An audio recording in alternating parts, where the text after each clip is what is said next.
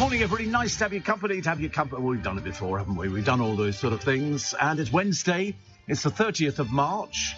And you've got one more day to go. One more day of misery.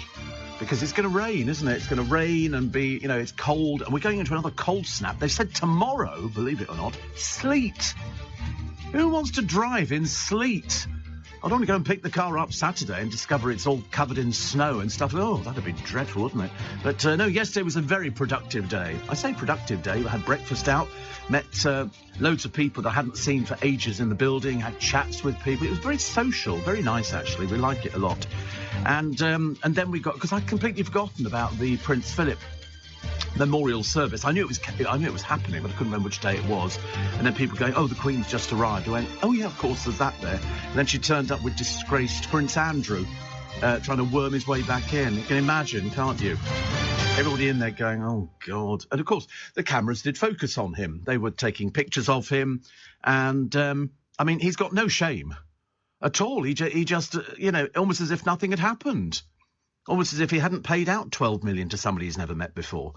And the Queen, who, obviously he's the favourite, and she couldn't go in on Prince Charles's arm or Prince Edward because they're all married. But of course, I thought the other telling thing was very interesting. Nobody wanted Sarah Ferguson. So she wasn't invited. I don't know why she would have been invited. She's the ex-wife. It's like inviting your ex-girlfriends to your latest wedding or something like that. You wouldn't do it. So she had to sit there twiddling her thumbs because, as you know, the Duke of Edinburgh hated her. Absolutely hated her. She wasn't allowed to go to any of the Christmas things like that. He just didn't like her. And you can understand. Of course, the good news is she's bringing back her dreary storytelling, where she comes over as mad as a barrel load of frogs. I mean, seriously. I don't know how few people watch these kind of things.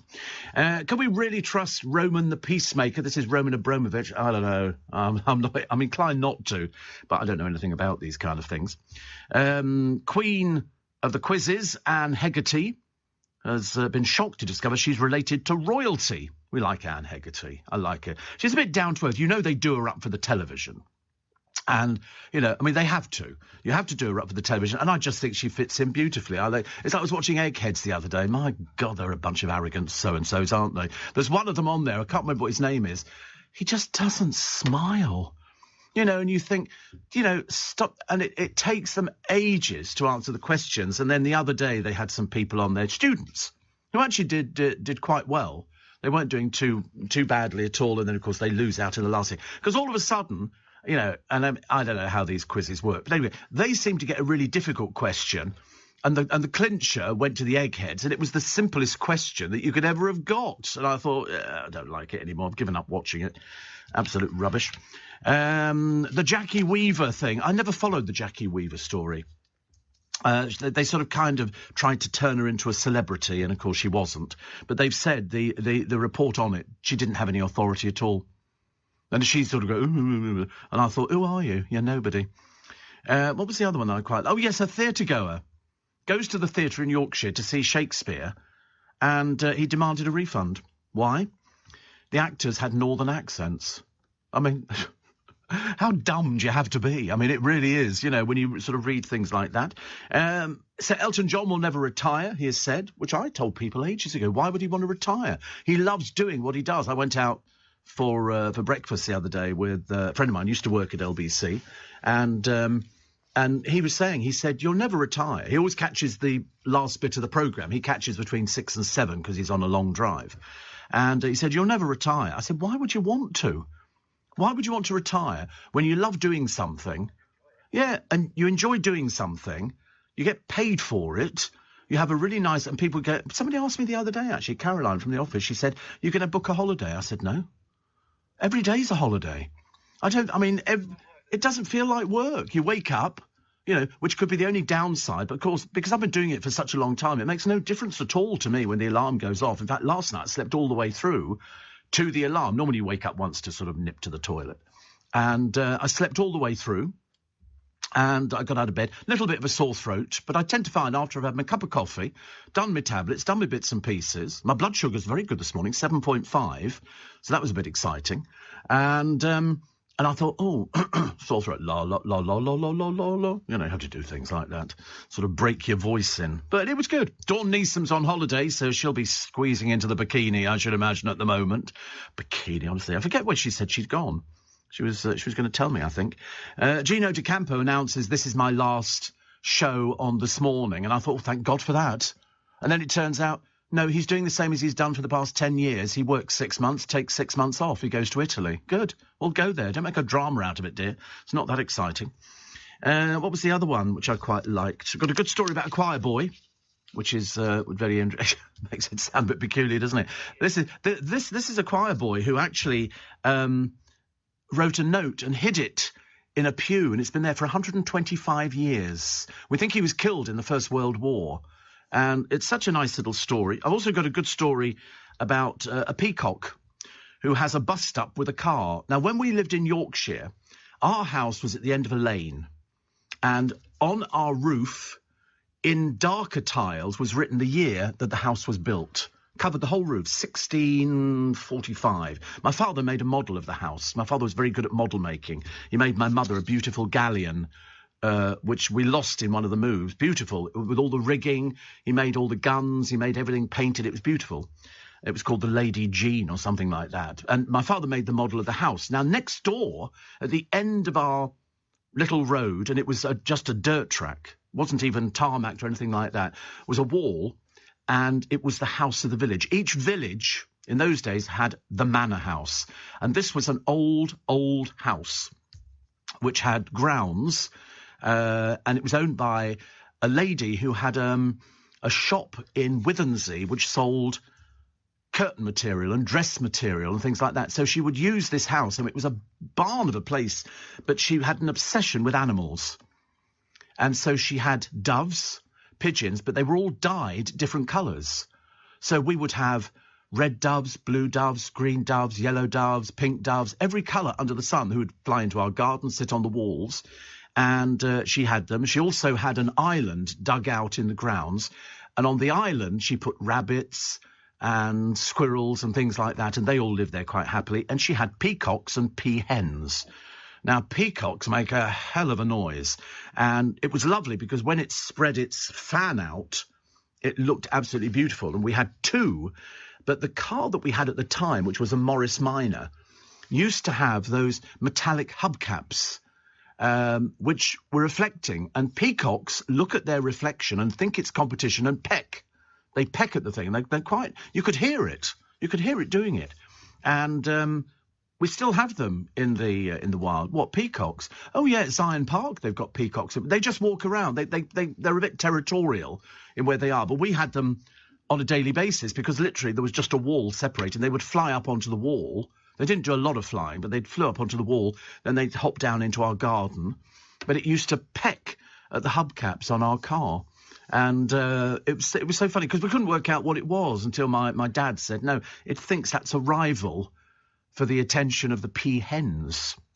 But it's great. My dad used to have a little Bond bug car as well, which you lifted the whole front up and then got into it, and it sounded like it had a lawnmower engine in it. It was brilliant, because my dad used to work at the missile tracking station up there. We had a Russian missile tracking station, so we knew where everything was. It's actually open to the public now, but in the early days you couldn't go there. It was one of our secret stations, as they say.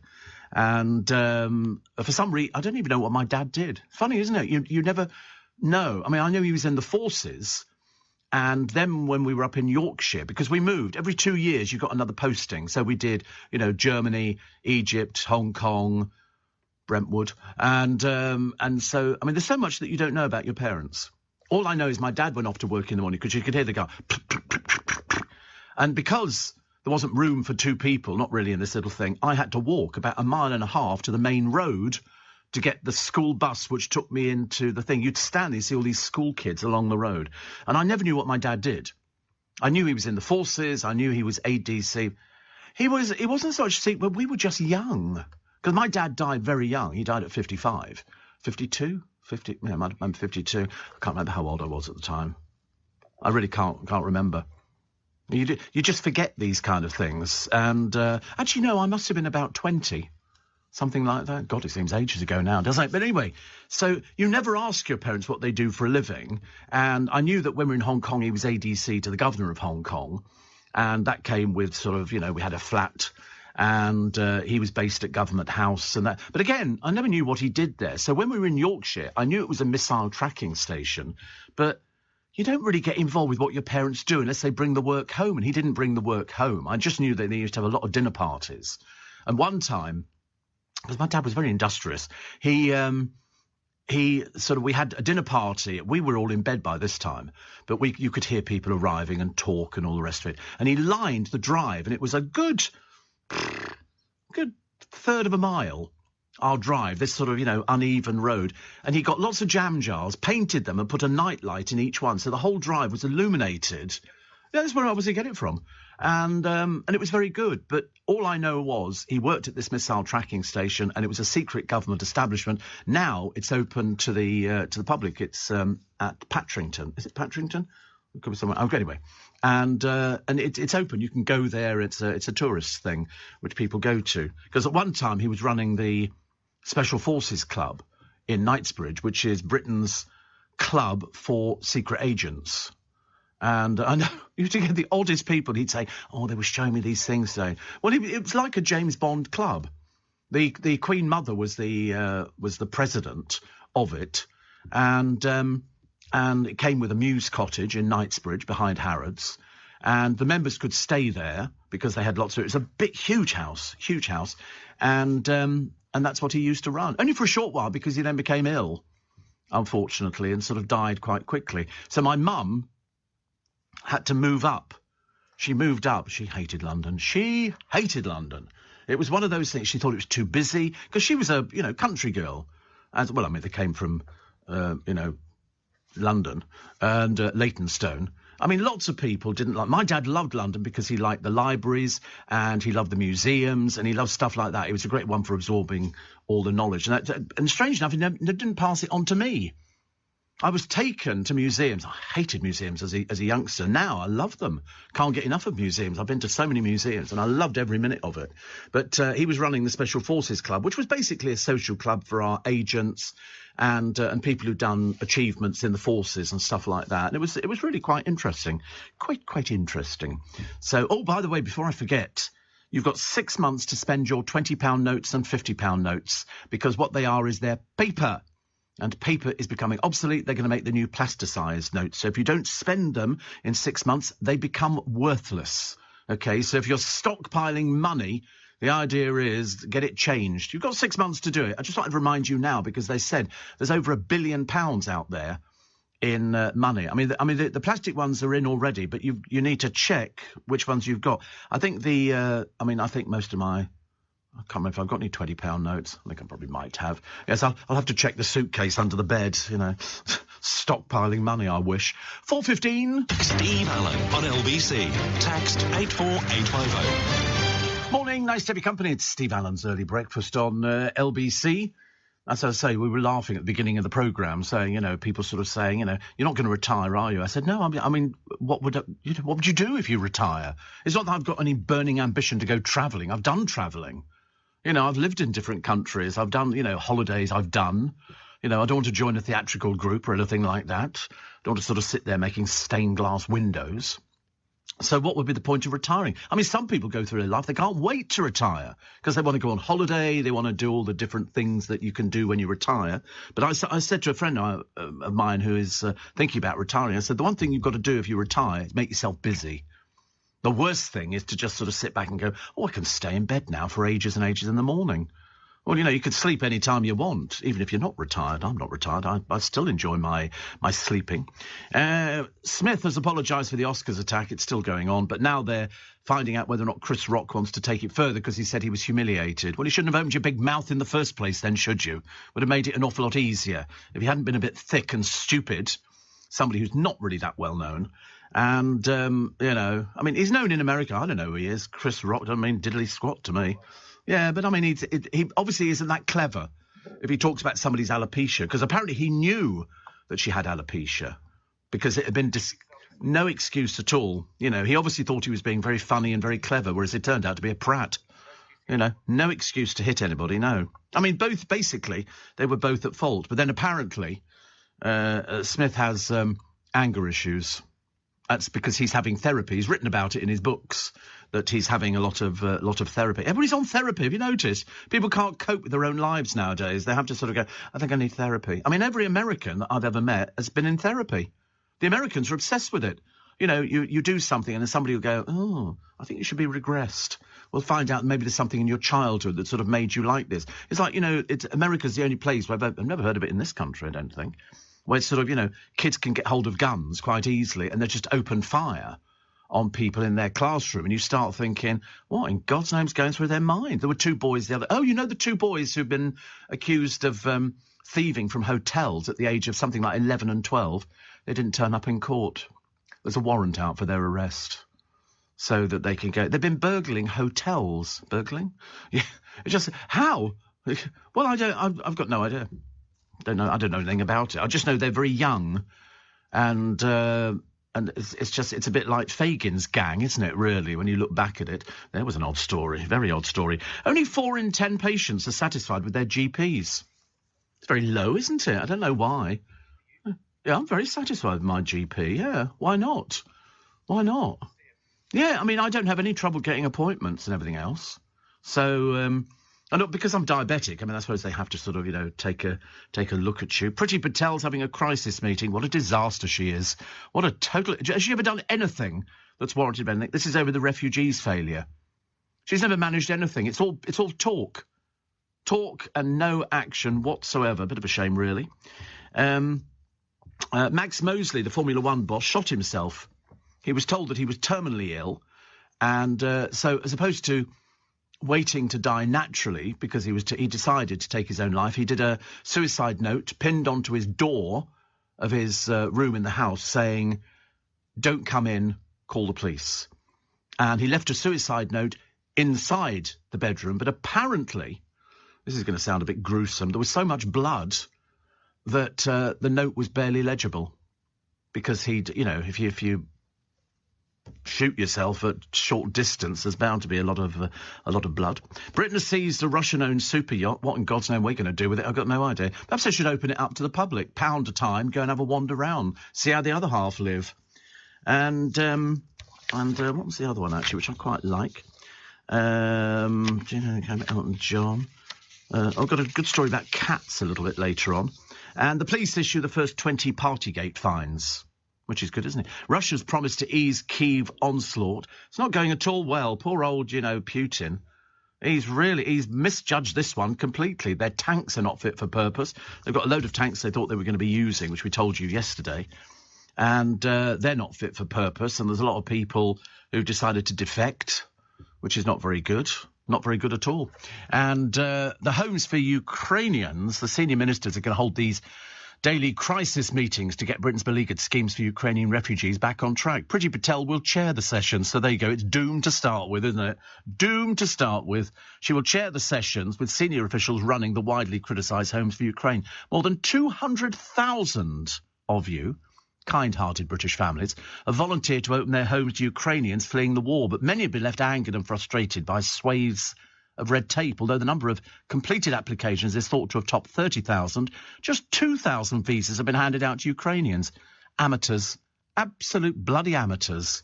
What do they do all day? God knows. They just sit there going out for meals and, enjoying the fine wines that are available in the Houses of Parliament, in the canteen, having meetings about having meetings and solving absolutely nothing. Anything that's got the name Priti Patel on it, I mean, they really should have got rid of her.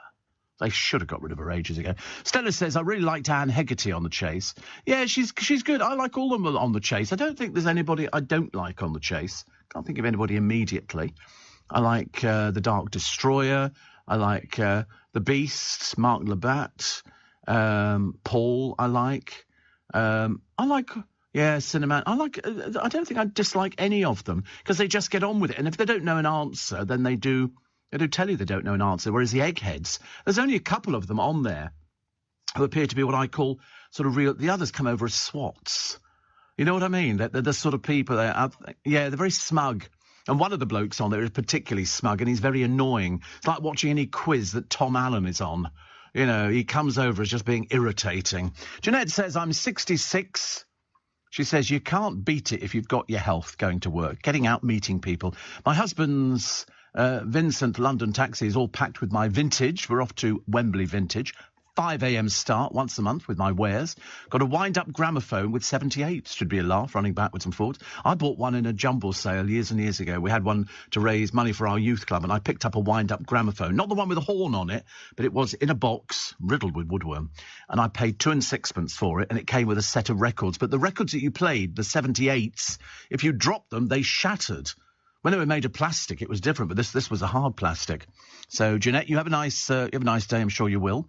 Johnny Weybridge says, I drive a fairly new diesel van. At Christmas 2021, I was paying £10 for a 10-litre can of fuel. In January, the price increased to £14 for 10 litres. But today, in Tesco, the price is £18.50 for 10 litres. Yeah, I mean, there's so many of the garages are not putting the prices down. They're only putting them down by a penny or something like that. Right, crooks. Don't buy from them. Don't buy from them. It's as simple as that. Kick them where it hurts. Kick them where it hurts. I mean, the RAC, you know, I mean, petrol has fallen less than 4p and diesel by less than 3p. They're cheating you. They're ripping you off. Why should you have to pay for this? Big retailers, such as the supermarkets and Shell and BP, have already passed on the tax cut, but the smaller retailers said it would take time for the fuel duty cut. Yeah, of course it is, because they're ripping you off. Disgraceful. When did you live in Brentwood? Years ago. Well, I'll tell you how long ago it was. The Southend bypass hadn't been built. It was fields. That's when I lived in Brentwood. We came back from Hong Kong. Yeah, we came back from Hong Kong. So 64, could be 66. Could be 1966, because 64 I remember we were in Hong Kong. Because I remember reading I had a Bible given to me, and in it I put the year. And I think it was 64 when we were there, so I think 66. So the Brentwood bypass might have been built 67, 68, something like that. Because we came back from Hong Kong, flew into Stansted Airport in the early hours of the morning, which then, Stansted Airport was just a Nissan hut. There was nothing there at all. And we then got, I don't know where we got a car from. But anyway, we got a car to go back to our house. The people who'd rented it for 2 years hadn't moved out. We were then stuck, as opposed to us throwing them out onto the streets. There were doctors as well, cheeky buggers. And we had to go to my grandmother, who lived in Ilford, and she had to put us all up. So we were all tired. Bearing in mind, we'd had 2 years in Hong Kong. We'd never known turning on a tap and drinking water. We knew turning on a tap, boiling the water before you could drink it. Because you couldn't drink anything out of the taps in Hong Kong. So everything was boiled. We didn't have bottled water. You boiled the water up yourself, then let it cool down, then drank it. So, when you said, can we have some water? My grandmother said, yeah, you just turn the tap on. I went, what, and drink out the tap? That's all I remember. I can picture the house. Picture the house in Ilford that my grandmother lived in. And we stayed there for about a week while Dad sorted out work and bits and pieces. And then we moved back into our house in Brentwood, which is quite nice. I mean, the odd thing, about coming from Hong Kong was, we didn't know anything, because I was only young. I think I would have been about 8 or 10 or something like that, 54, 64. I'd have been 10 years old, I think. So, I just kept moving schools. And that was probably where my education suffered. Because you never settled in one particular school. You sort of moved into it. And then 2 years later, you tiddled off to somewhere else. The only thing... How many schools did I have? Oh, probably 1, 2, 3, 4, 5. About five or six schools. You just got used to it, actually. You just got used to it. We didn't think it was anything unusual to sort of up sticks and move. I don't remember anything like that. My parents did. I just remember loads of packing cases, proper tea chests in those days, which were chests, quite big, lined with metal foil, which they used to have loose tea in, and then they would take the loose tea out, and they used to sell tea chests, and you would pack all your belongings up in things like that. And Pickfords would come and remove all our stuff, and we'd toddle off to somewhere else. I mean, I suppose really it was quite exciting. in the early days. I mean, Brentwood, I can remember my little bicycle, stabilisers, if you please, stabilisers. The first day I took the stabilisers off, I thought I was going to die. No, there was nowhere I didn't like. I wish I remembered more of Egypt. I've got lots of photographs of me in Egypt, you know, with the pyramids in the background. Yeah, okay, yeah. No, you're not seeing me as a child, thank you. But I used to play in the dirt because we had a garden, but it was more like a yard, and you played in the dirt. I don't know, but because it was so hot there, it was dry, so it was just dry dirt. But we had servants, although we didn't call them servants. In Hong Kong, we called her an armour, and her name was Arlene, and Arlene, I know, and she did cooking and helped out with cleaning and washing and things like that. She was supplied by the RAF, and we had exactly the same situation in Egypt because it was RAF. And you got somebody in there because it was all dinner parties. I mean, I lost track because my parents kept photo albums. Got about 20 photo albums of, you know, mum and dad dressed up, cocktail dresses and all that kind of stuff. Father looked ridiculous, but there you go. And so that's what it was like. It was, you know, it was dinner parties. And the next morning you could smell cigar smoke and whiskey and stuff like that. It was lovely. 4:31. Let's get the latest news headlines on LBC with Lottie Morley. What do you get when you mix wine, a dating app, and scented candles? No. Wait. Come on, it's Workspace. Workspace, thank you. With 4,000 of London's most original businesses already calling Workspace home, whatever it is you do, there's a space for you here. It all happens at Workspace. Search workspace.co.uk. Leading Britain's conversation. LBC with Steve Allen. Morning, every nice to have your company. It's Wednesday. It's wet in London town. Tomorrow, apparently, sleet. I don't believe it. How many times we've given out snow warnings on this programme? But it's the 30th of March. Got one more day. If you're celebrating a birthday, many happy returns of the day. I'll tell you later who you celebrate it with. Sam says, Steve, Jackie Weaver was a contestant on Celebrity Mastermind a few weeks ago. What in God's name was she on there for? She's not a celebrity. Just an idiot. You know, I mean, celebrity on Mars. What was her... Can't wait to find out what her chosen subject was. Herself, probably. I've never heard anything so ridiculous. Celebrity... I mean, surely if somebody came up to you and said, we'd love you on Celebrity Mastermind, you should have the courage of your convictions and go, actually, I'm not a celebrity. I'm just somebody who's a bit silly. You know, and that apparently makes you a celebrity nowadays. What do you reckon the specialist subject was? Go on, have a guess. Never guess in a million years. The Chronicles of Riddick. What in God's name is that? Talk about boring, honestly. And a celebrity. Mind you, I've discovered Celebrity Masterminds have really plumbed the depths. Some of the so-called celebrities they put on there, nobody's ever heard of them. And especially her. I mean, you wouldn't know if they hadn't sort of done something. But anyway, they've just wasted £86,000. You know, sort of having this sort of thing. The Chronicles of Riddick. God, boring.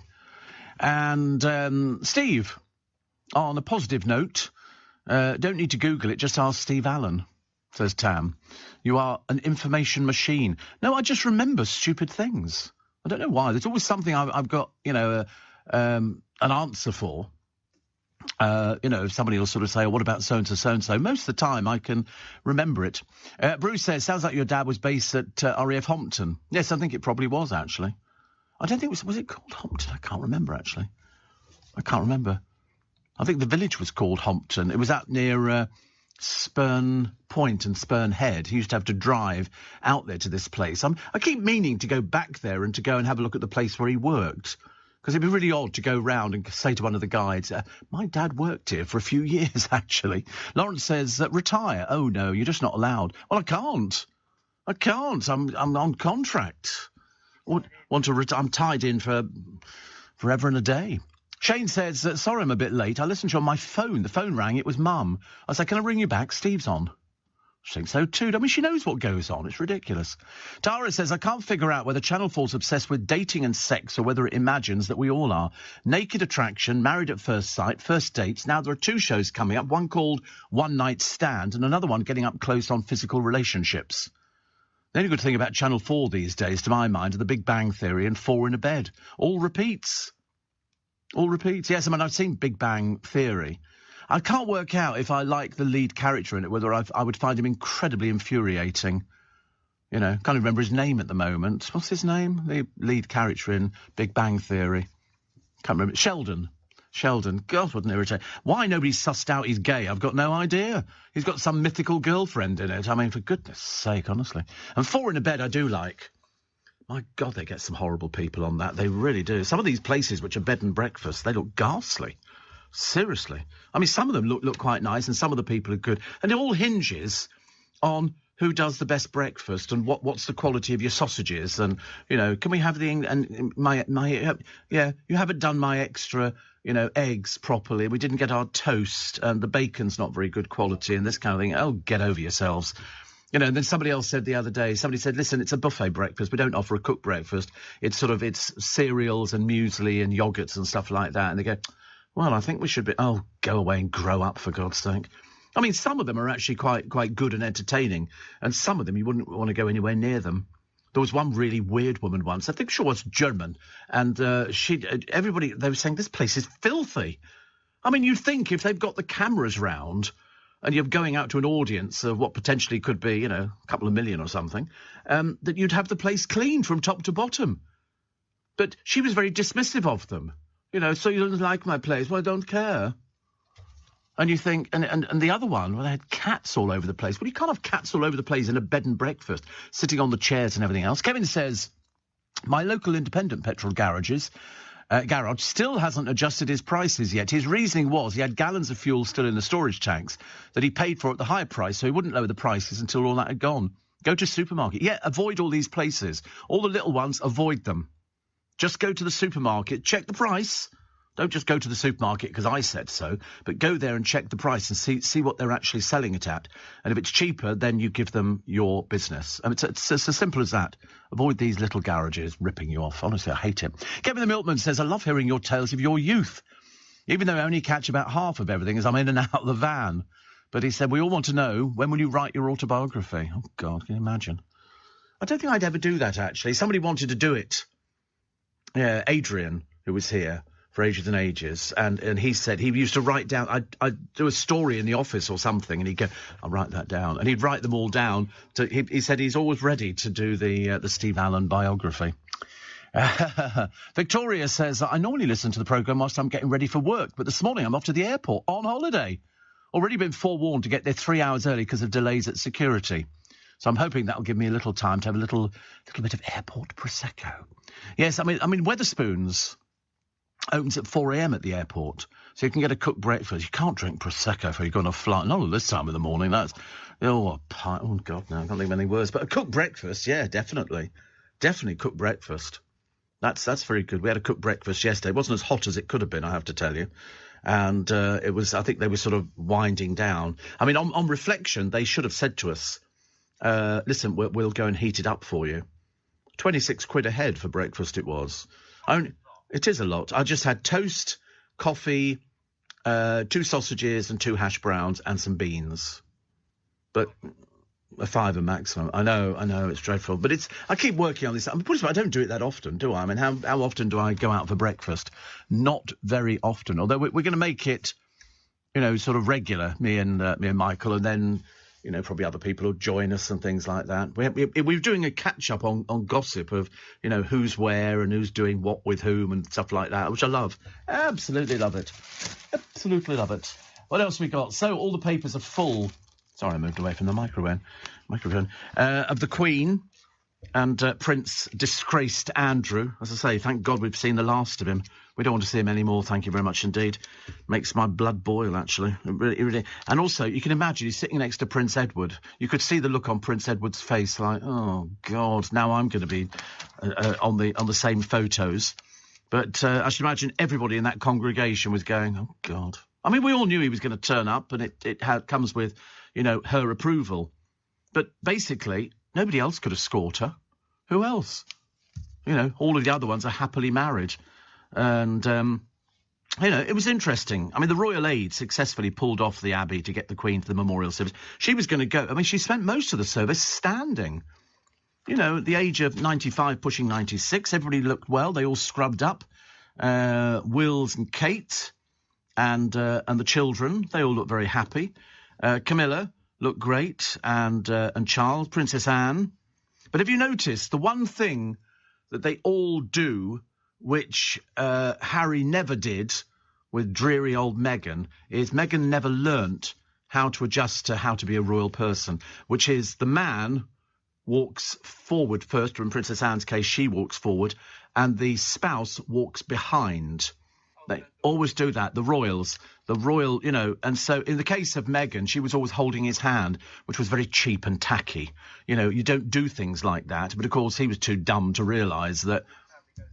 Yes, and you don't go anywhere until so everybody was seated before the Queen arrived, and then all they had European royalty and everybody else, and they all bow their heads, and the men bow their heads. Sometimes the women curtsy, but mainly it's inclining your head down. But you never found the Duke of Edinburgh walking along next to his wife. He would be a couple of steps behind, and that was the one thing that Harry made it look cheap. It looked like he just picked up somebody in a bar, and they were going to hang on to his arm and all the rest of it. But, the son have said, "Where's Harry?" Who cares? Still in America. Couldn't be bothered to go to his grandfather's memorial service. A disgrace. But they were all there. Peter Phillips, there's another one who couldn't keep his marriage together. James Viscount Severn, Lady Louise Windsor. Most of them look quite good. Sophie Wessex scrubs up well, Prince Edward. And then you've got Andrew by himself. Mike Tyndall and Zara Tyndall. What does Mike Tyndall do? Not a lot, really. Not a lot. Princess Charlotte, the Duchess of Cambridge. Prince William. Prince George, Princess Anne, and so on the front row it was the Queen, Prince Charles, Duchess of Cornwall, Princess Anne, Timothy Lawrence. I mean, when you think about it, Camilla's fitted in perfectly. Even Diana fitted in perfectly. She knew exactly what to do. She knew royal protocol. I think she was coached by the Queen Mother. And, nobody could be disappointed apart from those people who are hoping that Harry might have actually, taken his head out of the sand for a moment and sort of done it. But I believe he's being sort of led by the missus. It's a case of, you don't need to go. You don't need to go like that. You know nothing about it. You're an American. You don't even understand what the term royal is as you grab onto that title, the Duchess of Sussex. I mean, for goodness sake. Happy birthday to Warren Beatty. You won't believe how old he is today. 85, Warren Beatty. And I don't really know him that well. I don't really know enough about his film. Bonnie and Clyde he did. And he was known as a bit of a Lothario, wasn't he? In Hollywood, he was a bit of a playboy, like the ladies. Isn't his sister... Oh, I can't remember her name now. What was that for? Can't remember her... What was... Oh, she's an actress. Shirley MacLaine. And she was very good. Steel Magnolias. She was very good. She's been very good, actually. She's a dancer. She's a hoofer. She's a gypsy. She starred in Gypsy, and she did a song about it because they call dancers gypsies. Why? Because they move around from town to town dancing. And she was very good. She was very good in Steel Magnolias. She played this character called Weezer, who was... Everybody hated her. But, I mean, she said, people only talk to me, she said, because I'm richer than God. How old is Shirley MacLaine? Oh, she's going to be roughly a similar age. She's got to be about 83? 84? 87. Good God. Must be something about dancers that means that they've got the energy, to keep going. Why? I've got no idea, because they don't earn a fortune, dancers. They really don't. It's my birthday today, Steve, says Donald. Enjoying your trip down memory lane. We like a trip down memory lane. I've discovered, actually, I could sit in a bus shelter for ages and talk to people, which actually is one of my things that I enjoy doing. And that's the advantage. I was trying to work out what the advantage of getting a bit older was. And the answer is you do what you want. You do become Victor Meldrew. It's a case of, somebody says you want to do this. No, I can't be bothered. Do it tomorrow. 14 minutes to 5. Steve Allen on LBC. Morning, nice to have your company. Do you know... A short while ago, we were talking about the Wags, dreary old Colleen Rooney and even more dreary Rebecca Vardy. That court case, it hasn't taken off yet.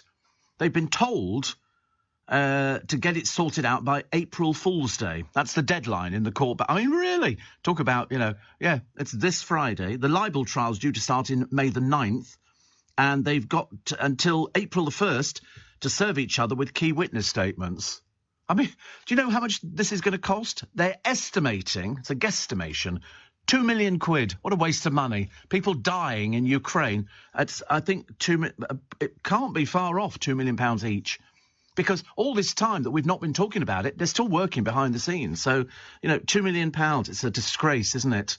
Because somebody said, you said that I leaked press stories. I said I didn't. And you think to yourself, grow up. What a pair of waste of spaces. It really is very annoying. Really very annoying. At Franklin Prison in County Durham, lags have taken up knitting to earn money and wean them off a life of crime. I don't think prison works.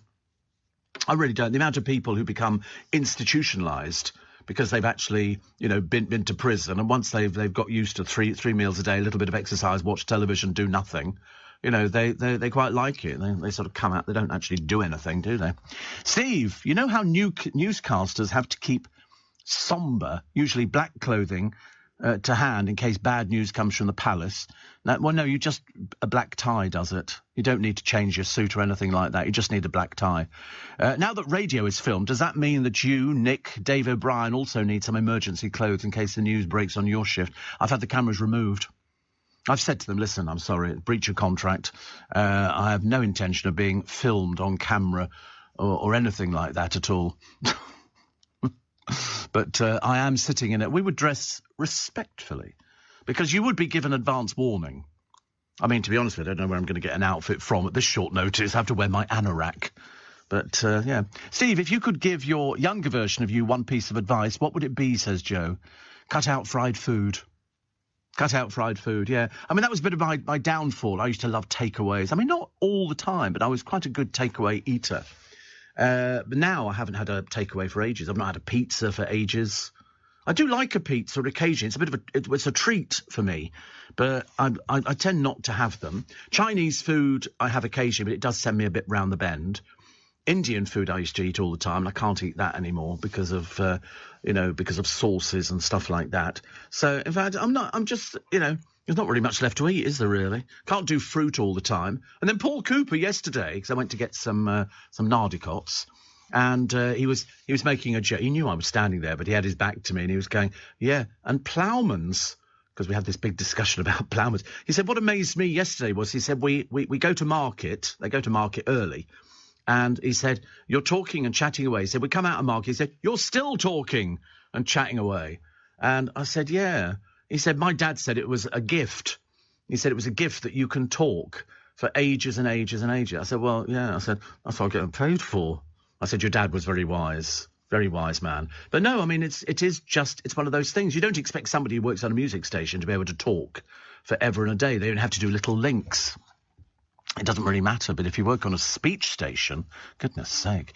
Listening in hot and humid Thailand, says Graham, what a difference from the days at the castle and Cheeky Pete's and Brolly's, yeah? What a difference. It's funny, actually, that if you sort of relived your life all over again, what would you do differently? I can't think of anything that I would do differently. I worked in a shop. I loved working in a shop. In fact, actually, I don't think I've ever had a job that I've never liked doing. Can't think of anything at all. I was talking to my friend Toby Anstis the other day. He said, you're all so chirpy. I said, well, because I'm awake. Some people, if I was sort of finishing here and then going, oh, I've just realised I'm in slow motion on the television. How funny. Look. No, that's about right. Is that a delay? I'm just watching. I'm looking at myself on the television. There must be a delay because I'm sort of waving my arm backwards and forwards, but it's moving in a very slow, odd way. Look at that television there. Can you not see it? Turn round and look at it. That one there, look. It's slow, isn't it? Very odd. I'm in delay, I tell you. 2 weeks in the studio, it sent me round the bend. What was I talking about? I can't remember what I was talking about now. Regretting things. I don't think I've regretted anything. I loved working in a shop. Being chirpy in the morning. Yeah, because I've been to bed. So this is daytime now. I don't think about it. I know some people wake up and go, oh, I'm so tired.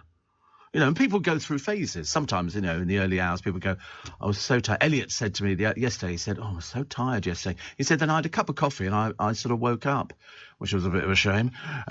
Steve, was that true? Carly Simon's song, You're So Vain, was about Warren Beatty. I believe it was, yes. I love Carly Simon. I was watching, strangely enough, you should mention that, but because I think they went out in the 70s. And of course the line was, "You're so vain, you probably think the song is about you," and it was. He was a very vain man. But then why shouldn't you be vain? What's the matter with being vain? That's like taking pride in your appearance. You know, I love it. Connie says, "I find it very interesting and fascinating when you talk about your life, and then I'm thinking about my childhood and the kind of life I had when I grew up. I didn't grow up with my brother, something I miss a lot." So, yeah, I mean, when you go back over your life, and you only get to do it when you get a bit older, and I've always got a story about something. You know, somebody will say something to me, and there will be something I go, well, I know that because we did so-and-so, or we did this, or we did that. And so that's how it works with me. And sometimes you can remember everything, and other times you remember nothing. Nothing at all. And I've spoken to people before who have said, "Oh, I can remember being in the pram." I'm like, really? Really? Really? I think Warren Beatty had a relationship with Madonna, says Kevin. Really? I think he'd had relationships with quite a number of famous people. Have I got an earliest memory? No, I'm trying to think. No, not really. Not really. I remembered things that my mother didn't remember. I remembered a car that she drove all the time. My mother used to change her shoes in the car. So she'd have flat shoes when she was driving, because you couldn't drive in it. Yeah. And she kept a pair of flat shoes in the car. So she would take her heels off and put on these flat shoes. She couldn't remember doing that. She couldn't remember the car she had, which was a Morris Minor. We had a couple of Morris Minors, which were quite nice. And there were various other things. And I'd say to her, "Do you remember so-and-so, so-and-so?" She'd go, "No."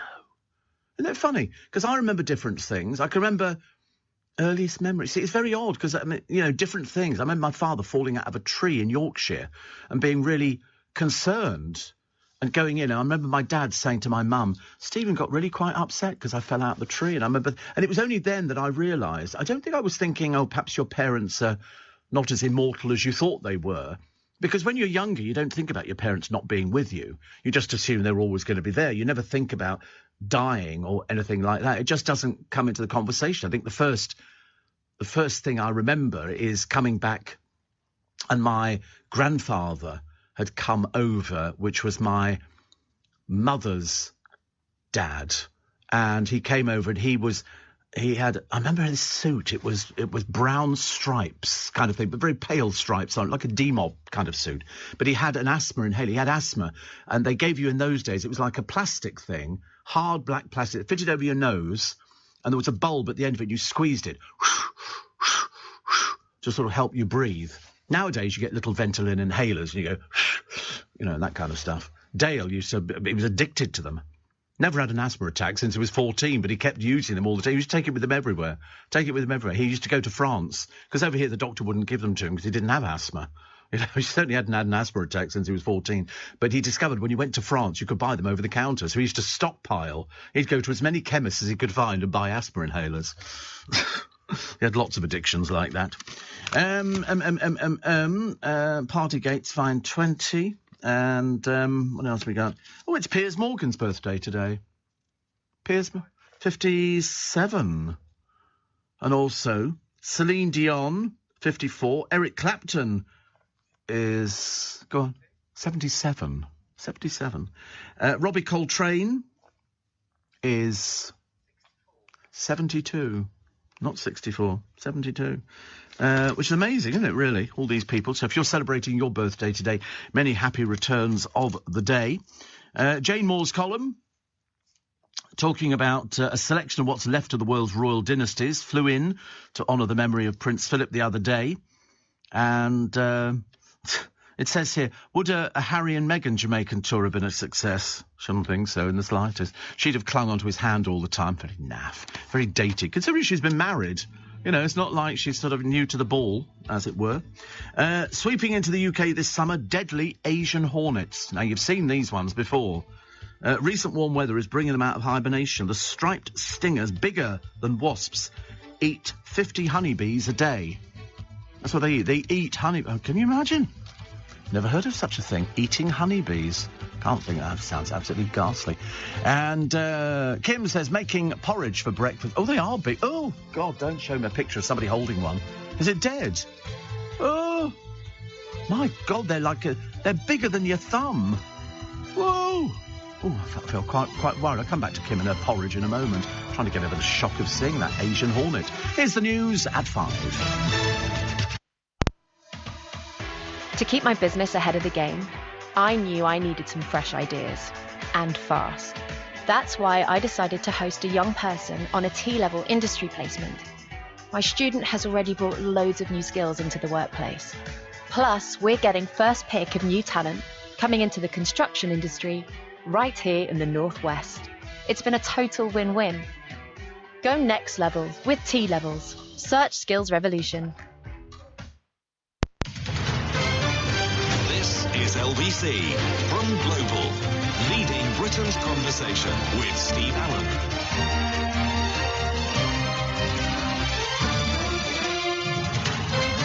Morning, nice to be company. It's Steve Allen's early break. Miserable day in London. Miserable day. I wish I could tell you and offer you a crumb of comfort that the sun is going to shine and we're all going to be burnished bronze by the end of the day. I fear it is not to be, I'm afraid. But I mean, it doesn't matter. Listen, we make the best of it. All you've got to do is take an umbrella with you or put a raincoat on. It's amazing the amount of people who don't seem to possess an umbrella, and they're like dirt cheap. You know, yeah, people will only buy another one. They're only a few quid. You can go to Amazon and find, you know, sort of very, very cheap umbrellas.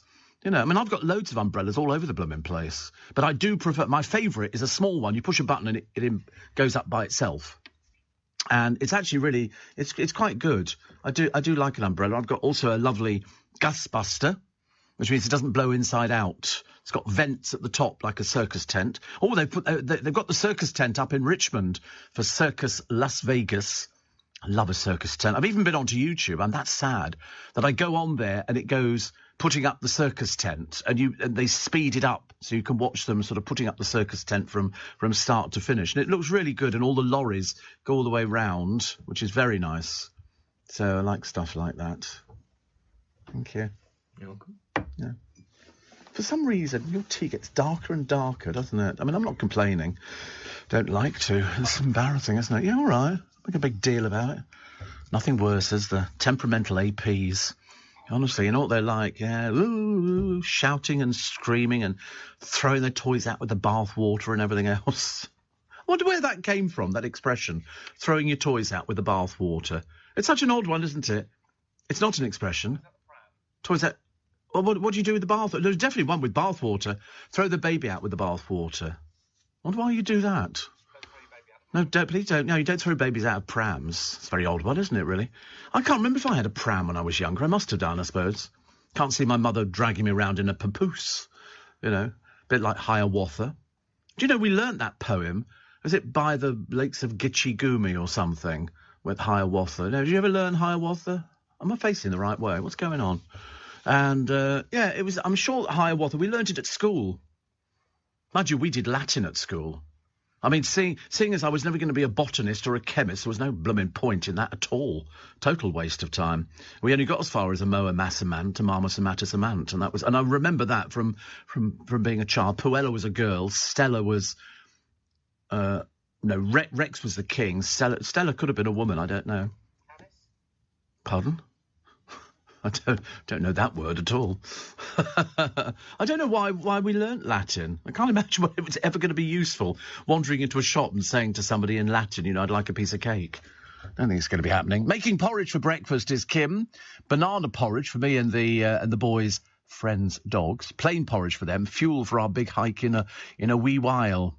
Yeah, I mean, do you know, my mother used to make porridge. I've had it a few times. And it's quite nice, but, yeah, throwing the baby out with the bathwater derives from a German proverb, das Kind mit dem Bade ausschütten, which is lovely. Yeah, the earliest record of this phrase is in 1512, with another long word, which basically translates as Appeal to Fools by Thomas Murner. And the book includes a woodcut illustration showing a woman tossing a baby out with wastewater. Very interesting. Very interesting. We used to have some... My father bought some German figurines. They were made out of plaster, and one was holding a hypodermic. They were famous characters, but I can't remember. Anyway, they broke years and years ago, and we've never seen the like of them ever again. I should have taken them into the repair shop. They probably could have put them back together again, but I think they've got a bit of a queue. Kevin the Milkman says, quick Strand update. Good lad, thank you. I was hoping for this one. The Strand is open, heading towards Trafalgar Square, but yeah, unfortunately, I'm going the other way. Although the workers look like they're starting to pack up for the night. Yeah, I had to go and get the Underground the other day. What a ghastly experience. Ghastly experience. Yes, but because... Yeah, well, I'm all right. I'm recovering slowly. And because we'd had late breakfast, me and Mike, and so I walked down, a long walk, honestly, my poor feet, and walked down, crossed over the road, trying to pretend there was nothing to do with the workmen, and then have to go all the way down Villiers Street, get to the bottom, and then it all came back to me. In the days when, I had to go and use that to get back to Waterloo Station. And the escalator brings you up into Waterloo Station, almost next to platform 21. And I picked up the Reading train, which was lovely. It wasn't too busy at all. A few peasants on there, but, I put up with things like that. And had to open my little pack of sandwiches, poured out the flask of coffee. Yes, exactly. And then I sort of got off the train at Twickenham and then suddenly realised that half the day had vanished. It's amazing, really, when you think about it. I was here from 7. But Admiral were very good with my insurance. I kept saying to the lady, because I always think you get better service, and I did say to her, I said, you're really good. I said, I thought this was going to be so complicated. I said, this is what I need to do. You'll need to tell me. I don't have my policy number. Now I have. I've input. I actually managed to change the password. So I can now access my insurance documents from Admiral online. I know I can, seriously, because I use the same password that we did the other day. The one you wrote down. I used that, so I can remember that just about. I can't remember anything else. I'm hopeless. I know you know my password. I've also got to change the password. Is that the one that we use for AOL? Oh, thank God for that, because I went to use it on home computer and it said password, and all of a sudden I had a blank moment, and I remember thinking, oh, gosh, what's the password? It's that password, is it? Oh, right. Oh, good. Oh, well, I can then access that. What a day. What a day. No, it's not. Don't say that. Don't confuse me. I've written it down. I've kept the piece of paper next to me. And I said to her, listen, I'm changing the car. She said, when are you changing? I said, Friday. So she said, well, I'll make it for then. She said, is it exactly the same? I said, it's exactly the same, the car. I said, except it's newer, and then they say, how much is it worth? And you invent some fictitious figure. And she said the colour, so I told her the colour is fountain blue. And she's quite, it's like a pale blue. Like a pale blue. It's like the one we have on the screens. And it's a nice, but you've seen it. It's a nice colour blue. And she said, I'll do that. And she said, your insurance runs till August. So, in fact, it didn't run as long as it is. They'll do the tax for me. I'll just give them, I'll just pay them the £600 for the road fund licence. £600, honestly. You don't get anything for that. Just get the privilege of riding on. Mind you, I suppose them doing the Strand, I've probably systematically paid for the work on the Strand, because I love the smell of tar. They'll clear the road. I love the smell of tar, though. I love the smell of tar. Or anything like that. Anything that's got one of those sort of roady type smells. Petrol I like as well. I don't want you to think I've got some dreadful habit that I go around sniffing petrol. But no, I love the smell of things like that. It's odd, isn't it, really? Very odd, I think. We used to have a sink in Hong Kong, stone sink. The whole unit was stone.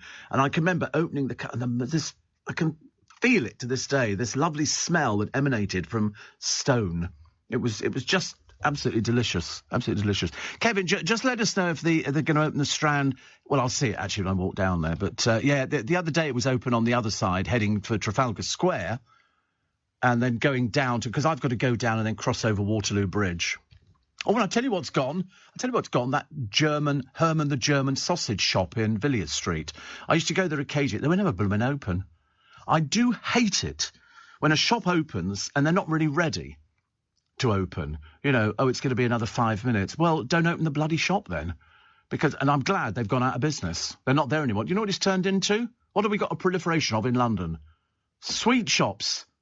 These American sweet shops selling all this peculiar stuff. I've never heard of half of it. Very, very worrying. Dennis in Grantham says, I'm loving your memories.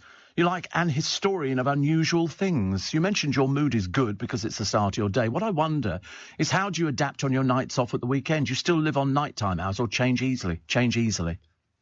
Yeah. All Hermann the Germans, is that what it was? Closed in 2020 because of the pandemic. Good. I tell you what, I lost track of the amount of times I went in there to go and buy a Wurst or something like that, and they went, "Oh, it'll be another 5 minutes." I said, well, don't open the blooming shop. What do you know I'm going to do? Stand here? This is London, kiddo. Get a life. It's amazing how many shops closed. We lost the MOD pizza. They were very good pizzas. When they first opened, they sent in lots of free pizzas. They were thin, little thin pizzas, and they cooked really quickly. Not one of those, I don't do the deep pan, and it's stuffed crust and all that. Yeah, it's too much and it's really bad for you. Little thin pizzas should cook in about 2 minutes. You literally put it in there, and it should be fairly basic and simple. They were delicious. They really were, but I don't like to get involved with something that's a bit fattening. My body's a temple, as you know, and I'm very much looking after it at the moment. Hoping, I think I'm losing weight. Every time somebody says to me, "You look as though you've lost weight," I always think you're taking the mickey, because I'm not sure whether I know. But then, of course, you never notice yourself, do you? Really? David says, "Where did you first meet Dale? How did you become friends?" Mind your own business. What's it got to do with you? Nothing worse than some nosy old Parker. Honestly, I bet you're a curtain twitcher. My earliest memory, says Mary in Oxford, is of concrete paths and wire mesh fences at RAF Whiten. Is it Whiten or Whitton near Cambridge? I bet they're gone now. Yeah, I remember the RAF base we were on. I think Patrington was one of them. I'm pretty certain. It's quite important. We were there for a couple of years. I think it was Patrington. Is that the one near? It's near. Oh God, where's it near? Yorkshire. It's in Yorkshire, Patrington. Whereabouts in Yorkshire? Is it? What's it near? Wait, I don't know what I'm looking at here. Patrington. There you go. There you go. It's very near Withensea on the A1033. And it's like, I liked living in Yorkshire, actually. There you go. The new radar site at Hompton was later renamed RAF Patrington. That's where we were. Well, we weren't there. We were in a little village. The little village that we were in was called Hompton. I'm pretty certain. Can you find the village of Hompton? It's I don't think it's very big. In fact, I'm pretty certain it's not very big. Wait a minute. Here we go. Did you mean Hampton? No, Hompton. There it is. Okay. All it looked like to me was just a road that ran through, but we were in a little tiny bit of it. It's a little... Look at it, honestly. Looks a bit piddly now when you look at it. It's so funny. We thought it was fairly big, but obviously not. But it's been there for donkey's years. But the road sort of circumvented it, and we were stuck in the middle of it. But I loved it. It's just it was blooming cold in winter. God, was it the wind? That's the coastline. Well, that coastline there. These are the cliffs that we couldn't get up. Remember I told you some time ago? Yeah, and the headline is "Man's Body Found in East Yorkshire Beach." Could have been me. Could have been me. Yeah, that was... isn't it funny when you look back at it? I thought it was lovely up there. I liked the school. I don't think the school liked me. Well, I mean, I think the school liked me, but bearing in mind, I'd come from prep school, preparatory school to Yorkshire, little posh boy. You can imagine, can't you? Hello, everybody. And then I get by gum. It was a little bit like that, on Ilkley Marbar Tat. And I was the only one in shorts, middle of winter. Because my mother said there was loads of wear left in my school uniform from prep school. That was very hard. Little blue and red knees I got. By the time I got to school, my little knees were so cold. My brother had long trousers before I did. I had to wait for ages to get long trousers. I'm not bitter about it or in any way, shape or form one to bear a grudge, but put it this way, he's out the will. Okay, it's as simple as that. You made me suffer. I can always remember it, actually. Always remember. 5:15. Let's get the LBC travel for you this morning with Anne-Marie Walsh. Leading Britain's conversation. LBC with Steve Allen. Morning, nice to have your company. 18 minutes past 5. So here is a driver. Now, I don't know if you've ever been to... You might not have discovered YouTube, the delights of YouTube. And one particular aspect of YouTube is a cyclist who has basically managed to get 1,000 people prosecuted by using his little cam on his helmet. He's one of those decent cyclists who does put on the thing. Anyway, he films everything, and one of his particular favourite spots, this particular one you see on YouTube, is in Regent's Park. The road comes through Regent's Park and it heads out onto the Euston Road, and people go round a traffic island so that they can nip right. So they're technically, well, they are actually, for about 5 seconds on the wrong side of the road. and he films them. And if he sees somebody coming towards him, he films them, and he sits his bike in the middle of the road, and he puts his hand out, and he goes, "Go back, go back." And these people sit there, people start hooting and everything else. I mean, a lot of people like him because he's basically stopping bad motorists. And he stopped doctors. He stopped all sorts of people who were on the wrong side of the road because they're too bone idle to wait until you can turn right to go round roughly where Dale used to live. And I've seen him standing there, and he'll stand his ground. And other cyclists support him, and other cyclists don't support him.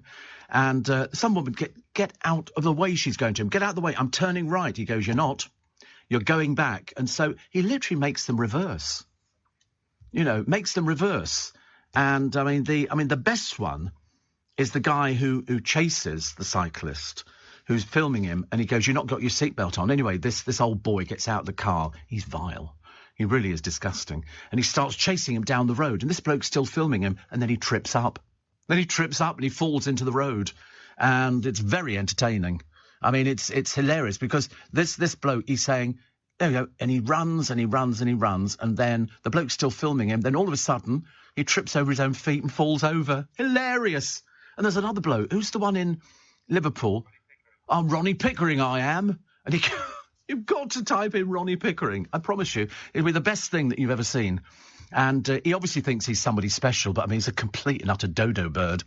And he goes, I'm Ronnie Pickering. And this bloke on the bicycle goes, "Who's Ronnie Pickering?" He goes, "I'm Ronnie Pickering." And he goes, "Oh." He's very rude. It is. You have to be prepared for rude language. "Oh, Ronnie Pickering driving a right old woman's car." I mean, seriously, it couldn't be less camp if it tried. So fun. "Oh, Ronnie Pickering." Yeah, his face matches the car. He looks like he's obviously got some sort of problem. And I'm Ronnie Pickering. He goes, "Who's Ronnie Pickering?" He goes, "I am." But this bloke on the cycle, there's a few of them out there, and they're basically catching motorists. This particular one was caught.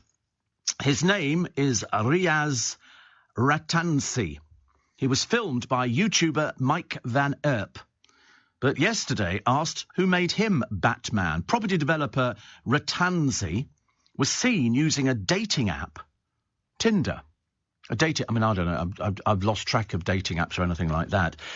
Whilst he was stuck in slow-moving traffic. In the footage, shot with his helmet camera last June, Mr. Van Erp tells Ratansi, "You've just been caught out very badly using your phone, looking through Tinder, swiping left on all the women." Mr. Van Erp has reported over 1,000 lawbreakers. Nearly all of them have, including Chris Eubank and Guy Ritchie, nearly all of them get prosecuted because he hands it over to the police. There was one woman, he said, "You're going to be fined, I'm telling you now." Anyway, last week, Ratansi admitted using a mobile whilst driving. Well, he couldn't, because he's got on camera. He's caught on camera.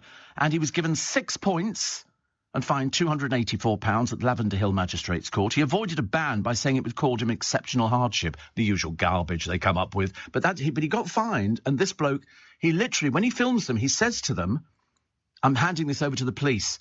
People have been banned for doing this." It's as simple as that. Yesterday, Ratansi, who lives in a £1.2 million apartment near Hyde Park, says, "I take responsibility for my actions." Well, you have to, mate. It's on camera. Don't be a thicko. It was on camera. He said, and I will pay the consequences. I don't have to touch my phone. I know it's against the law. I mean, what worries me is that this man's in property and can't even afford hands-free. Let's have a whip round for him. Poor Mr. Ratansi. But he said, but at what point did this guy become a policeman? Well, he's taking people like you. People like you, crooks, convicted criminals, matey. He says, unfortunately, he's acting within the law, so what can I do? Well, you can put your phone down, pal. I mean, you can't be that thick, surely.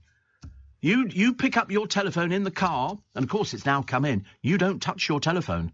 You pick it up to do anything unless it's report an emergency, and you're going to be caught by camera, especially going down the motorway. I love the way these people come up with all the excuses. Oh, it caused me great hardship if I didn't have a car. You're very lucky, matey, but I bet you'll do it again. Most people do. Most people do. How do the sweet shops in London afford the high rents? I've got no idea. The rents are astronomical. I mean, I know that over here, just on the corner, the rents for some of these little booths selling tickets for shows, nearly 200,000 a year. you've got to sell a lot of tickets and a lot of, that's why, and some of a lot of sweets as well. I mean, sweets don't cost that much, do they? I mean, I've not been in one of these. You think so? I've not been in one of these retro shops because I'm not really a sweetie person, actually. Chris says, what's your go-to sandwich choice? I'm so sorry, Chris, you've mistaken us. We're not local BBC. OK, we don't do that, darling. It's very sweet of you to make a contribution to the programme, but frankly, I'm barring you because I've had enough of it. As if I'd tell you it was peanut butter and cucumber. And, because then people would go, there'd be somebody listening from BBC Radio Shropshire, bless their hearts, still in business. Yeah, and going, oh, that's a good idea. Let's use that as a phone-in. The local vicar will be there. Hello. Bless you, everybody. What's your favourite sandwich filling on a Sunday? Chris in Birmingham says, I'm considering walking to Wetherspoons on my day off for breakfast. You really think that's wise? I mean, should you maybe not run to Wetherspoons? I'm only sort of thinking, or brisk walking. That would be a little bit better for you. Or failing that, why don't you just have some porridge? Not many people live in Hompton. I still have friends there, says Simon from Ware. The radar station at Pat Haven is around the corner from my auntie. Rivetingly dull. And, Steve, one of my earliest memories is going to Billy Smart Circus. I got invited when they brought Billy Smart Circus back. Oh, we've got a story. And the owners of it, the Smart family, took me round their new caravan, which they bought from Spain. It was £150,000. And it had what they call pull-outs. So, in other words, you've got the caravan and you push a button and out of the back comes a veranda. The two sides move out and two sides because you couldn't stay in it while it was on the move because it needs to open up, and it had 2 double bedrooms, a kitchen and a bathroom. Beautiful. Absolutely beautiful. So I did go there. I love a circus. Love a circus. And it came to town most years, says Jeff. He said, like you, I had the Shipperfield circus toys, which included the crane truck, a polar bear trailer with 2 animals and a booking office. I played with them for hours. Me too. I used to make a tent. My mother had an old scarf, and I used to get sticks and make a tent in the garden and then because every circus you get, all the wagons form a big square around the circus, almost protecting the top in the middle.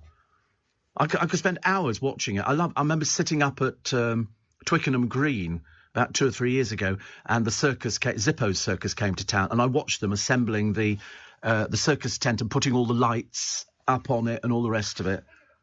Yeah. It's lovely. It was really lovely. Good circus. Very good circus. But this other one, their lorries are fantastic for Circus Las Vegas. I mean, they really are beautiful. I've never seen such beautiful lorries. And I'm an expert. I know things like this. And Anila Dami, morning. Trust you well. Cold, cold, cold, I wrote earlier on. Join me from 4. It's a rip-roaring way to start the day. I'm running out of superlatives. But that's just me. And I was sort of trying to think of other ways, join me at 4 and I'll light your fire and things like that. It sounds a bit odd, doesn't it, really? It makes it sound like sort of I'm one of these people who's, yes, it sounds a bit predatory. Not really. But I just couldn't think of anything else. I mean, what else can you say? Join the rest of the world in listening to, or sort of, yeah, I mean, I think, to be honest, my favourite is still 21.5 million downloads, can't be wrong. But there you go. I mean, that's just the way it goes, isn't it, really? So I'm glad you like circus, Jeff. I've got all the books. And one of my favourite books, The Circus is Coming, by Noel Stretfield, written in the 1940s, about 2 children who run away to join a circus because their parents have died and they're with their aunt, but they really want to go and join their Uncle Gus, who works with the circus. And they join the circus. But because they don't know anything about circus, it's all new for them. And it's such a good book. One of my favourite books. Kevin the Expat says, I love Cycling Mickey. So funny. So satisfying seeing people getting caught breaking the law. I can't believe people actually think they're doing nothing wrong by driving on the wrong side of the road. I know. There's an island in the middle of the road and they're driving round it. It's like, what did I see the other day? The Karens in America. There must be a raft of Karen videos in America. Mike Van Erp is cycling Mikey. He's a Dutch YouTuber, films and reports drives in London for breaking traffic laws. I mean, he's not making it up. He's literally catching somebody who's doing something which is illegal. And then you get some idiot, like the one we mentioned earlier on, You know, it's just one of those things. You break the law, he catches you. I mean, he was standing on one of them. He was on his bicycle. He pulls up. There's this woman. She's on her phone, and he's just happily on his bike right next to the car window, and she's typing away on the phone. And then all of a sudden she sees him, and she puts the phone down, and he goes, "I've got you." He said, "You were using your phone at the wheel." I mean, he could be seen as a bit of a busybody. But, you know, I think without vigilantes, you know, we could have people breaking the law all over the place. And the dangerous thing is, you're looking at a telephone while you're driving or sitting in traffic. You could have an accident. You could easily go into the car in front. You could knock somebody over. Highly dangerous. Luckily, they've changed the cameras on the motorway. It's me. I'm on every gantry. I'm there. Click, taking a picture. Click, taking a picture. Exactly. Nobody messes with the Alan, let me tell you. Oh, no, I mean, you have to stop people like that. This poor man with his selling houses or whatever, he's obviously a really poor person because he can't afford hands-free. Perhaps he needs to buy a better car. You get them built into most cars nowadays. Look at the time, 5:30, I can't believe it. Let's get the news headlines with Simon Conway. This is a passenger announcement. You can now book your train on Uber and get 10% back in credits to spend on Uber Eats, so you can order your own fries instead of eating everyone else's. Trains, now on Uber. T's and C's apply. Check the Uber app. Steve Allen on LBC. Morning, nice to be company. So, that amount of money that was raised at that concert last night is phenomenal. I mean, I thought we were talking £3 million. We thought £3 million was going it. 12.2 million. 12.2 million pounds. Absolutely unbelievable. All going to Ukraine. It's good. Scarlett Moffat's been forced to grow old naturally. Apparently her doctors have banned her from using Botox. I wasn't aware that she was using, but I don't know why people would ever want something that freezes your face by letting somebody put a needle near your eye can't think of anything worse. You know, I really can't. But anyway, apparently she was told she can never have the wrinkle-reducing injections because they could cause her eyes to droop following her diagnosis with Bell's palsy as a teenager. Well, absolutely. Absolutely. She says, my face isn't symmetrical and anymore, and when I'm very tired, it's worse and it's very evident. Well, you definitely do not have Botox. Absolutely. I can't understand why anybody would ever want it. You know, I mean, it really is. It's about the worst thing that you could ever have. Producer's going off to a gig tomorrow night, but I can't tell you what it is because it's secret. So, you know, we're all being secret squirrel on this one, which is phenomenal, isn't it, really? I mean, it's lovely to have, you know, that sort of thing. I mean, it's a group I've never heard of and nobody else has. But obviously, you know, all 20 of their fan will probably turn up and sort of jig about and sort of, yeah, it's cool, isn't it? It's happening and all the rest of it. But he's a bit tall to dance, so they're obviously not a dance band, even though they're kind of sort of funk kind of stuff, you know, a bit sort of more a jump band. Yeah, exactly. They used to do that years ago. I used to go to the Marquee Club years ago when I was in my prime. In fact, we used to go to all sorts of places. You know, I think personally, I originated punk. I'm sure I was one of those sort of people originated punk. Can you imagine? Why is it that the papers? It's obviously a way of sort of filling up pages. I realise if I haven't got anything else to talk about. In the Sun today, there's a bloke who opened a packet of crisps and pulled out a Ridge 6-inch Mutant. It was a 6-inch crisp. Why is that a story? Because they're made in a machine, in a factory, and they've managed to make up half a page on this bloke and a picture of the crisp and then showing you what 6 inches looks like. Everybody knows what 6 inches looks like. Good, well, some people. And, but it's just, why would you be interested? I mean, this bloke's either a complete and utter idiot. Well, I don't know who put his face, he's 44 and he's got an earring. What does that tell you? I rest my case. Hippie. His name's Michael Langford. He stared in wide-eyed wonder, he's obviously very easily impressed, at this mammoth munchie, which was almost the length of the entire packet. Big deal. I was watching Graham Norton earlier on, and he has these people in these chairs. And then if the story's boring, he pulls the lever and it tips them backwards. And this woman does this story. And at the end of it, he sort of tips the chair backwards and he looks at everybody and he goes, she needs to get a life. He said, that's actually the best story of her life. He said she thought that was the best story of her life. Yeah, the oddest thing ever. He had all these people and had Ricky Gervais And they had people talking, including Rebel Wilson, talking about working with him because he laughs all the time. He laughs all the time. I think he's great. I love him, actually. Council officials hopped to the wrong conclusion, accusing a giant bunny of what? This is like the sort of thing you see, have I got news for you? A giant bunny of what? Council officials. Officials threatened the owner with legal action if they failed to control what? Easter eggs, no. They've accused a giant bunny of barking at horses. Apparently, the officials threatened Joey's bemused owner with legal action if they failed to control their dog. But they were all ears once they realised the mix-up. In a letter last week to Martin Vickers and his wife Yvonne, Environmental Protection Officer Sue Paling rabbited on, "I have received a complaint regarding the behaviour of your dog. I understand your dog barks excessively whilst in the garden, especially when horse riders go by your fence. This is obviously a concern, as this could cause a horse to bolt and throw its rider."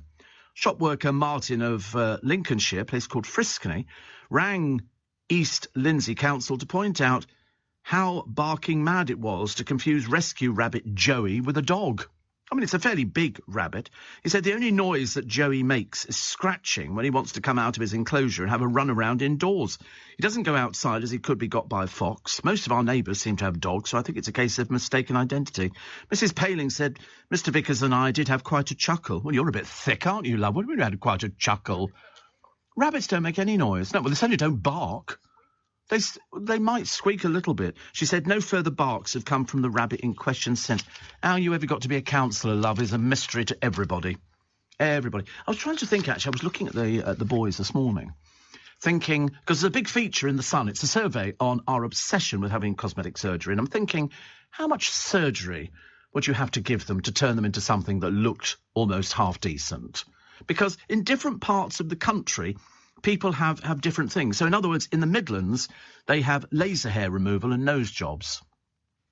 In London, facelifts and skin lightening. In the southeast, Brazilian bum lifts and chemical peels. I don't think. They've already had all that stuff, you see. They're way ahead of it. In Scotland, they have tummy tucks, which is, but this, I don't think that looks very good. There was some woman, I don't know if you saw it, it was in the paper the other day, and she'd been to Poland to have cheap surgery on having her stomach reduced. So bad was it, when she got back to this country, and I think normally it would be £10,000, she paid about £2,500, and all of a sudden she got crippling abdominal pains, and she had to go back to Poland to get the thing rectified, and then it got from bad to worse. I mean, something like surgery, you never go anywhere if it's on the cheap, and you can go to places and get cheap surgery. I know a lot of people who go to Poland to get their teeth done. Polish people actually go to Poland to get their teeth done because it's about a third of the price that it is in this country if you're getting veneers or you're having implants and stuff like that. In East Anglia, they have laser hair removal. It's very popular. Very popular. I don't really know, so I'm assuming that's where you sort of bare your body and somebody goes round, with a little laser machine and sort of kills the hair. I'm assuming that's what it is, actually. And in East Anglia, they also have boob jobs, tummy tucks and veneers. So don't go there, because you'll end up with somebody who's practically three-quarters plastic, I should imagine.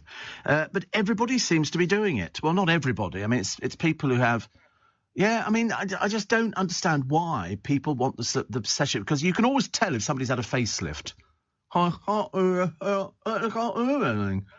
Yeah, but if it's good, once you've had it done, you need it doing again. You can only go so long without it. I mean, Dale had one nostril bigger than the other. And you noticed it because it was a case, he went in, what did he go in for? I think he went in for a nose job or something like that, and they persuaded him to have a facelift. And because he had the money, he had a facelift. So he didn't go out for what seemed like forever and a day. And his face looked like he'd been in a road accident. It was just blotches. Yeah. Well, yes. What about afterwards? Very cruel, honestly. And not at all funny. But people spend an absolute fortune. They really do. I mean, how much have you spent on procedures? Apparently,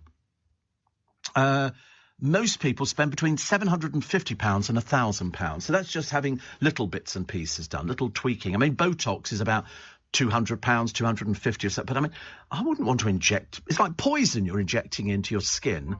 It paralyses the muscles. And then you get people who go, oh, I can't move. I mean, you see them on the Housewives of Cheshire. I say housewives, we're never too sure. Could be anybody up there. I've got no idea. But you think to yourself, I mean, this teacher, Hallie Etheridge, regrets her tummy tuck in Poland. She says, I wished I'd not gone abroad for the tummy tuck. Well, I mean, I should imagine you would. Photographer Stacey Marie Clark spent more than £30,000. Even if I had 30,000, I wouldn't spend it on this. On a Brazilian bottom lift, cat eye surgery, a facelift and a lip lift. She's a mum of two from Swansea. God knows what you do for a living, love. £30,000. She said, people say I'm unrecognisable, but I don't care. See, that's the attitude that people have. I think secretly they spend most of their time looking in mirrors going, oh, it doesn't look as good as this, does it? I mean, some people get addicted. I mean, it's like David Beckham is addicted to tattoos. Literally every inch of his body, and I mean inch, is covered in tattoos. And you think to yourself, why? You're going to look like an old man very shortly. I mean, already his face is very wrinkly. And you're going to be covered in tattoos that stretch and do all sorts of things. The colour fades. It's going to look ghastly. Absolutely. I was never tempted. What, to get a tattoo? No. Absolutely not. My mother would have gone up the wall if I got a tattoo. Going home with a tattoo? God, no. Doesn't it know the LBC logo on my thigh? Yeah, no. I've thought of other rude jokes, but I can't do them at this time of the morning. But I mean, no, it never appeared to me, mainly because people say it hurts. And then I thought, well, actually, it might not hurt for me because I inject every day with needles, so that doesn't bother me too much. But I just don't fancy the idea. I can't think, well, it used to be popular, didn't it, years ago in the Navy, where they would have mum, dad, and then significant other and people, love and hate on your knuckles. And then there was a woman on the Naked Attraction programme, not that I watched it, and she was on there with some art. Anyway, they didn't get on at all well, her and the bloke who picked her. And she had a tattoo on her face. And I thought, you must be mad to have a tattoo on your face. It was something over her eyebrow, but it was quite a big tattoo, and she had it all up her neck and everything. I've never seen anything that looks so awful, because I think it just doesn't look right, because it's going to get old and look awful. They don't look as good as they used to. I told you a friend of mine had his hair dyed 27 different colours. His hair, at the moment, it seems very fashionable, mainly with, I think it's a lot of Polish and Romanian people. They have bright colours like purple or blue. I saw somebody the other day with bright orange hair. And this friend of mine had his hair dyed 27 different colours, and he had floppy hair, so it hung really well. And it was all different. What? And it was all sort of different colours, which looked great for about 3 or 4 months. And then all of a sudden it starts drying the hair out. So your hair goes a bit like straw, and then it becomes, I used to dye my hair years ago. Not actually dye it, I used to put highlights in and a little bit of peroxide and mix up the colours. And, because it made you feel a bit better. Having sort of bright hair, it's all right to have dark hair. There's nothing the matter with it. But, blonde hair looks a bit more, fashionable. And I am always, fashionable.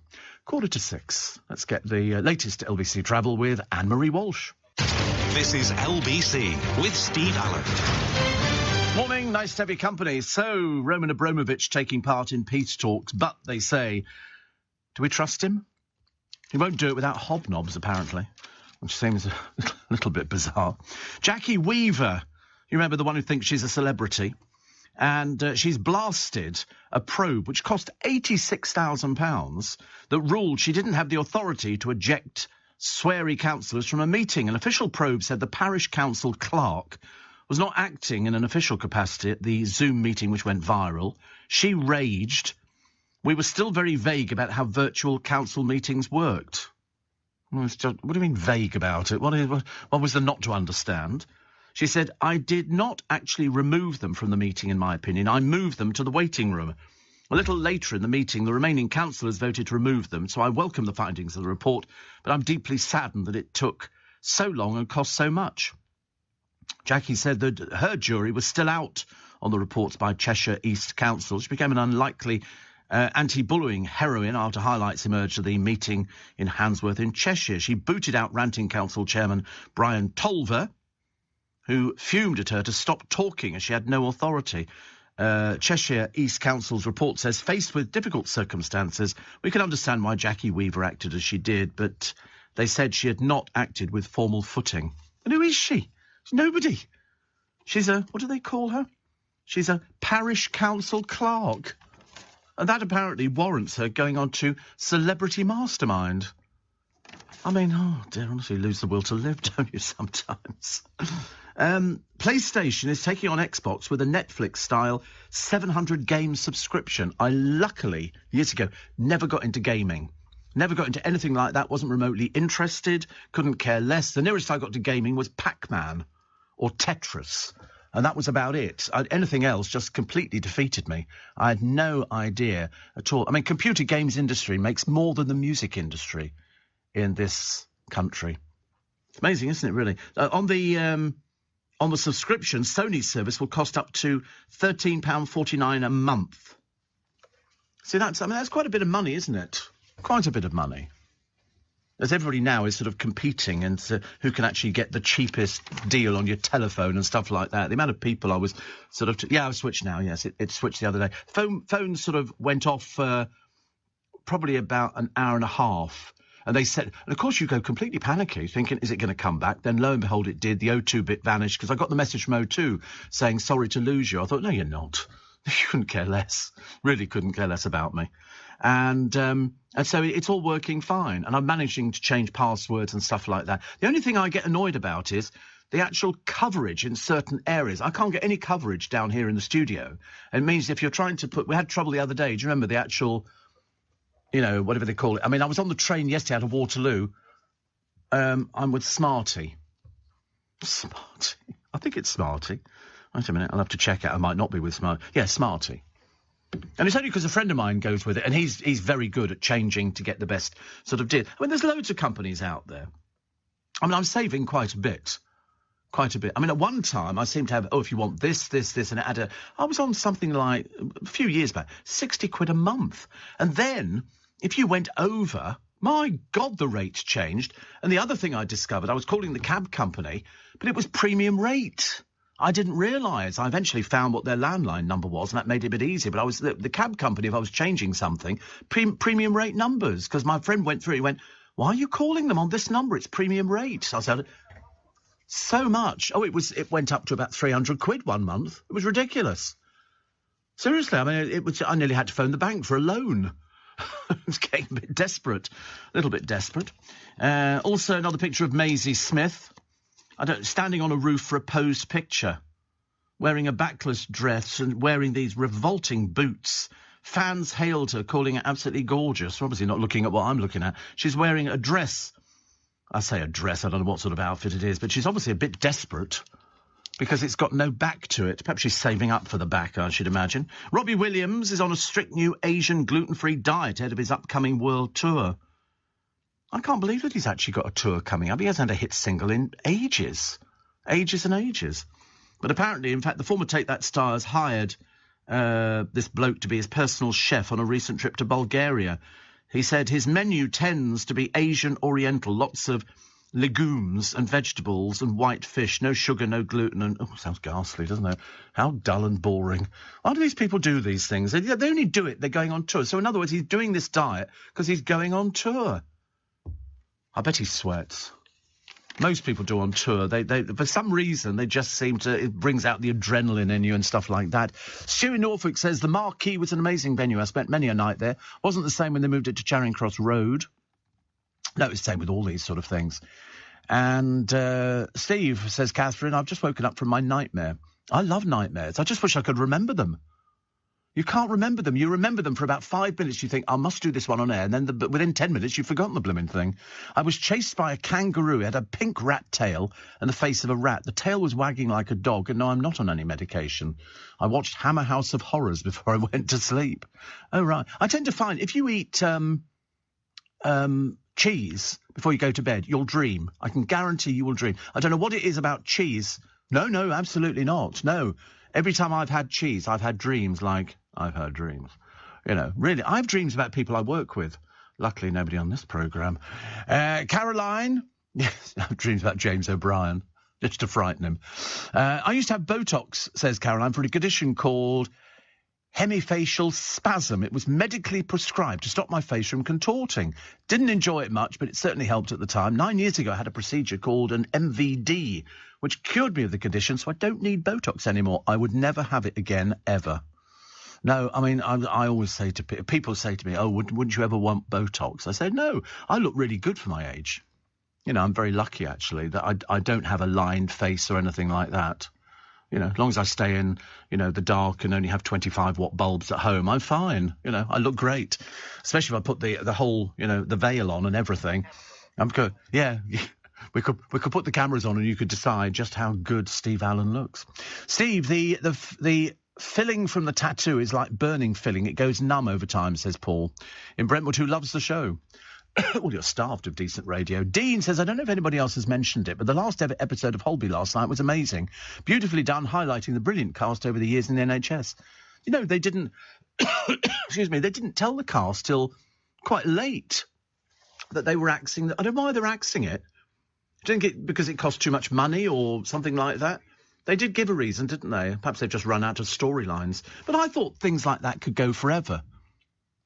And obviously not. Obviously not. I didn't see it, but I never watched it before, so it wouldn't have made any difference to me. I'm not really into hospital dramas, you know, like Casualty and stuff like that. I'm not really into... Is it Hollyoaks? Did I watch? No, Hollyoaks I'm not really into. I've seen that a few times. The BBC announced last year that Holby would be cancelled. The announcement prompted dismay among fans of the show who pointed the healthy viewing figures out in a loyal audience. But that doesn't make any difference. That does make a difference. You know, you could write in and say, I shall never watch the BBC ever again. They couldn't care less. They're not bothered about you. They really don't care. A spokesperson for the broadcast had said, they never name them, have you noticed? A spokesperson. It'll be some little minion somewhere in an office. Oh, you just write something. Just tell them. But there was no longer any room for Holby City because the BBC's drama lineup is being shaken up to be more representative. More representative of what? They're such stupid people. As part of the BBC's commitment to make more programmes across the UK, we've taken the difficult decision to bring the show to a close in order to reshape the BBC's drama slate to better reflect, represent and serve all parts of the country. Another load of old claptrap, isn't it? Have you heard such rubbish? You wait till old Nadine Dorries gets her hands on it. Licence fee? I don't think so. Oh, we'll be cutting back on that one straight away. Have you ever seen how many people work there? Doing what? What do they do? We've always, because we're in commercial radio, far more popular and far more entertaining. That's why everybody wants to come and join us, because we're like forging ahead. The BBC is like an old dinosaur stuck there with the same tired old presenters struggling through an auto cue, you know, and sort of people, and here's somebody out here, and let's move Clive Myrie, and he's good, and he's going to do something to reunite the royal family and the BBC and all that. No, the BBC hate the royal family. They've just never gone for it in any big way, and especially after they upset Prince William. Don't upset Prince William, do you? I mean, anybody else we don't really care about. Dawn Neeson, currently on holiday at the moment, because she was telling us about her bikini, which too much information. And she says here, much fuss over the royal tour of the Caribbean being a disaster because of its colonialist vibes. Well, 100 people turned up to protest in Jamaica. 100s more shouted, "We love you" at Kate and William. Not exactly sure how you do a meet and greet royal thing any different, but according to shaking hands with people through an airport fence, that's now racist. So it goes on. We love it. And she talks about Nessie. Racist, apparently. You know, some lie that somebody originated some years ago and have perpetuated this lie. Because that's what they're doing. They're telling you lies. There is no such thing as Nessie. There never was any such thing as Nessie. But it sort of fuels the tourist industry. But you can't talk about it because it's racist. I mean, honestly, fancy telling lies like that. Didn't your mummy and daddy ever tell you? You get a slap on the back of your leg. Oh, you can't slap anymore, can you? I don't know. News. Are you receiving tax credits? If so, this message is for you. Tax credits are coming to an end, and most people will be asked to apply for universal credit instead. The Department for Work and Pensions is writing to tax credit claimants. You won't be moved automatically, so look out for your letter explaining what you'll need to do and by when. And there's also lots of support to help you make the move. Get ready for your Universal Credit switchover. Search Understanding Universal Credit today. Eligibility criteria apply. This is LBC from Global, leading Britain's conversation with Steve Allen.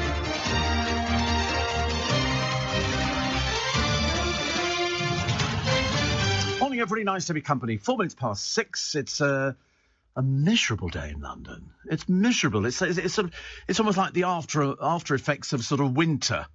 And then tomorrow, apparently, they've said sleet. I can't believe we're going to get sleet, honestly. Is it really that cold for sleet? You know, we're never going to get snow, but they might get it certain parts of the country. But it's certainly cold. So for all those people who bought their little plants, the little sort of sucklings, I've got lots of little plants at the moment, but I'm protecting them. Well, I think I'm protecting them, so trying to keep things going as well. Do you know what they were thinking of bringing back? Television programmes. We were talking about television programmes the other day that used to get big audiences. They're thinking of bringing back Challenge Annika. Annika Rice.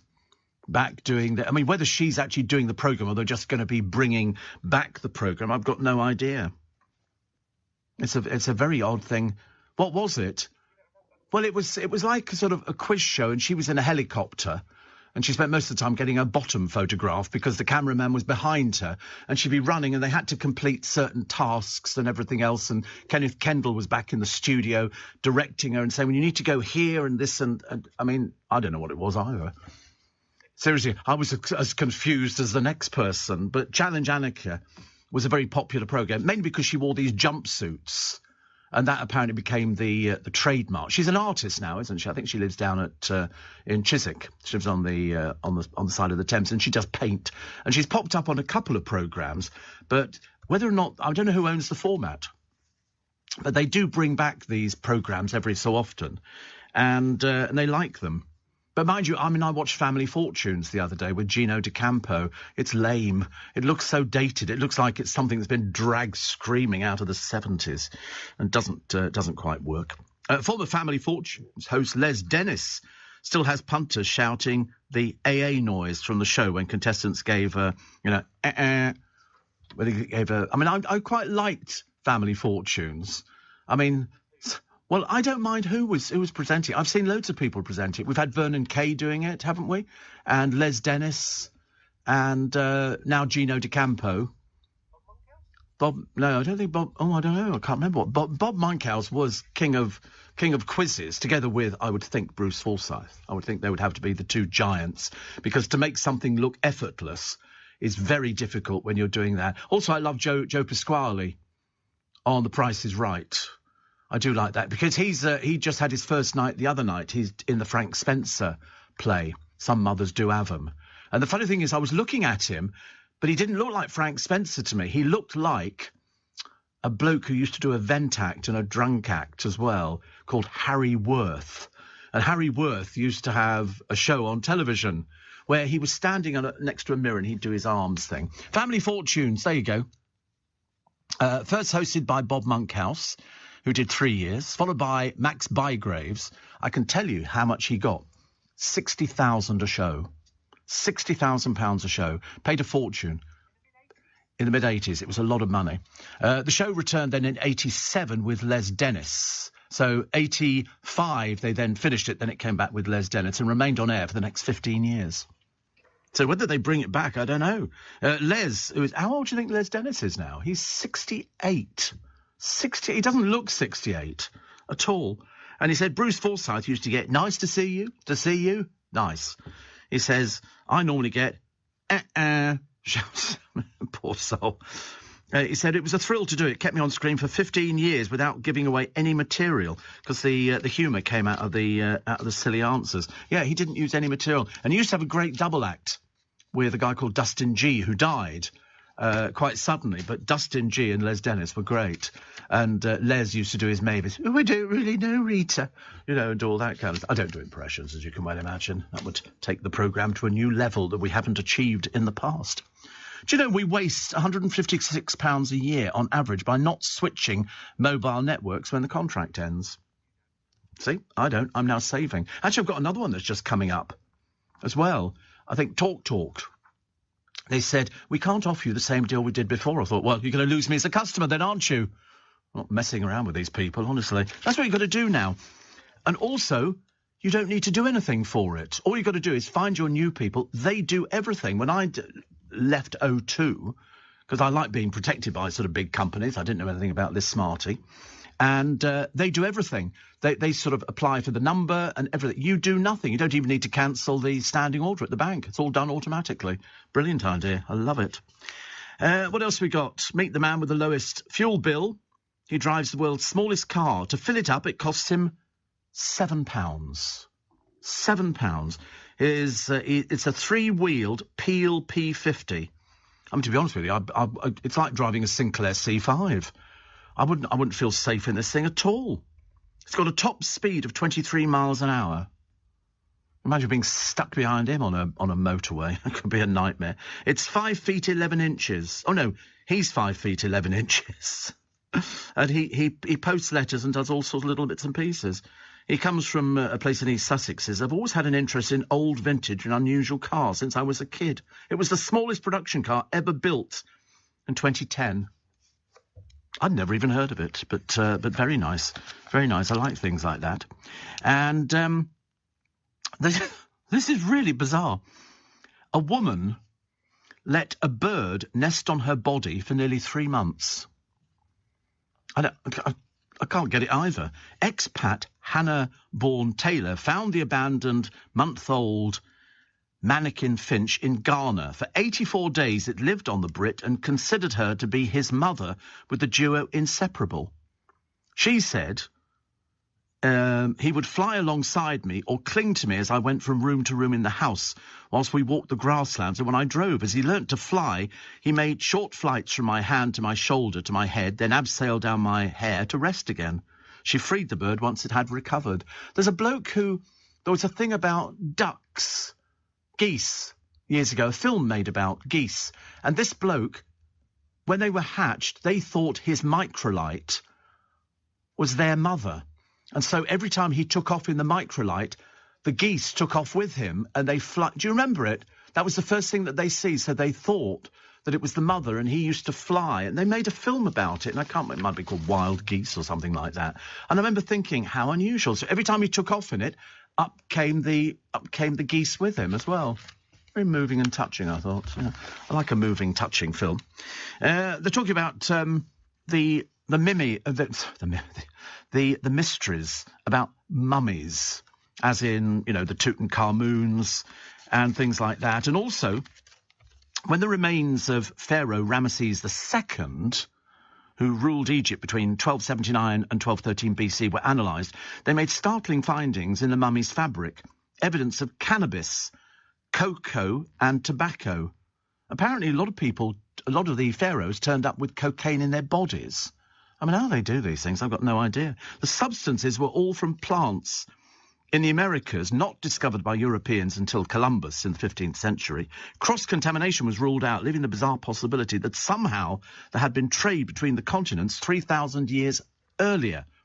And they've got pictures of all of these mummies. I mean, one of them, the screaming mummy, the mouth is open, it's screaming in pain, but frozen in time. It's quite fascinating. There are missing mummies. And of course, I mean, as we know now, I mean, Tutankhamun was very young when he died. I think he was about 18 or something like that. But still became, out of all the mummies and out of all the Egyptian burials, to be the most famous. Mainly because grave robbing in those days was quite rife. It wasn't like pilfering sweets from Woolworths or something like that. But literally, the moment somebody had been buried, within a day, the grave robbers had broken in, taken everything out and sold it or kept it for themselves. It's as simple as that. Very embarrassing. Steve, is that funny piano bar still open off Twickenham High Street? Good God, no, it went about 10, 15 years ago. Don't have things like that. Bars? What are you on about? Dreadful. Steve, you could write a book about your life and time, says David. It would sell very well. I should imagine it probably would, actually. And Terry says, I listened to you on an earpiece connected to my clock radio and dream about you when listening the other week. I dreamt you were in the row behind me in the cinema when you were talking about Barry Manilow's Mandy, and I corrected you and told you it was written and originally recorded as Brandy by Scott English on the Horse label, says Terry. Yes, how bizarre. Dreams about people you listen to on the radio. That's even more worrying than anything else, isn't it? Challenge Annika did good deeds. They built tunnels for hedgehogs, says Paul in Woodford. Yeah, didn't they also go out? I seem to remember they went to Romania and they built an orphanage, because a friend of mine was... he was one of their drivers, and he went out there and he said in these orphanages in Romania, they had the most terrible conditions, and the kids were so grateful to see somebody. He said they would cling to you. He said you'd go in there in the morning, he said, to see them. And he said it was absolutely heartbreaking. He said, when we had to come away. Treasure Hunt was a helicopter, not Challenge Annika, says Mandy. What did she have then? So Treasure, right. And... she did that too, yeah. Steve says, Sula says, I love Ben Shepherd and Tipping Point. Yeah, I think they must do about 5 or 6 programmes a day on that one.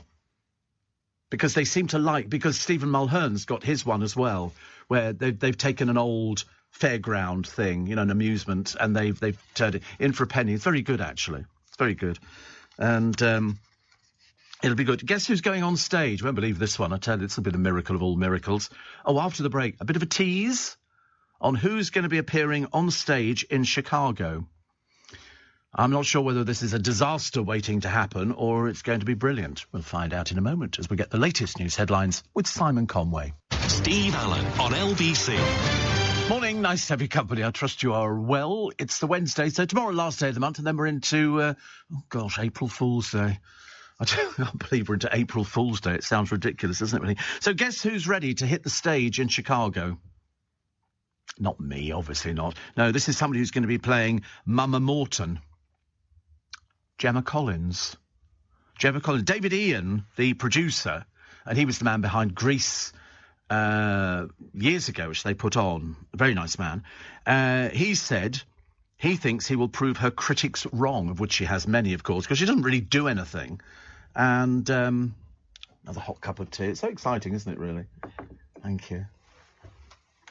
Bits floating on it. Are there supposed to be bits floating in it? You want the tea bag in? The bits stay in? Yeah, right. Oh, blimey, honestly, everything turns into an argument, doesn't it, as he builds his part.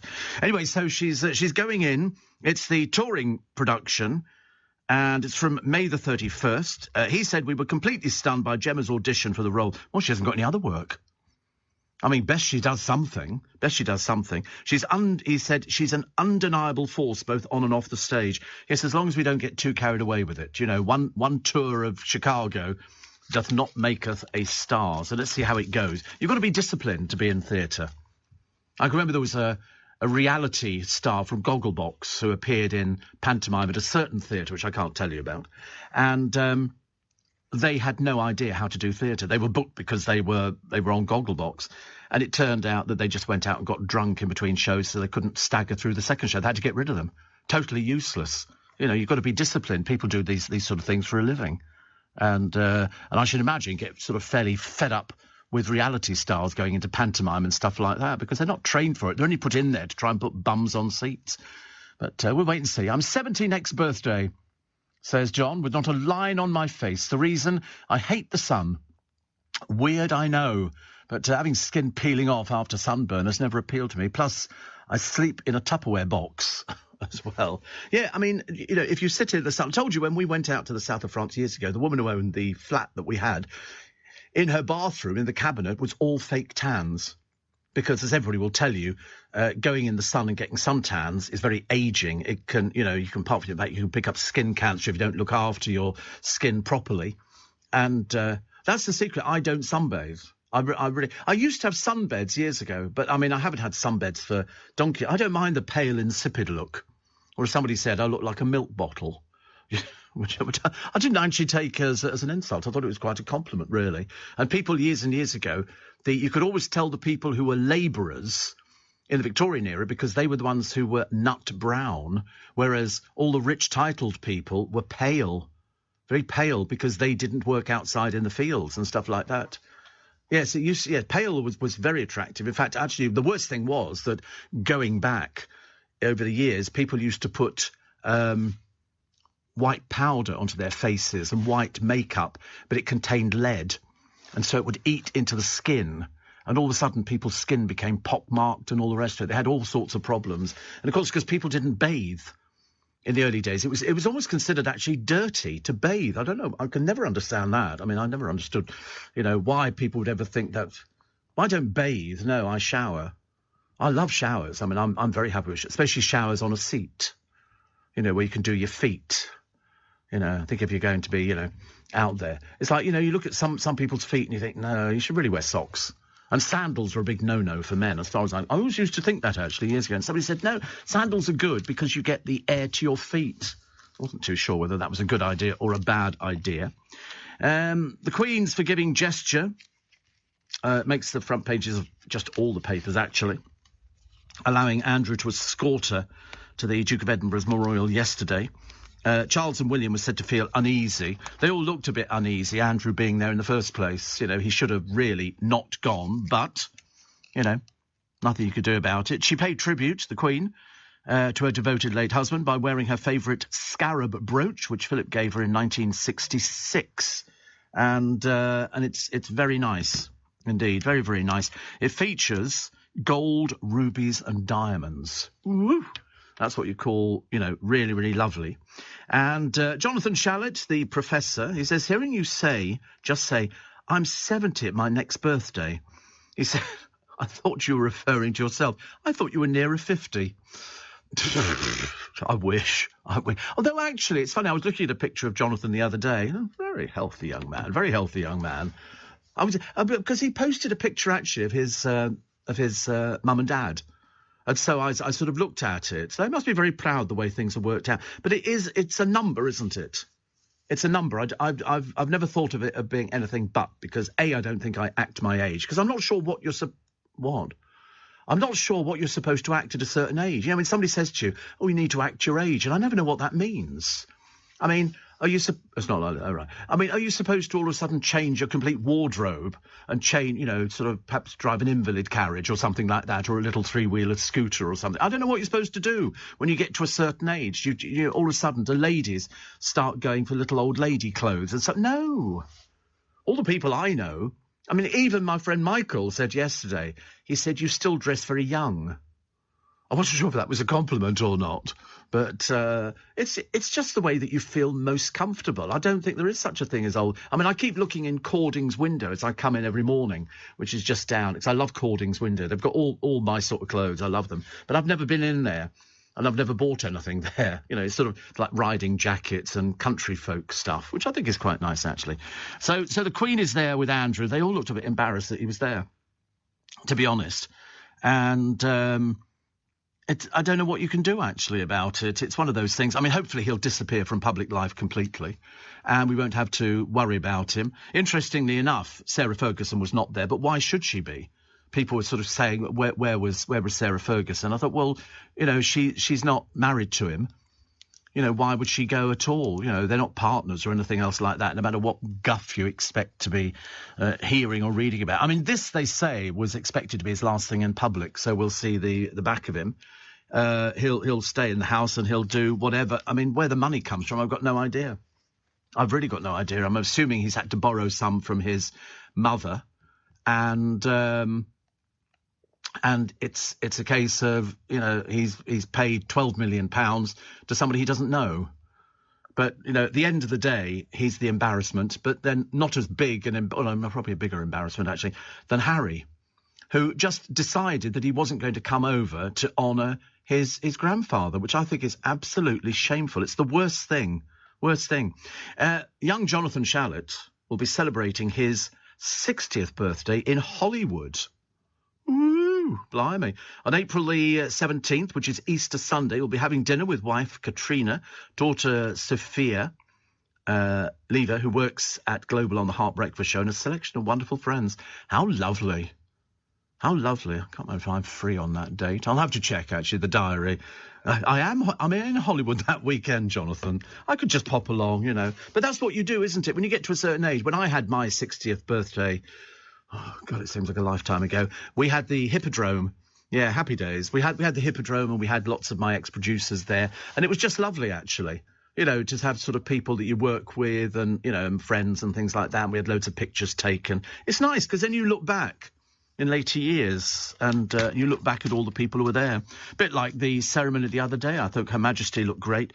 She apparently shed a tear, you know, but then why would she not? They were married for God knows how long. But they've done a nice picture in a lot of the papers and they've marked down, you know, who is whom. And Andrew sitting at the front, luckily nowhere near Charles and nowhere near Prince William or anything like that. He's stuck next to Edward. And you could just see the body language. It's a case of, yes, I know you're my brother, but, you know, we'd rather you weren't here. Rather you weren't here. But the kids look great. You know, they were all very dignified. They know exactly how to do it. Penelope Knatchbull, Countess Mountbatten of Burma, 68, among the few at the funeral last year and had been a regular at Wood Farm on the Sandringham estate where Philip retired. And, I mean, everybody was... It was just nice. It was a nice thing to do. And it worked very well. Camilla looked amazing. Emerald green appears to have been the colour for yesterday. A lot of people wearing green, except Kate, who said, I mean, she must have been made of sterner stuff, but, I mean, it was freezing yesterday, I thought. And she didn't have a coat on at all. Will Smith could learn today, we think it might be today, whether or not he'll be stripped of his Oscar. Now, I'm not sure if they can give it with one hand and take it away with the other. He did say sorry to Chris Rock for hitting him. I don't think sorry's enough, but that's just, you know, the way that people took it, because they managed to run with it in the papers for days and days. But the Academy of Motion Picture Arts and Sciences could decide to take away his Best Actor Oscar for the movie King Richard, suspend or expel him. I have to be honest, out of the foul language, I think there has to be some sort of suspension. Or there has to be something. But yesterday, he apologised to Rock on Instagram, saying there is no place for violence in a world of love and kindness. Well, there certainly was when you were sitting there. Certainly was. But we'll wait and see, and you'll hear it first on LBC. Let's get the latest news headlines, shall we? 6:30, Simon Conway. With UK Export Finance, I'm fulfilling more export orders from around the world with working capital support. Export insurance means I'll get paid when exporting to challenging markets. At UK Export Finance, we believe no viable UK export should fail for lack of finance or insurance. Between 2022 and 2023, we provided £6.5 billion of government-backed trade finance to support UK exports. Learn how we could help you win export contracts, fulfil orders, and get paid. Search UK Export Finance today. Leading Britain's conversation. LBC with Steve Allen. 25 minutes to 7. Nice to have your company. It's interesting, the Defence Intelligence, Ministry of Defence, have just put out an update on Ukraine, and they've said that the Russian units have suffered heavy losses. They've now been forced to return to Belarus and Russia to reorganise and resupply. I mean, it strikes me as a bit of a cockamamie thing, but they're basically destroying, it doesn't matter whichever way you look at it. You know, they're basically reducing the place to rubble. However, such activity is placing further pressure on Russia's already strained logistics and demonstrate the difficulties that they're having reorganising its units in forward areas within Ukraine. They say Russia is likely to continue to compensate for its reduced ground manoeuvre capability through mass artillery and missile strikes. Russia's stated focus on an offensive in Donetsk and Luhansk is likely a tacit admission that it's struggling to sustain more than one significant axis of advance. I mean, they're not doing very well, but the trouble is they still seem to be destroying a country. You know, because, whichever way you look at it. Somebody was saying the other day, so who do you think is going to win this one? I thought, well, undoubtedly it will be Russia. But at what price? At what price? You know, they're going to have to get rid of Putin. There's so many things they've got to do because, you know, the more they do this, the more the sanctions against Russia bite. And there was another company the other day that I think have just said they weren't pulling out, but now they have pulled out. They've said, no, we can't sustain it. We feel sorry for the Russian people who've had to put up with this megalomaniac, but they said it's a case of we have to do it because it's in line with our company policy that we don't support war. And it does seem as if he's so totally disorganised. He's lost more generals, I believe, this time round. They've got soldiers who have no idea what's going on, no idea, and a lot of equipment that's a little bit out of date. But what they're doing is just destroying Ukraine and turning it into a pile of bricks and rubble. And, you know, the human life cost on both sides. is to be avoided, which is a great shame. Interesting reading the Mirror this morning. They've actually got the thing, because Jonathan Shalit thinks that Prince Andrew should have gone to there. Yeah, I mean, I don't deny. Listen, if it was my father, I would want to go as well. But when you read what they've all said here, Polly Hudson has said that he displayed an appalling display of arrogance. And they said, of course, he's entitled to go to a memorial service for his father, but he should have slipped in quietly, sat somewhere discreet, and been as invisible as possible.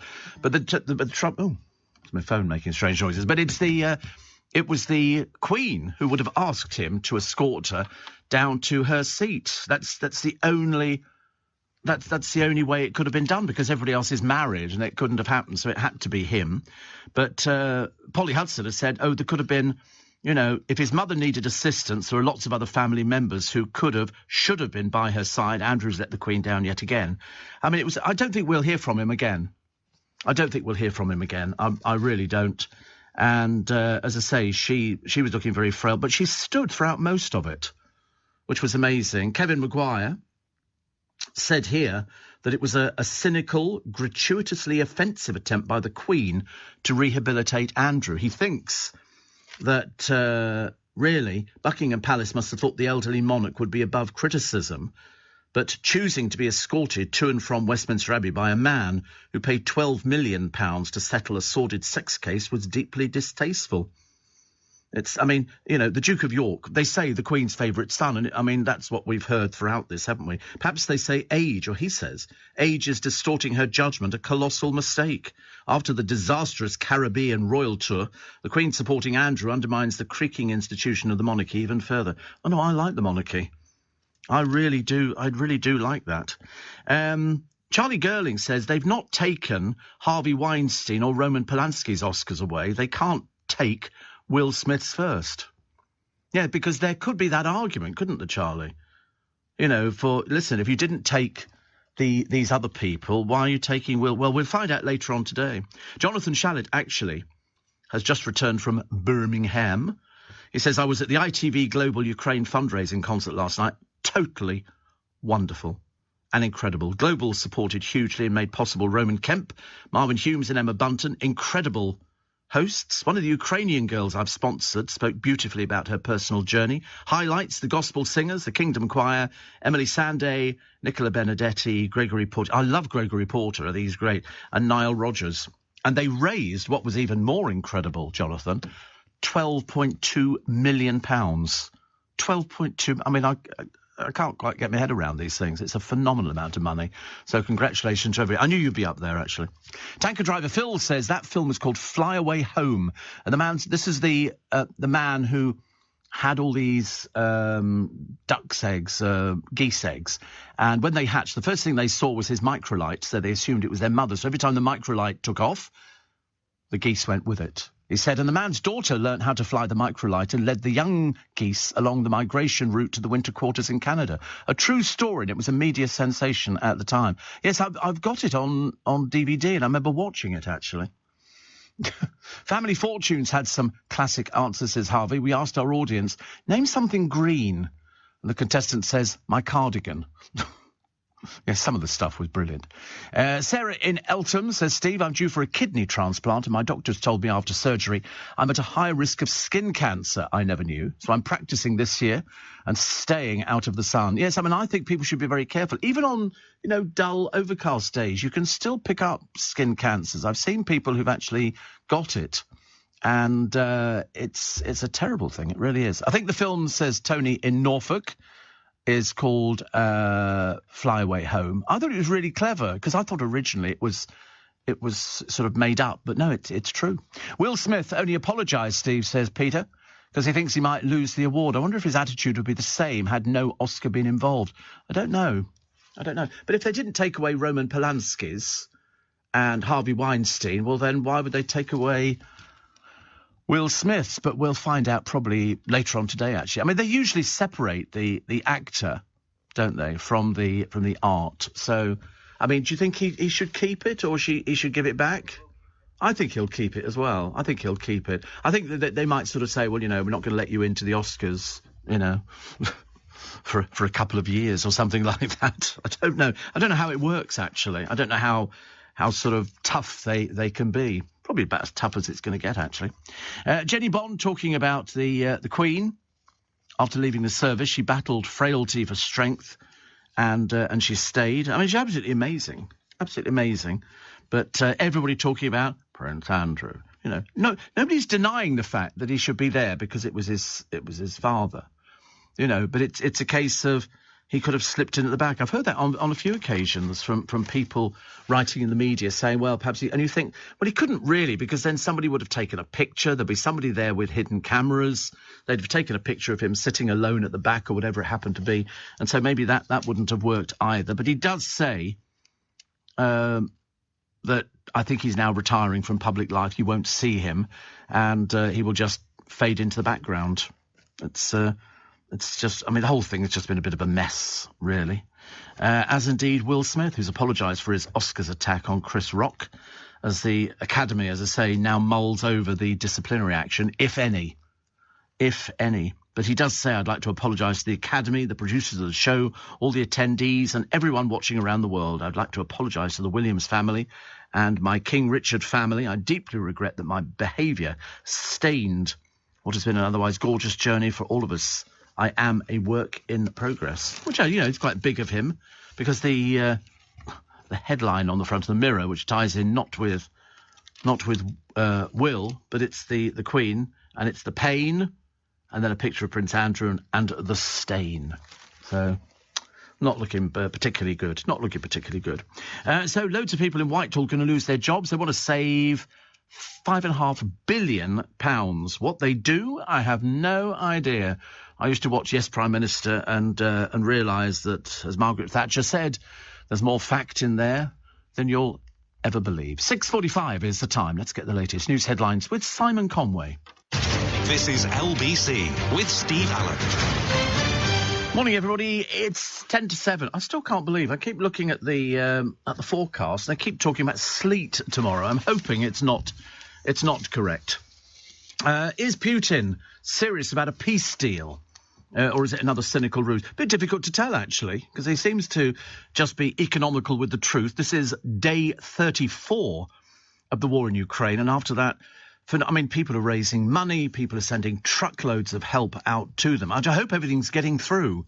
I really hope everything's getting through. And I hope that the money that they raised last night from that fantastic concert in Birmingham, where they raised £12.2 million. I mean, it was absolutely, looking at it, it was beautifully done. It was all put together beautifully. Anything that Global seemed to touch seems to work. They seem to have a team of people who galvanise themselves into action, and they just come up with it. 12.2 million. That is about as good as it's going to get. I mean, really fantastic. Using a mobile phone, according to the paper today, does not increase the risk of developing brain tumours. Because did we not go through a phase where they were saying that people who hold their phone up to their ear are at risk of getting brain tumours? And then you see people holding the phone in front of them whilst talking with an earpiece fitted in at the same time, because people were worried about, it can give you cancer and it can do this. Yeah, I mean, it's just, and so they've said no. They've said no. It's as simple as that. The oligarchs' super yacht seized in London. Trust it. It's typical, isn't it? Everybody else around the world gets a £500 million super yacht. What do we get? 38 million. It's a barge. 38 million pounds here. This one is very nice. Will it fit in your super marina? I don't know. Top speed is 25 miles an hour of this thing. The range is 4,600 miles. It's got 12 guests. Well, it can have 12 guests. And a crew of 11. We've really got the rough end of the pineapple here, haven't we? We've got the pokiest little boat you've ever seen. There is an infinite wine cellar of 300 bottles. Keep anybody going on a short voyage, wouldn't it, really? And it's also got a freshwater pool, a swimming pool on board, 23-foot, 16-ton capacity. Imagine, actually, it's a boat and it's got its own swimming pool. Some of the bigger ones have got 2 swimming pools. It's got 2 speedboat tenders and a smart car carried on a separate shadow vessel Plus, it's got external lighting powered by lasers and a mile of optical fibre cables. You get quite a lot for 38 million, don't you? Although, if you owned it, you must be thinking, well, wait a minute, if we've got all of this, what's the £500 million boat got? Or yacht. I think you have to call them yachts, actually, nowadays. Also, more on the new fiasco rocking the Partygate probe. I mean, I'm seriously out to lunch on it. And Sarah Vine says, I'm still furious that staff at Number 10 were whooping it up while the rest of us were locked in our homes and people were watching relatives die via video link. That said, she said, I do think it's time we moved on from Partygate against the backdrop of war in Ukraine and the cost of living juggernaut. The question of who had a warm glass of white wine with whom and when seems increasingly trivial. The real scandal, to my mind, is why the government allowed itself to be seduced into imposing draconian lockdowns in the first place. That, I'm afraid, she says, is the £400 billion question. Amazing, isn't it, really?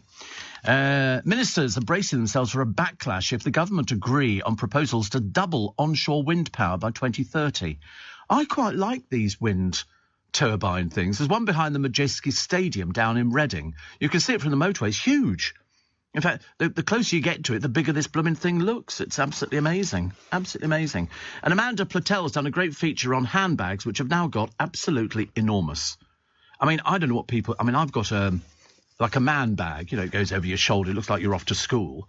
And it's full up. I've got no idea what's in it. I have no idea at all. But I know that I can fill them up in about 5 minutes. And you just go, oh, I'll put that in the man bag, put that in the man bag. And everybody's got them nowadays. At one time, it used to be backpacks. You see lots of people with backpacks. But I didn't like that idea because I worried about the fact that somebody could sort of brush up against you and undo it and take stuff out. So, yeah, become a bit paranoid over the whole thing. Also, stop wearing masks, says the minister. They're destroying nature. Well, I'm going to continue wearing a mask, especially if I get on a train or in the car in the morning. Not all the drivers are wearing masks now in the morning. And on the bus, few people wearing masks. Not everybody. On the trains, still a few people not wearing masks. And last week, increasing. More on the most hated man in the UK. Who do you think? No, it's not who you think it is. I know what you were going to say. You were going to go, it's Prince Andrew or something like that. No, it's the P&O boss. This is Peter Hebblethwaite, refusing to back down in a letter to Grant Shapps, who had urged him to retire or to rehire the staff. He said no. It's as simple as that. They're not doing it. So where they go from here, I've got no idea. It's kind of an impasse, isn't it, really? So happy birthday to Tracy Chapman, the Grammy and Brit Award-winning singer-songwriter. She appeared at Nelson Mandela's 70th birthday party. Chapman, who is known for being publicity shy, said she'd love it if somehow I could walk around invisible when I'm not on stage. I can imagine there's quite a few people like that. She's not unusual. Warren Beatty is 85 today. Many happy returns. And in 1992, John Major is taking the election battle onto the streets from today to win back millions of undecided voters. And in 1972, West Indian Nina Baden Semper and Rudolph Walker are a star in a TV comedy about colour prejudice, Love Thy Neighbour. It's won the approval of the Race Relations Board for its funny yet realistic treatment of race problems. Walker said, there's a real social problem over colour. I hope it will help to solve problems by making people laugh at their stupidity. I did see it. I mean, I vaguely remember how the storylines went. And it was interesting because the black couples seemed to win all the time. Steve says, Peter, did anybody win Euro Millions last night? I have no idea. I've got 2 notifications, but to be honest with you, I've given up. It'll generally be something stupid like, congratulations, you won £2.30. Hardly worth bothering, to be honest with you. I sometimes feel like sending it back. And the papers are full of holidays, even though BA, I think, have scaled back some of their flights. And people are getting panicky. And you heard earlier on one of my group this morning going off to the airport. They're then told to get there early because of queues. So, lots of holidays on offer, lots of cruises on offer, and also the best of British. Holidays in Yorkshire, Discover. One of them's called Discover Manchester, which I think is quite funny, actually. I can't imagine what there is to discover about Manchester. Not a huge amount. There's also a Merseyside break, luxury in London, and actually you can stay here. This is from the Royal Horse Guards Hotel, which is literally just down the road from here. It's a very nice hotel. I stayed in it once when I was doing the New Year's Day parade, and there for 2 people sharing £179 a night. And I thought it was a great hotel, but there's always something. We've got theatre.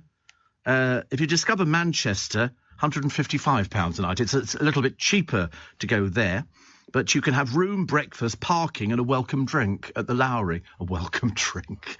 Makes it sound exciting, doesn't it? But of course, the one thing which is paramount is the parking. Parking, you drive around at the moment. I'm never sure whether I'm in the zone or I'm not in the zone, or how you're supposed to park for things and pay for it. I've got no idea. You need a credit card, that's a fact, because I think most, in fact, if not all of our parking meters now, they don't take cash. I was on a bus the other day and somebody's card didn't work. And so he said, "Oh, do you take cash?" And the bloke went, "No." He said, "Oh, just go on." So he just let him go for free. I was apoplectic, absolutely apoplectic with rage, but it doesn't matter. That's it for this morning. Thank you very much indeed for your company. As I say, if we get the sleet tomorrow, I shall be not in the best frame of mind, but it doesn't matter. Morning, everybody. Let's have a check. We've got a cup of tea, hand warmers, phone charging, newspapers, April Fool jokes. Yep, it's all here. And it's Friday, but the only thing we don't have in London is snow, although strangely, Lynn and I finished doing a meeting by Zoom the other day, because we had to do a budgetary meeting of where we're going and money we've got, to spend on bits and pieces. And came outside and said, "Oh, look, pretty little snowflakes." And that within a minute, it came down really quite hard, and then it vanished. Completely vanished. But I know Noreen has told us that she's woken up to snow the other day, and loads of people did in the country. I think they call it thunder snow, and it means it comes down really fast and very heavy, and then as fast as it arrives, it vanishes, unless it's in your neck of the woods at the moment, in which case we shall keep you company and set you on fire to keep you warm and toasty between now and 7 this morning on LBC. And we're still in the big studio. The reason we're still in the big studio is because the other studio, and it's all singing, all dancing, bright lights, it's very pretty, but the computer had a glitch and it just switched everything off. That's the trouble, you see. I mean, in my days, it was a piece of tape, and you took chick, chick, chick like that. It was like a hamster on a wheel, and there was nothing that could go wrong. We just changed the valve and it was all fine. And nowadays, it's all computer, it's high tech. And just as well, we actually did it, because if we'd done it on the programme, it basically didn't record and it switched the screens off. Well, of course, we don't know anything about that at all. We've got no idea. I could barely cope if the car stops. In fact, the car stopped about a year and a half ago in the middle of Shepherd's Bush. And I couldn't work out what it was. And I suddenly realised it was still in gear. You've got to take it out of gear. You push the little button thing, and then it started again. But for a brief 30 seconds, I was in a complete panic. So, I mean, are there April Fools in the papers? Yes, but as you know, Darren, he doesn't like April Fools at all.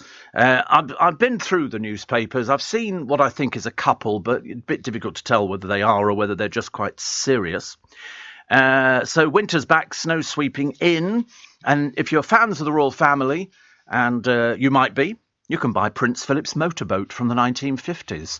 It's only a little thing. It's not like a posh boat or anything like that. Just a little tiddly boat. But it's got history. It's got provenance. It's got something nice, which they haven't got in Russia at the moment.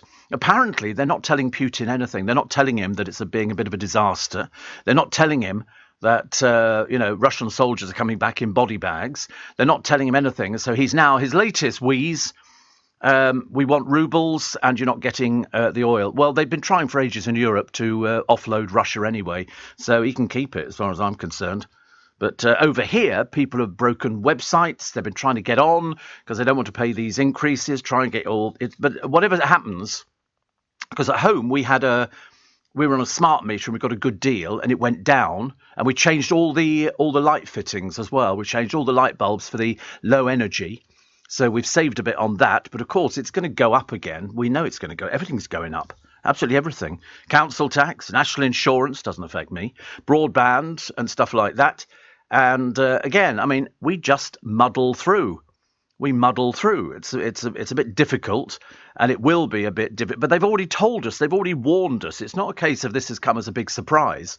It's a case of This is how you're going to have to budget, and if it means you don't take the car out as often because the petrol is murderously expensive, or if it means that, for the sake of your health, you cut down on smoking or you cut down on drinking, you can do it. So it's not April Fool's Day, it's April Cruel's Day. Stamps have gone up, the water bills have gone up, the energy bills are up, the council tax is up, national insurance is up, but the broadband charges are up.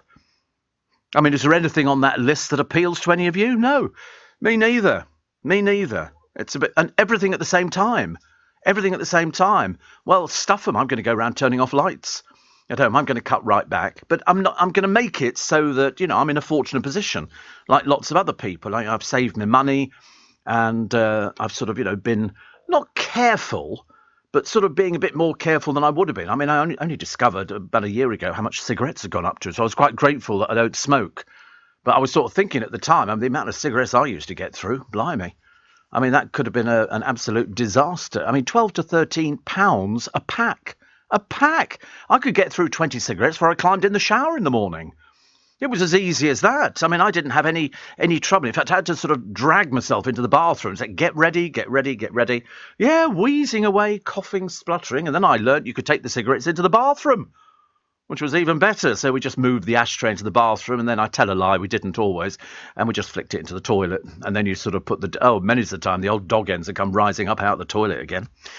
Chris Rock is holding back the tears. He went to do a gig the other night. He's still processing, he says, the slap, which you can understand, but let's not milk it too much, shall we? Okay, let's sort of kind of move on. Nobody likes Gordon Ramsay's new show. It might as well be called FF, whatever, because that's all he does is swear. So he's had a disastrous show, as one of the TV critics have said. In fact, they all seem to have said the same thing. Next stop for him, Channel 5, and you're on a loser. It's not looking good at all. Why didn't he just stick to what he's good at and stop trying to pretend that he knows how to do a game show? He doesn't know how to do a game show. He's not any good at doing a game show. The last one flopped dramatically, and this one's going to flop dramatically. Nobody cares about it. It's like a cheap version of The Apprentice. But he's not that sort of presenter. He's a man who works in a kitchen.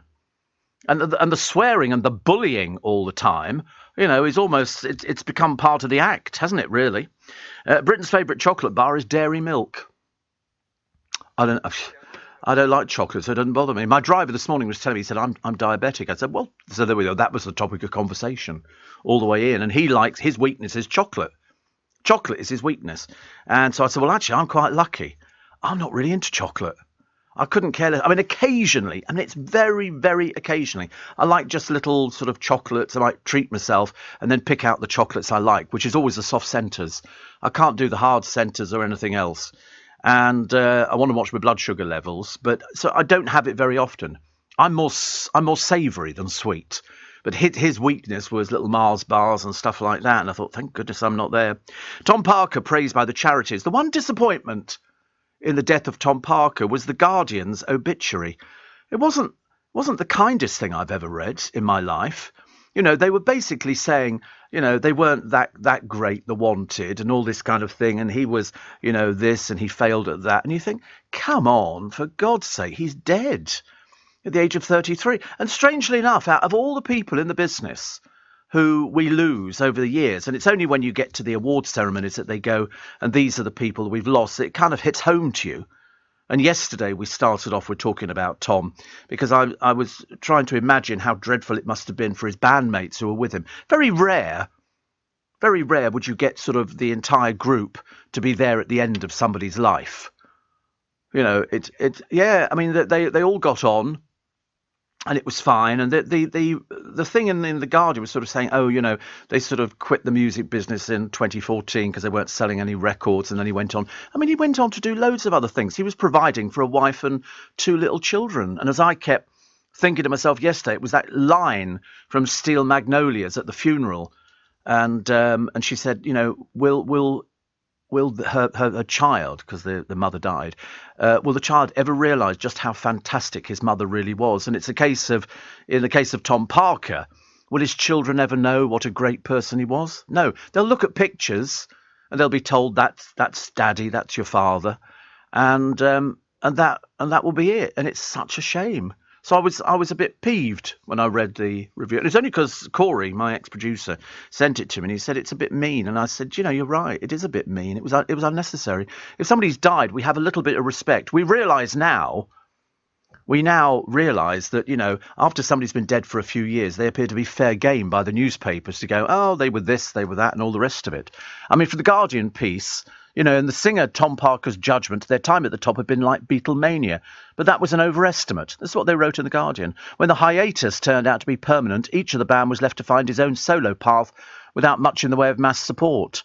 But it was like Beatlemania to them. They were taken from nowhere, and all of a sudden, why say something like that? What a mean-spirited thing. I'd hate it if a member of your family died.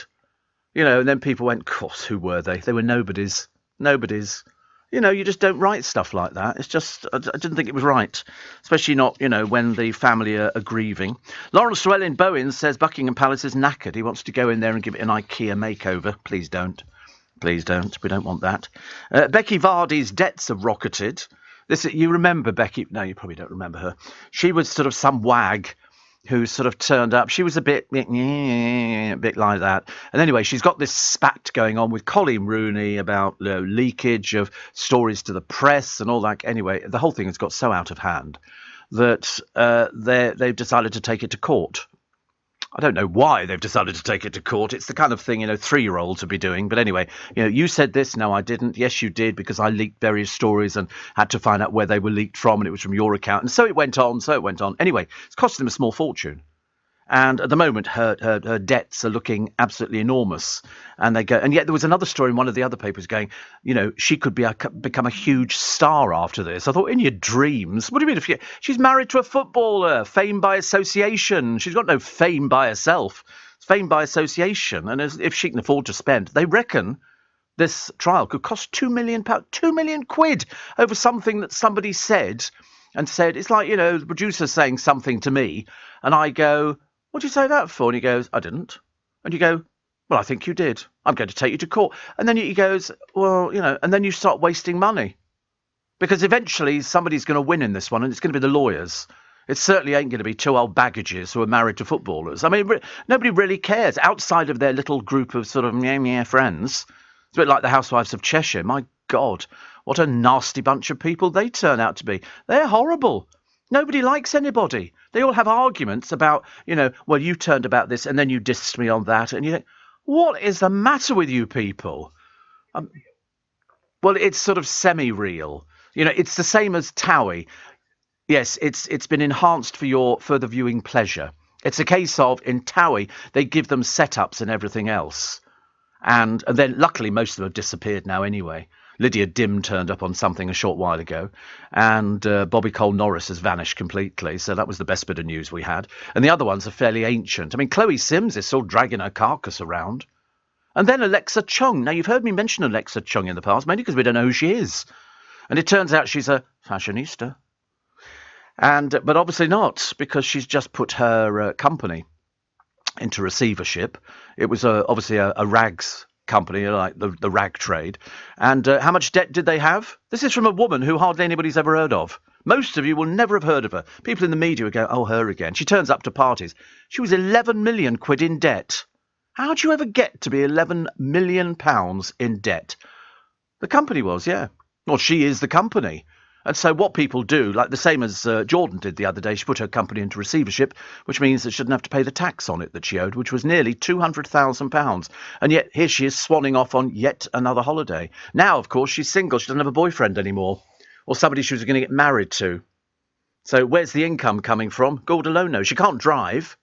She can't do anything, really. She's not allowed to drive for the next 2 years, thank God. And as I say, she was doing cocaine. They found it in her blood system. They didn't charge her with that, but that was just, I think, because there was basically too many other things. And she's got another court case due very shortly, together with him. He's got a court case coming up. She's got a court case coming up. Honestly, the world's gone crackers. Absolutely mad. 4:15. This is LBC with Steve Allen. Certainly is, and it's Friday. It's the pinch and a punch for the first day of the month. The no returns, white rabbits. What's the other one? Pinch and a kick for being so quick. I don't see why. It's banned now. We're not allowed to kick people anymore. Just sort of smack them around the face and do it in front of millions of people on the television. Did you read what Ian Dale said yesterday about conversion therapy, which should ring a bell with a lot of... Oh, come here, you stupid phone, honestly. Stop messing around. He said, to any straight person, that's what Ian Dale wrote yesterday, who thinks gay conversion therapy is in any way justifiable, I've got one question for you. Is there any amount of conversion therapy that could persuade you to be gay? It's that old thing, isn't it? People saying, would you really want to be gay? Over the years, gay people have sort of been the butt, if you'll pardon the expression, of every single joke going. And it was only with the advent of the Stonewall riots and everything else where the New York bent police thought that they could go in there and start beating up gay people. And the gays turned round. Far from being mamby-pamby, head in the clouds, arty, crafty things, they thought, we're not having this, and they rioted with the police. They were beating the police up like there was no tomorrow. The police were trying to close down a gay bar, and the gays were having nothing to do with it. Nothing to do with it at all, But in those days, it was very difficult. Nobody had any rights about anything at all. Nowadays, you get companies which are owned by, very prominent gay businessmen. And, it's interesting that Boris Johnson has reportedly performed this hasty retreat. He sparked a backlash after announcing ministers were abandoning plans to ban conversion practices. It's a load of old hokum. It is absolutely hokum. In the same way that you can't make a straight person gay, you can't make a gay person straight. It's just people who basically have got no idea what they're talking about, and they come up with the biggest pile of garbage you've ever heard in your entire life. I've heard people, and I've seen them on the television. Oh, I used to be gay, then I went to this church, and now I'm straight. You liar. No, you're not. No, you're not. You either weren't gay in the first place, or you're lying. It's ridiculous. I mean, we say, it's like, well, I used to make a joke about it years ago. I say, to prove how many gay people there are, go and sit in a cinema. Go and sit in a cinema. Look to the person to your left. Look to the person to your right. If they look okay, it's you. That's how you have to work these things out. Is Paul McCartney back on the cigarettes? He appeared to be smoking a cigarette the other day, but it didn't look like it had a filter to it. Just saying. Just saying. All these kind of things. Jo Wood says she's done with reality television, I think like the rest of us. I think reality television is basically there for chavs who don't stand any chance of getting a proper job because somebody said to them, oh, you deserve to be famous and all the rest of it, because you're really good looking. And everybody else is going, no, you're not going to be famous because you might be good looking, but you're still a bit dim. There's no point in worrying about things like that. So they go, oh, look, we've invented a program for you. It's called The Apprentice. You can go on there and lie through your teeth and pretend to be interesting and talented. Or you can go on Love Island if you really don't have any personality. And you could pretend to fall in love for a one-night stand. And the girls will all be sort of... I mean, I've seen the Australian version. That's even more embarrassing than the one that we've got running on the television. It was after the advent of Big Brother. When it first started, Big Brother was great because nobody quite got what was going on. It was a social experiment with hidden cameras. By series 3, they were all well aware of what was going on and they knew what was expected of them. So they started playing up. They started playing up to the cameras. They knew where all the cameras were hidden. They knew what they were being watched for. That's what it was all about. And it dragged out some of the most revolting people you've ever seen in your entire life. And you sort of sat there and watched it. And that's what got people watching television. People watch television to be shocked. To look at these revolting people. It's like Gogglebox. Half the families on there, you wouldn't want them living next to you. They are terrible. No, they're not. They would devalue your house. You don't want them anywhere near you. Oh, we've been on television, we're on Gogglebox. Oh, God, really? Definitely not. Do you know the traditional phone call is dying out? Speak to LBC's switchboard about that one. It's certainly not. Certainly not. It's right to the forefront. They say people nowadays send texts and stuff like that. No, I'm constantly on the telephone. My neighbour Lynn, she had a phone call the other day with her friend Joe. 4 hours. What in God's name do you find to talk about for 4 hours? Mind you, I managed 3 hours, so there's no problem there. Noreen says, hope you're well. We had quite a lot of snow. Light flurries, maybe 7:30. Then about 10 o'clock, it was really heavy. And then again, late afternoon. So wish Brian, it's Brian's birthday. A very happy birthday. And like you, says Noreen, he's 37. And forever we will stay the same. Also send love and get well wishes to several of our gang, all poorly. All poorly at the moment. Have a nice weekend, is it, godchildren? It certainly is. It certainly is. Oh, and I got another one as well, but I'll have to tell the producer where to find the text. It's in another part of my emails, and it's from Dubai, which is quite nice. We like that. Younger people hate speaking on the phone. Yeah, have you heard them? Yes, I said to him, I couldn't believe it. He said to me, do you want a drink, babe? And I said, yeah, I'll have a drink. And then he said, do you want to come home? And I went, no, I don't want to come home with you. I'll have a drink, though. In fact, I'll take two. And that's the conversation. I'm listening to these people on the bus. I'm listening to them on the train. And you think to yourself, yeah, that was just Lynn. 4 hours. I had to suffer. Small wonder I was getting earache at the end of it. The Russian soldiers, we're told, are now eating dogs to survive in the Ukraine. Obviously, those luncheon vouchers Putin gave them aren't working. So, can we buy some food? No, you can't buy anything here. We're not serving you. Piers Morgan says he's ageing like a fine wine. Well, I mean, half of that's true. He is ageing. And guess who's going on tour? They're on one of these cruises where they sort of put it's a musical cornucopia. It's a potpourri. And you've got Ali Jones, Catherine Jenkins and Calabro, who have toured with Cliff Richard. So they're all going off, which is very nice indeed.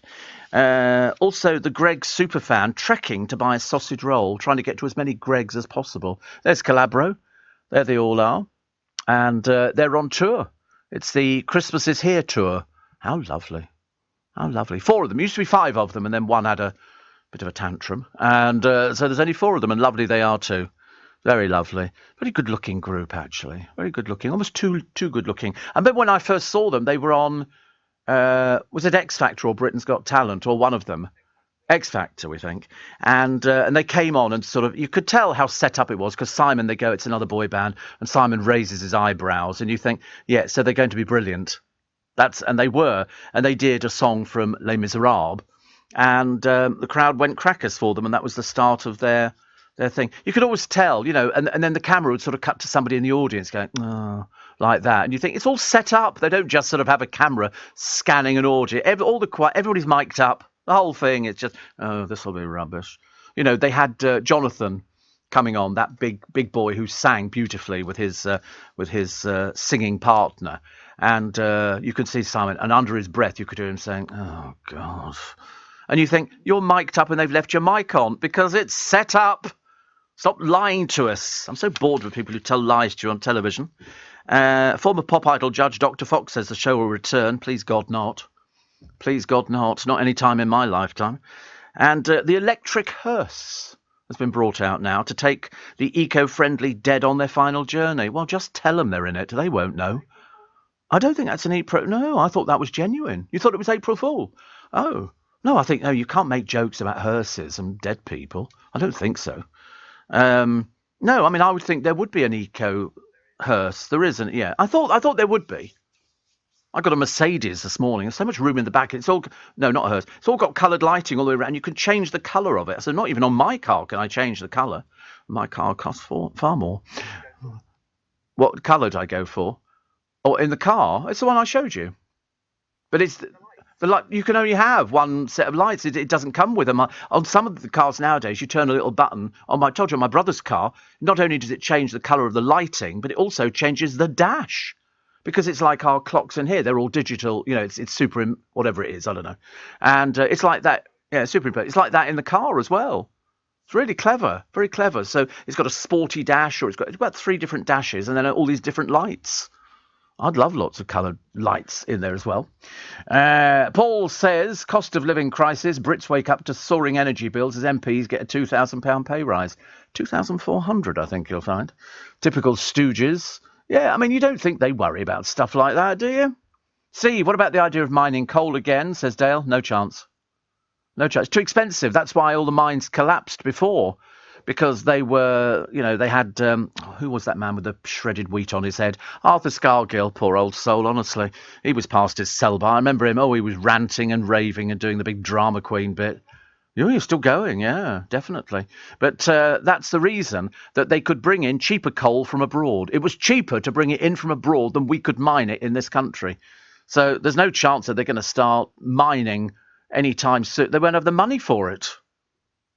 Won't have the money for it. The miners used to go in the cages down to, I thought it was highly dangerous. Then they'd all come up and have group showers, and then they decided to close the mines down for some reason. I think it was just too expensive. They couldn't make money, and so you had the miners' strike. And I can remember the abuse that some miners who crossed the picket lines used to get. People throwing rocks at them. The police. Oh God, it was dreadful. It was it was like Fortress Wapping when they got rid of most of the print workers who were basically drunk overnight and staggering off to the pub through Gough Square. Broke up families. Really did. Morning, Steams. Morning, Steam. What's going on, honestly? From Robin Hatfield. He said, I suggested to my wife, Sally, we should go to the pub every night to keep warm so we don't put the heating on. I can't tell you her reply, but I thought it was a great idea. So did you go? Without putting the heating on. Happy April Cruels Day, says Kim. Have you noticed the growing population of bees? Great to see for a while there. They were hard to follow. Lovely to see them back. I wonder where they disappeared to. Well, I don't know whether bees hibernate. I'm not too sure about things like that. Kevin the Milkman says, your man on the streets here reporting good news from the Strand. The roadworks are finished. The only queue is the usual 100-yard long queue for McDonald's by Charing Cross Station. I know. What is it? The obsession. No snow to report, he says. But this weather, what's happening? I was in shorts on Monday and I'm in long johns today. And this wind is colder than my ex-wife's heart. With UK Export Finance, I'm fulfilling more export orders from around the world with working capital support. Export insurance means I'll get paid when exporting to challenging markets. At UK Export Finance, we believe no viable UK export should fail for lack of finance or insurance. Between 2022 and 2023, we provided £6.5 billion of government-backed trade finance to support UK exports. Learn how we could help you win export contracts, fulfill orders, and get paid. Search UK Export Finance today. Steve Allen on LBC. Text 84850. Morning, nice to have your company. It's Steve Allen's Early Breakfast, and the good news is it's Friday. The good news is it's Friday, and the bad news is it's Friday the 1st. Certainly, normally the joke day, isn't it? I don't know why. I can't remember why people tell jokes on April the 1st. It's because it's just sort of turned into it. And, of course, the big joke is on us because everything's gone up in price. You couldn't even make it up, could you? National insurance doesn't affect me, and all these other bits and pieces that have gone up in value. And you start thinking, honestly, some people are going to go under during this. In fact, quite a lot of people are going to go under because it's bad enough at the moment. You wait till these bills start coming in. These £2,000 a year electric bills and stuff like that. This is going to affect a lot of people. Don't think it won't. I promise you it will.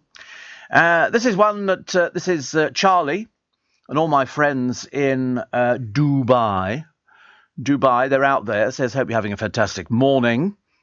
A shout out from Dubai to your friend Chris Allen, who is now a proud grandpa to his new little granddaughter, Natalie. Is it pronounced Natalie or Nathalie? But we are sure you will be the best babysitter. Not. Actually, I'm a very good babysitter.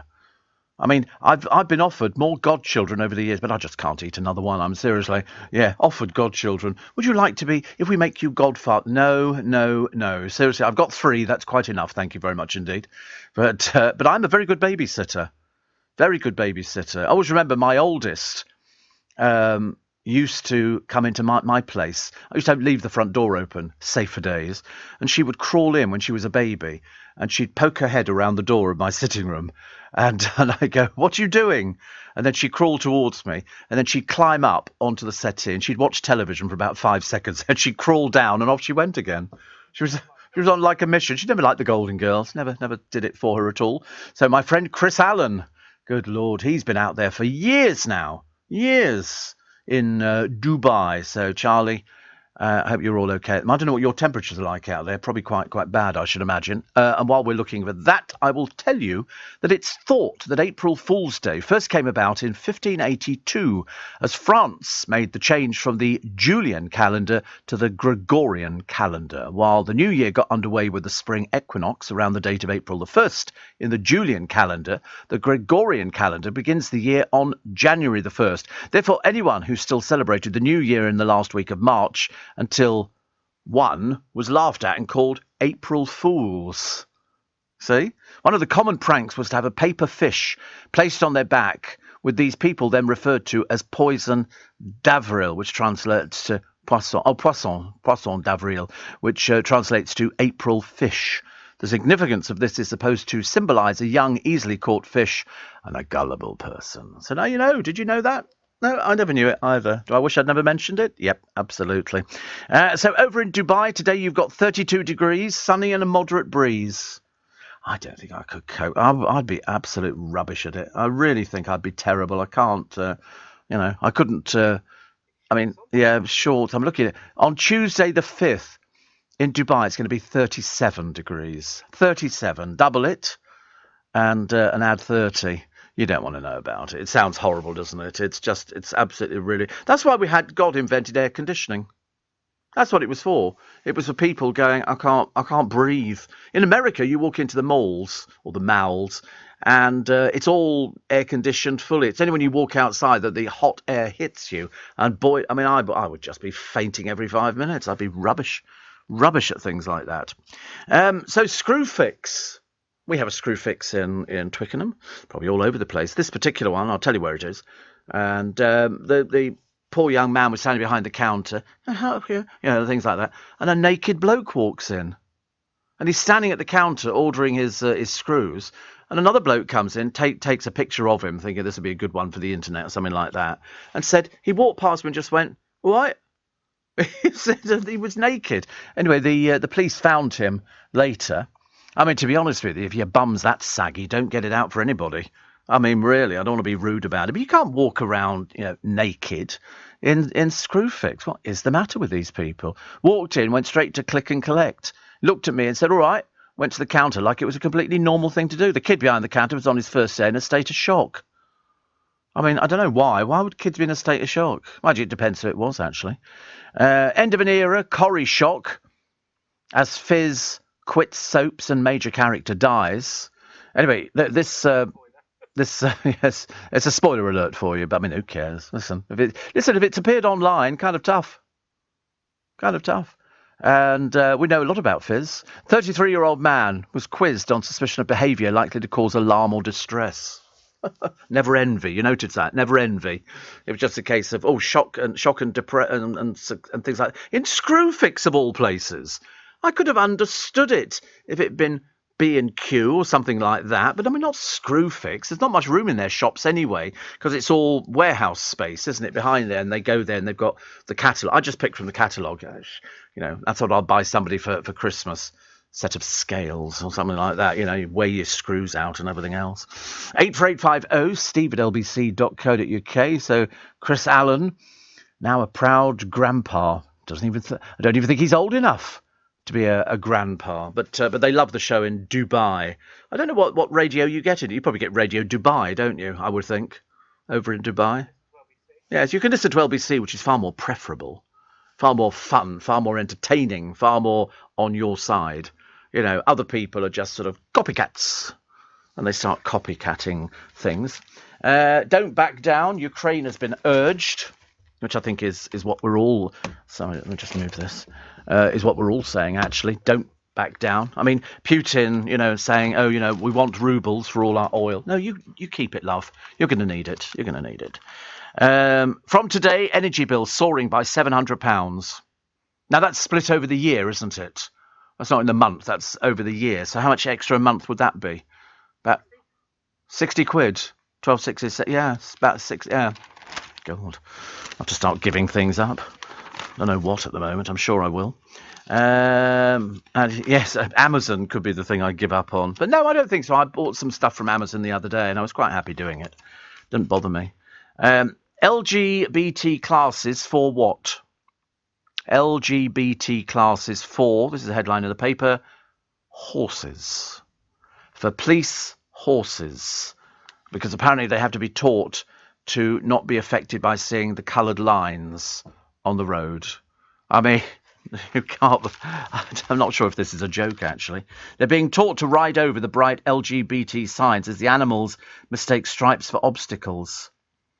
Former Detective Chief Inspector Mick Neville called it silly woke nonsense. The Met Police mounted branch officers issued pictures of steeds learning how to trot across the markings being unveiled by councils across the UK. We've had them for ages just by Paul Cooper's shop. It's got the rainbow flag. I've never seen any horses have any trouble getting over it. I'm not sure whether or not it's... they're too frightened. Apparently, training versions of the painted crossings have been installed at the Met's grounds in Gravesend. The force said the differing shades and patterns of a colourful crossing could suggest an obstacle in the road, causing a horse to shy. Do we believe that? I mean, do we think that's I didn't think that was an April Fool. I have a horrible feeling that the police are that... producers on the fence. The father, whose ferocious dog killed his son, who was 12 days old, has been jailed. Stephen Joynes owned the Chow Chow Alsatian Cross, which mauled baby Elon to death. And 5 months earlier, the dog, Teddy, bit another child in the family. Because that's the trouble. They're little children. They don't know they're little children. See, I'm of the opinion, no such thing as a bad dog. There's bad owners. And this particular man, whose dog killed his 12-day-old son, has been jailed for 4 years. And, you look at a picture. That's a Chow Chow Alsatian Cross. But you train them. That's the whole idea, isn't it? I mean, I'm not sure. Is it a banned dog? It had been banished to the garden, but was found growling over Elon, who was on the living room floor in September last year. In December, Joynes, this is Stephen Joynes, pleaded guilty at Sheffield Crown Court to owning a dog dangerously out of control, causing injury resulting in death. Elon's mother, Abigail Ellis, who has 3 other children from a previous partner, faced the same charge, but the prosecution asked for a not guilty verdict. Wow. The judge told Joynes, "You knew the dog had vicious characteristics." But it's always little children they go for, isn't it? Because they think they're a toy. They don't know. So, it should have been a trained dog, but, you now rot in hell for 4 years. That'll be your problem. We may open at peak times. Who says that? It's a man who's got 3 fish and chip shops in Scotland because they can't find people to work in fish and chip shops. And they also, they can't really survive. I mean, you get smaller portions now for the old price. So that's not very good, is it? Tim Barnes is the owner of Crispies in Exmouth, voted the UK's #1 fish and chip shop. He said, "I've owned it for 22 years, and when the pandemic struck, I thought that was the worst event in the shop's history."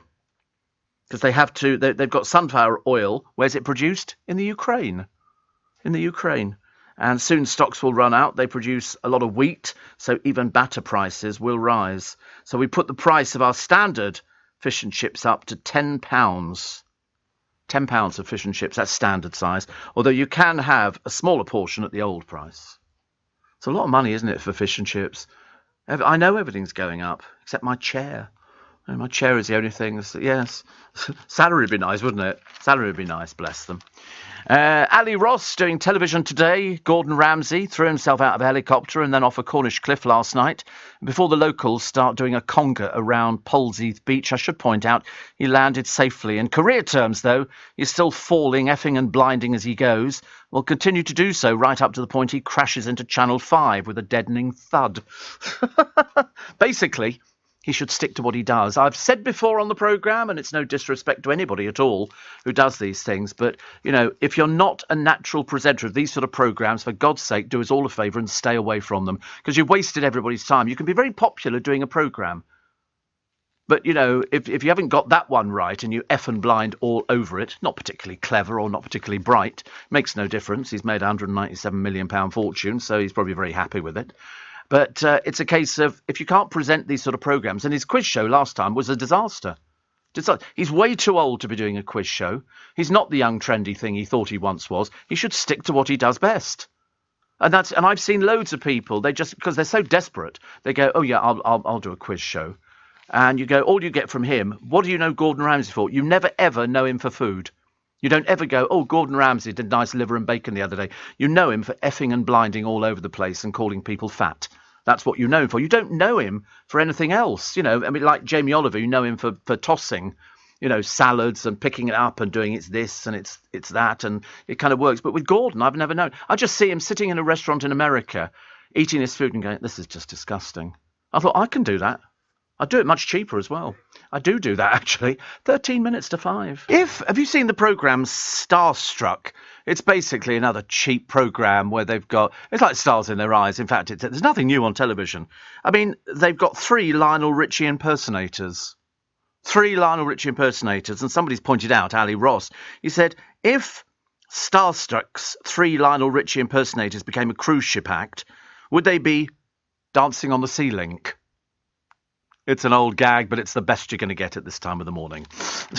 I love it. Lots of tributes to Tom Parker. Lots of tributes. And, but he has created a legacy. He's written a book called Hope, My Inspirational Journey. And it's a cruel twist of fate that he won't see its publication in July. And I just think that the best thing for me was the fact that all his bandmates were there with him when he died at the end. I think that's the most important thing. His family were round him, and he wanted to hear this Oasis song, because hearing is the last thing that goes, when people sort of succumb to things like this. And his bandmates were there, something they will remember for the rest of their life. They will never, ever forget. Like you do remember these things. I said the other day, we did quite a bit on it on yesterday's programme, because I just thought, I didn't know him. I'd seen him in the building loads of times. And they always seemed quite nice, boisterous, enthusiastic. Everybody said nice things about him. And you think his bandmates now have to try and pick up the pieces. Whether they go out on tour in memory of him, I don't know. I think there is some concert being planned, which is a very nice thing, because it's just nothing. 33. I think any age is nothing. I think we should all live forever. Who was it? Which group did that one? It was Oasis. Yeah, that's what he was listening to. But the Wanted bandmates paid tribute to the funny, driven, and inspiring friend, and shared the video because he only managed to make one appearance, and I seriously thought that he was gonna make it. I really did. You always hope that there's going to be the miracle. You always hope that there's going to be something. I mean, posting on Instagram, Nathan Sykes says, I can't begin to express how I feel right now. Tom was the most passionate, funny, driven, and inspiring person you could wish to meet, and I'm so grateful I was given the honour of being part of his journey, and even more grateful I can call him my friend, as well as one of 4 brothers. Because that's what it comes down to, doesn't it? We were talking about that the other day. Terry Wogan, who said, I'm so proud to call you my friend. And that's what it was. That's what radio is. For those people who manage to make the connection with people, then that's what radio is. And it is. It's like a giant family, and nobody can tear it apart. Nobody can tear it apart. I mean, I still hear from producers from donkeys years ago. I mean, to be honest with you, I'd had most of them sectioned if I could. But, we weren't that lucky. Sam says, happy birthday to Pip Schofield. Yep, they gave him a birthday cake yesterday. I mean, they don't need to give him cakes or anything like that. He's off because he doesn't work Friday. So he said, well, actually, it's tomorrow. And Gok Wan was cooking, doing some very nice stuff, actually, by the look of it. They did this sort of, I don't know what it was, but it was crispy wings or something. It looked very nice. And he made his own sauce that went up, which looked even nicer. I like stuff like that. Meanwhile, over on the Dreary channel, Steph McGovern was still trying to find an audience for sort of, loads and loads and loads of people sitting in the studio. I don't know what they do there. I really don't. But anyway, Philip Schofield is 60 today.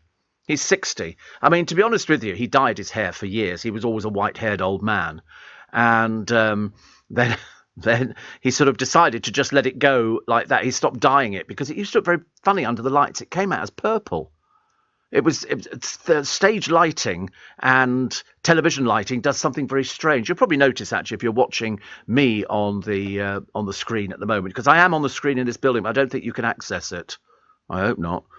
We've had this before, don't put him up on the screen, because I can see myself at the moment, and I could see myself yesterday when we did this Zoom video call, because Lynn and I were sitting together in her kitchen doing it on her laptop, and hair and makeup. Lynn surreptitiously trying to smoke a cigarette at the same time as carry on the Zoom call, and then it snowed briefly. And there's a picture here of the cricket stars caught out by the blizzard. Nottinghamshire players, including Stuart Broad, were more likely to be hurling snowballs. And it just comes down very fast. And then all of a sudden it just melts away. And it was okay. It was okay. You know, it's sort of one of those sort of things that we might get some more snow today. They haven't predicted any, but I think over this weekend, I hope not. Driving down to the godchildren, middle of nowhere. I don't want to do that, thank you. Susie says, it's my birthday today. An April Fool, I know. Wish me a happy birthday. It'll make my day. 21 again. 53, really. Nothing the matter with 53. Nothing the matter with 53. I remember it vividly. I don't, actually. I can't remember anything, because you don't celebrate birthdays, do you? I think the last one I did was 60. And that was quite interesting. Because people just... Well, when I was younger, I remember thinking 30. That sounded really old to me. It's like I remember thinking 29. Do I know anybody who's 29? And the answer is no. Now, of course, as I've got older, my friends have got older with me. And you think that you have to have everything sorted, really, but of course you haven't. You really haven't. I mean, you know, people have said to me, you know, living is a learning curve. You're always learning. Every single day you learn something. Every single day there'll be something else you go, I never knew that. I'm glad I knew that. And you think, well, that's the advantage to getting old. People say, there's no advantage to getting old. Well, there is. There is. You know, it's sort of, you know, it's the way that life is. You've got to, as Alexandra Burke said, you've got to live every day as if it's your last. You've really got to go out and get the most out of life, because it's not going to give you anything. You've got to go and take it, or you've got to earn it. And then once you've discovered that, you know, that's why, you know, the trolls who've been in the... There's another troll in the paper this morning, actually, just been sent to prison, trolling racist stuff. And they've sent him to prison, I think it was 2 or 3 years, which I think is great. I love it when the trolls get jailed, because the trouble is they are so stupid and they're so thick, they don't understand that you can't write. The moment you commit yourself to writing something is the moment you're in trouble. Because if somebody decides to take it further... You know, the police can find you really quickly, really, really quickly. And then they just say, do you want to go ahead with this? And you just go, yes. And that's it. That's why it always amazes me when you get sort of certain celebrities and they say, oh, I've been trolled and all that. And you say, take it to the police. The police are more than happy to prosecute these people. And then once you find out who they are, you basically think, well, you're just a bit sad and lonely, aren't you? But now you can be sad and lonely in the company of men in prison. Think the excitement going on there. Dirk, the giant Galapagos tortoise, has fathered the first ones to be born in Britain at the age of 70. He's called Dirk Diggler, apparently, named after, apparently, a well-known porn star in the movie Boogie Nights. But he successfully impregnated his girlfriend, called Charlie, who's 49 years his junior. And they're so tiny, these little tortoises. They're tiny. They're like, you know, you can hold about, I should imagine, 6 in your hand. I mean, he probably thinks it's food. What, the tortoises? Big. They can get up to 6 foot wide and weigh 30 stone. They're absolutely huge. Yeah, look at the size of it.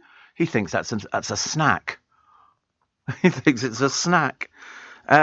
15,000 remain in the wild. There used to be 250,000. The tallest is always in charge.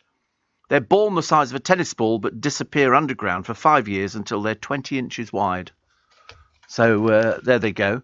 They're lovely. I mean, they do move quite quickly. A friend of mine, I used to have a producer called Mike Carson years ago, and he went on holiday to the Galapagos Islands. It was a free holiday.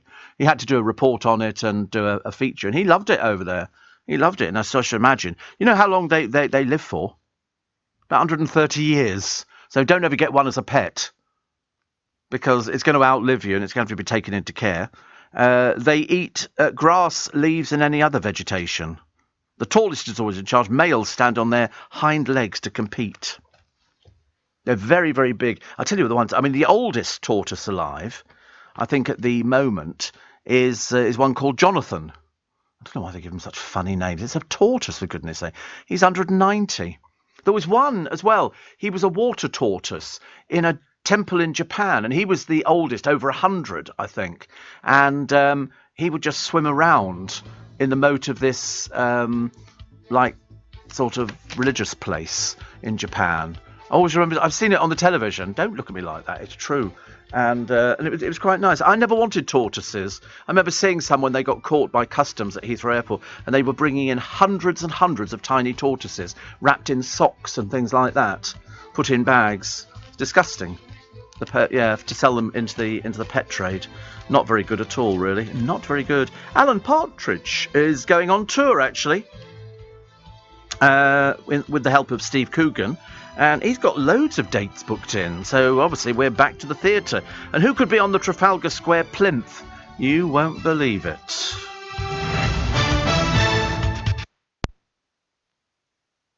Here in the UK, we sell amazing products and services the whole world wants. At the Black Farmer in Devon, our produce is enjoyed on both sides of the Atlantic. We're McKinnon and Saunders from Manchester, and our puppets are watched on 6 continents. So whether you're new to exporting or experienced, explore global growth for your business with free support from the UK government. Access information, training, events and expert advice to help you find new customers overseas. Visit great.gov.uk to get started. This is LBC from Global, leading Britain's conversation with Steve Allen.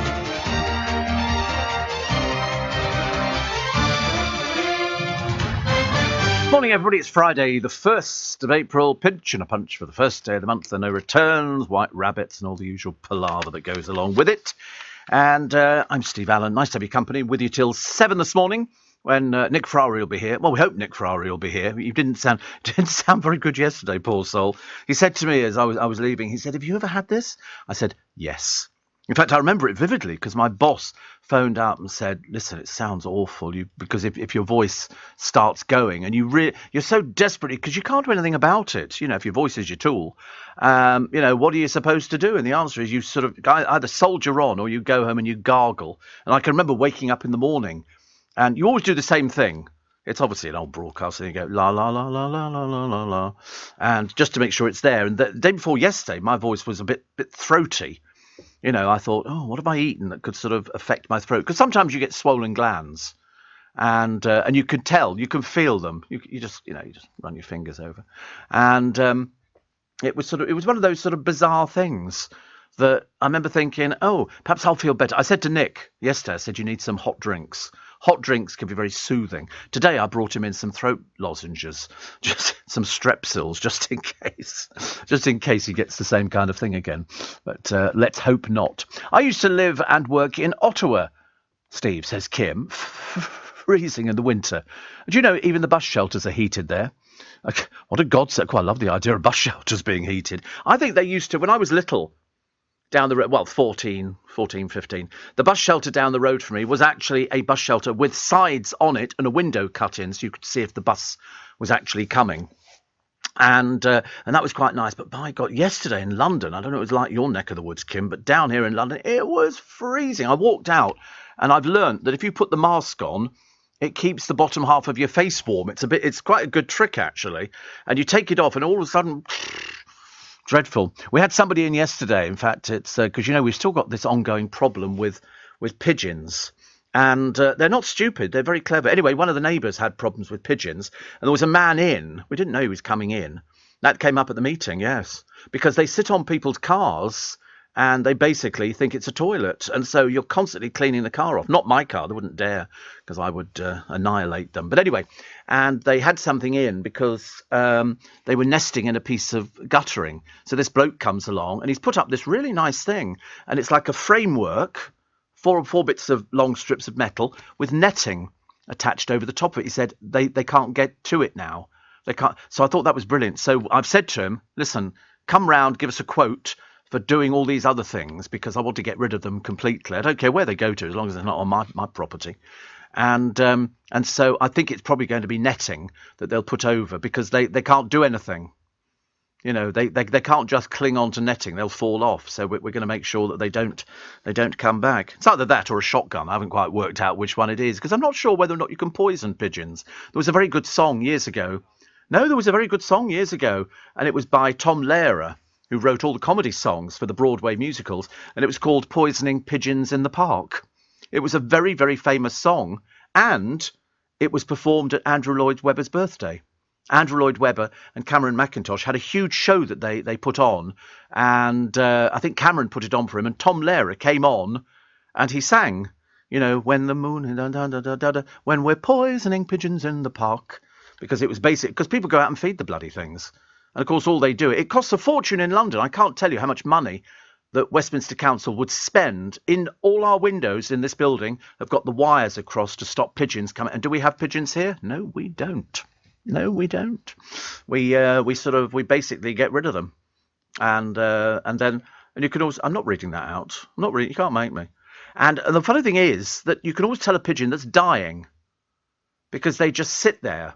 They don't go anywhere. They sit there. You could sometimes see them in a doorway or down this side thing here. I don't know how long they live for. And anything over a week is too long as far as I'm concerned. And they sit there and you can walk round it and they won't move. If they're sort of pigeons that are fairly sort of fit pigeons, and at the moment it's mating season, but there again, when isn't? You know, you can always tell because you get the one walking behind the other one and going prrr, prrr, prrr, like that, and you think, oh, go away, you dirty little pigeon. They live about 15 years, not round our woods, they don't, I tell you. And they always go back to where they were born. So they constantly multiply. It's like putting daffodils out. Only daffodils are far, far nicer. Terry from Leighton Buzzard says, good morning from sunny, is it Paphos? Paphos? Where's that? Cyprus. Oh, that sounds nice. Where it's going to be 25 degrees today. So double it and add... So 80. You've got a nice 80 degree... It wouldn't appeal to me in the slightest.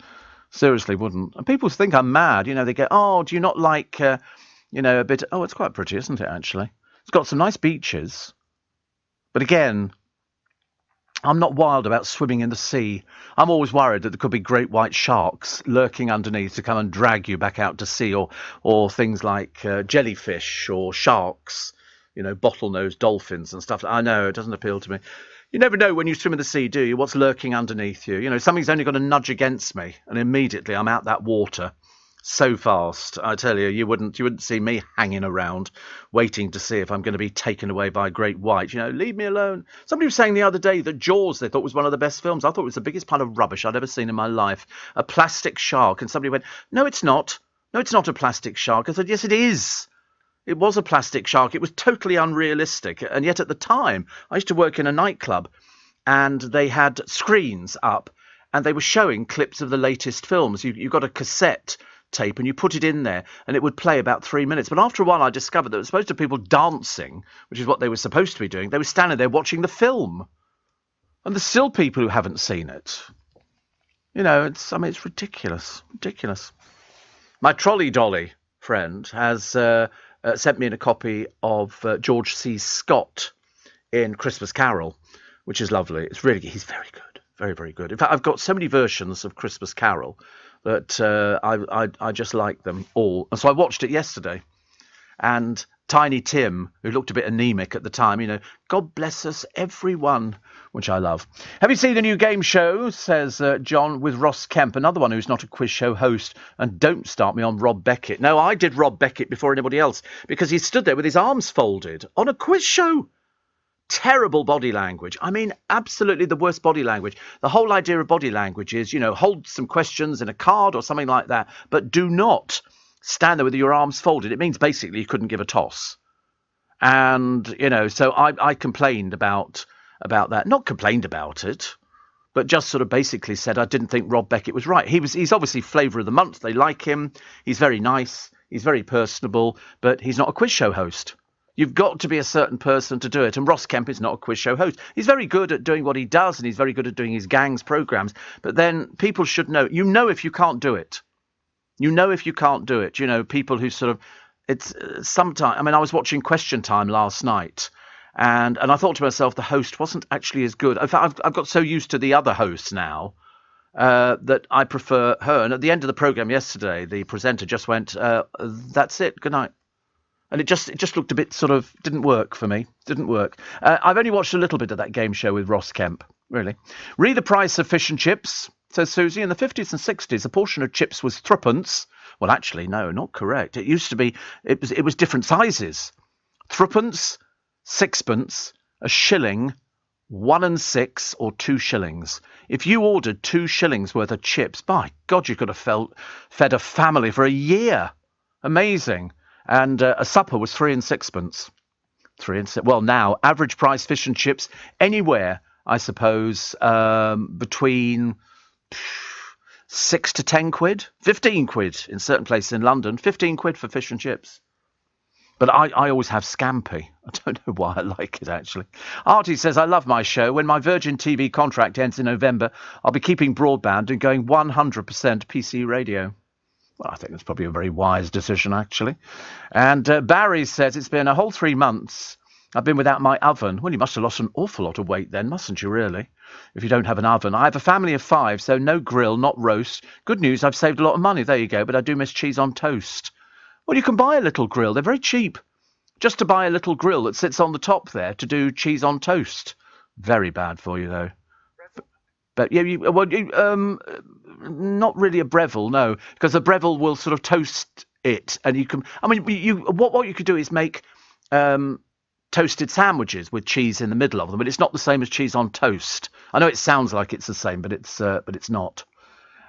Steve, the only sad thing about Jonathan is that he's lived all his life in a zoo, says Dennis in Grantham. Yeah, but he doesn't know he's in a zoo, does he? It's like there was that island in one of the stately homes when they had two gorillas on an island, and then one of them died, and the other one just sort of sat there looking a bit sad because they look like us, don't they? Well, they do from where I'm sitting, and they have you just half expect them to actually come out with words like, thank you, or I've been meaning to talk to you for ages. I'd quite like that idea, actually. Wayne, my trolley dolly friend, says, so happy you watched the DVD. It's my all-time favourite version. I saw it and thought of you. Well, you're absolutely right. The producer said, how many versions of A Christmas Carol are there?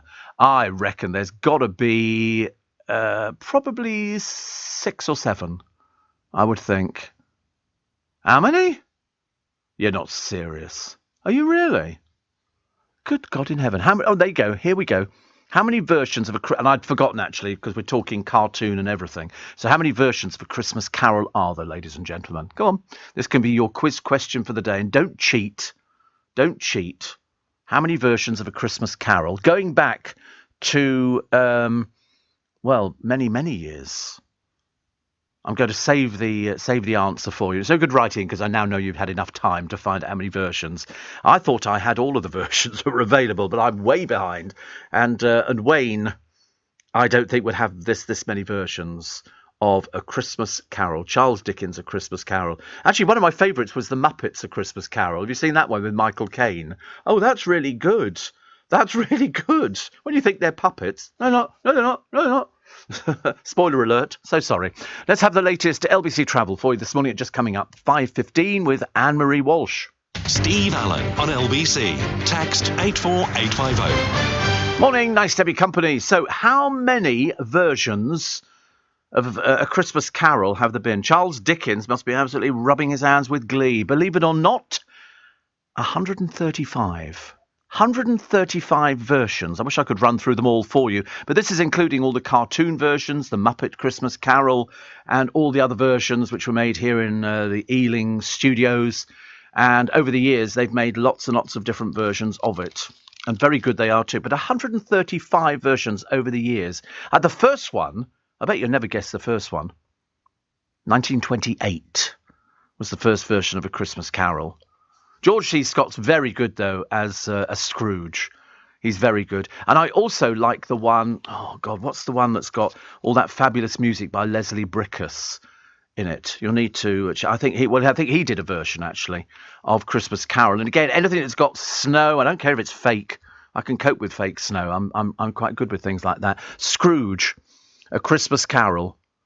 There you go, which is lovely. It had the best... Is this the Leslie Bricusse one? It's got the best music going. It really has. I was a big fan of Leslie Bricusse, and it was just great. It became a musical as well. I think they did it as a musical on stage, and I think Tommy Steele starred in it. I'm pretty certain Tommy Steele, I think. But no, Leslie Bricusse's it had some most wonderful songs in it, wonderful songs.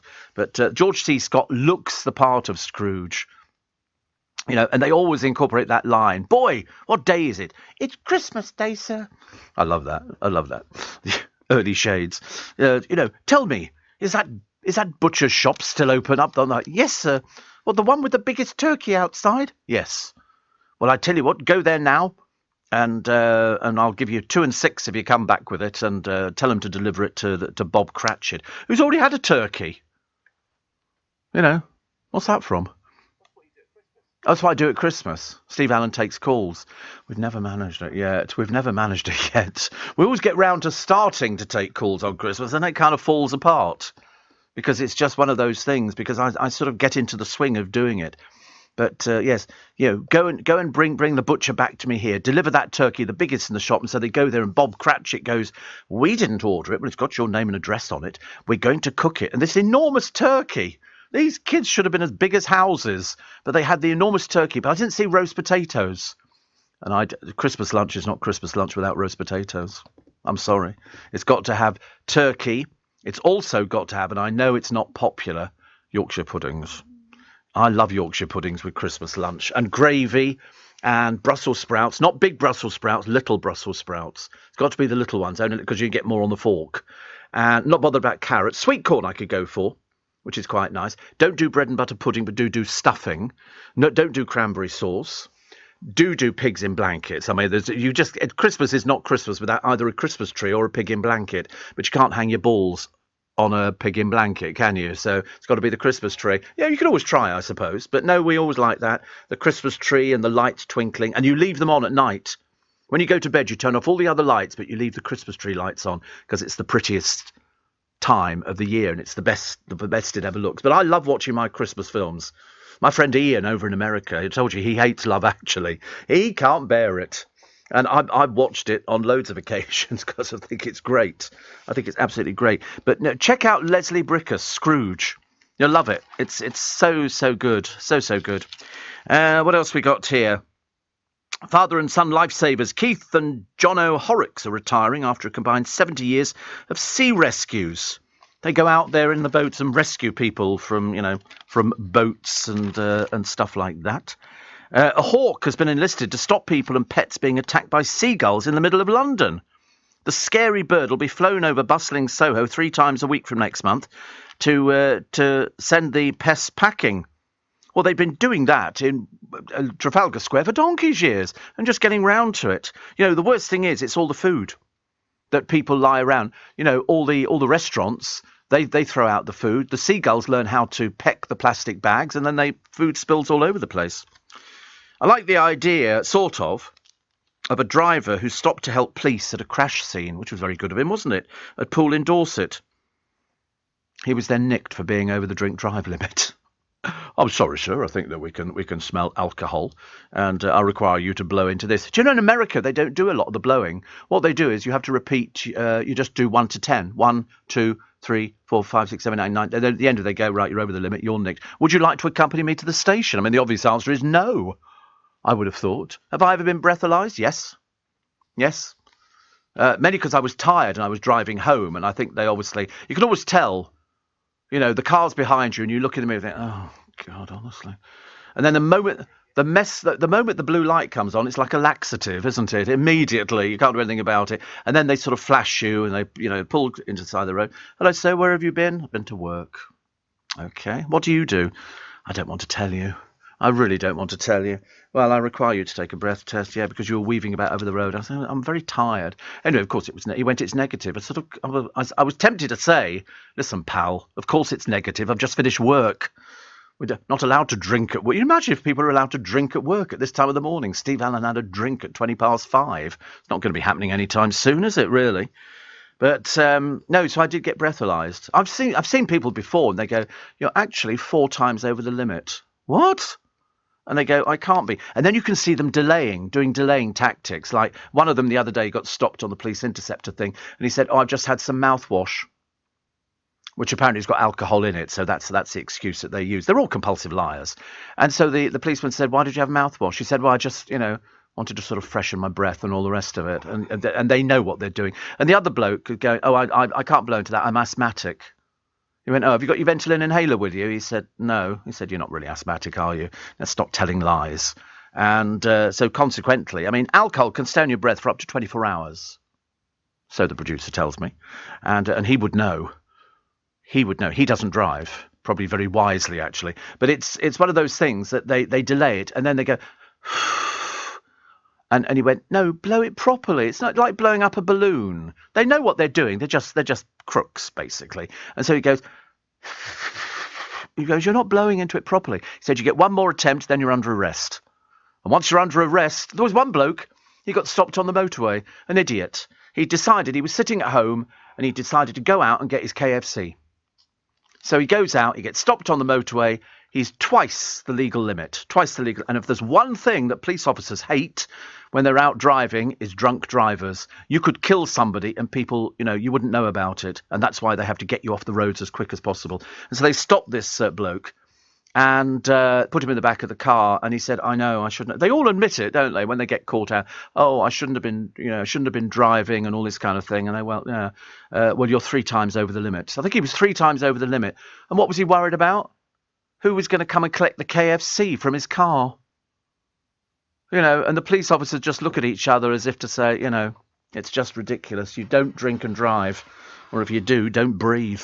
Because that's the thing that, I mean, I don't think the police used to turn a blind eye to drink driving. But I don't think they used to arrest as many people, because what they're trying to do now is it's young people. Young people whose insurance can go through the roof. They're more likely to be drink driving, because we were looking at all the bars in London earlier on, which were heaving. And at some point, some of those people are going to get into a car and drive because they think they can. They think they can. And the whole idea is the police want to get them, and they come up with this, you don't need to say anything. They might harm you, or whatever it is, when you appear at a court of law. And you go there, and I think the more people they take off the road, the better. But as I say, the police absolutely hate drink drivers, because some of them are just, when people have had a few drinks, they're a bit violent, and they're not pleasant to deal with, and they're not rational. There was some bloke, he started saying, what you picked on me for, mate? One of these typical student types, bit of a yobbo.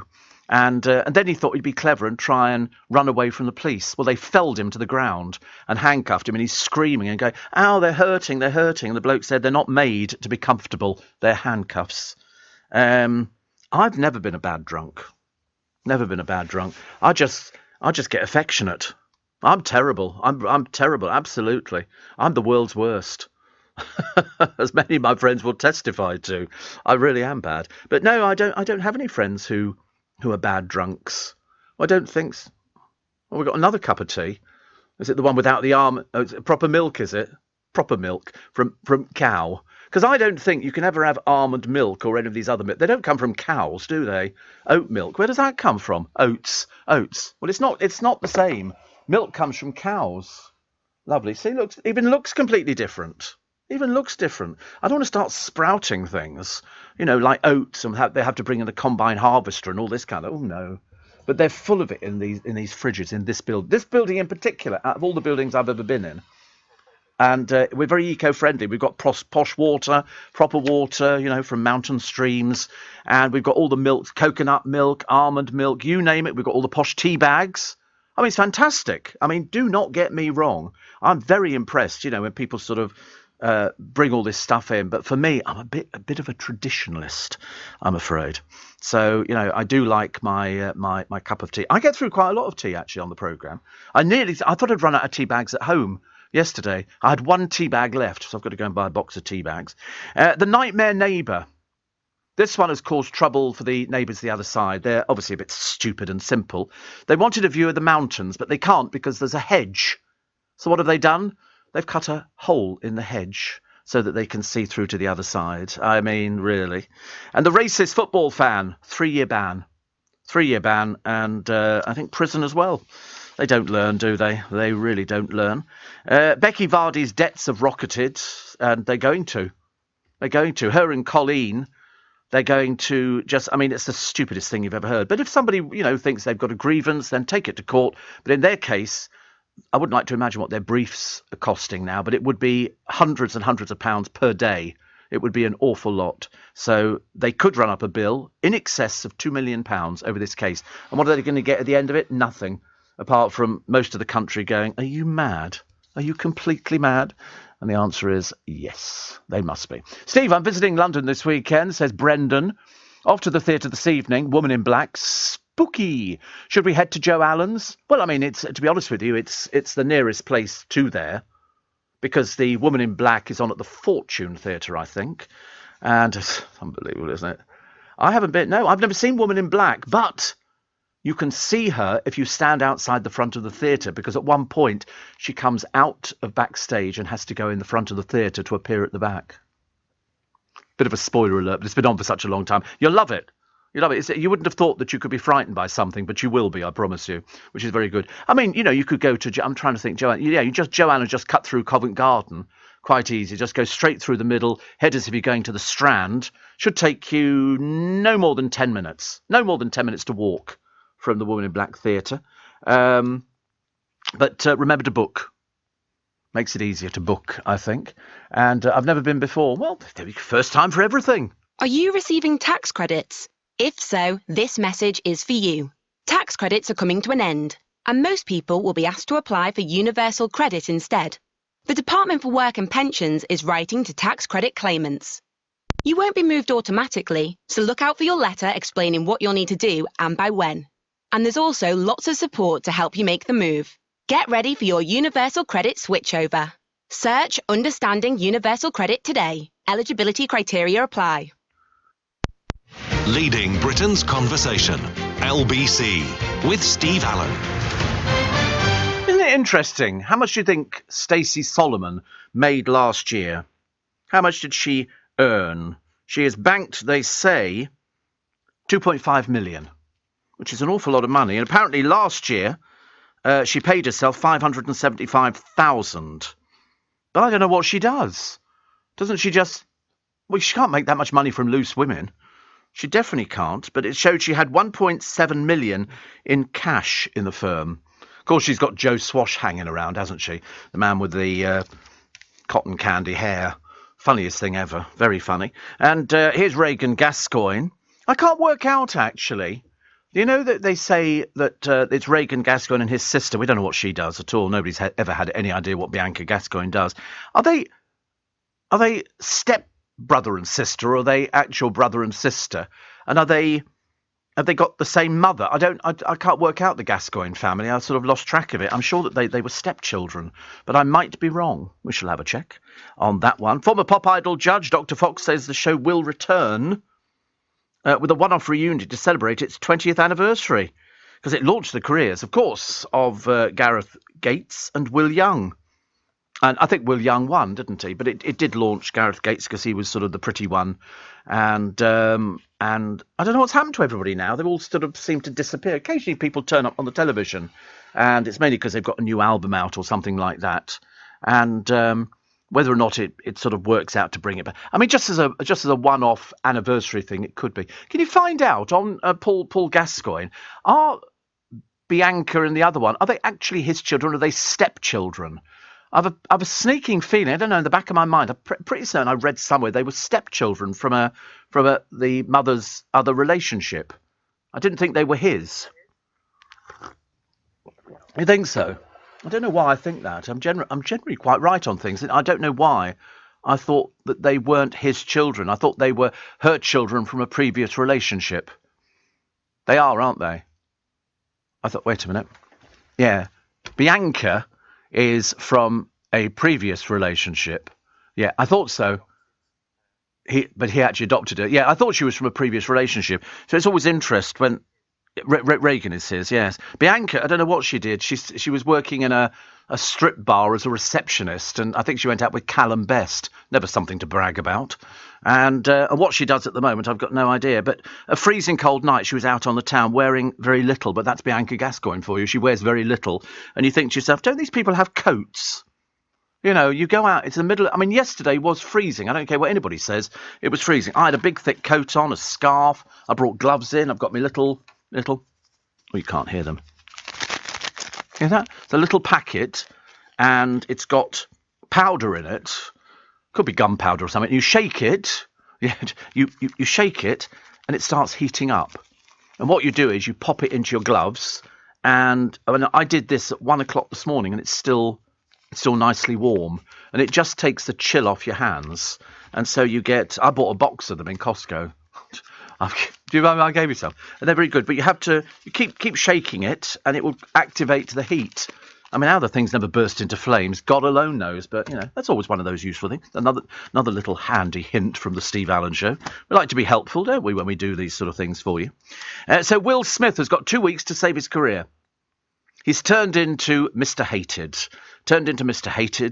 And the other one's milking it. And at the end of the day, it was wrong.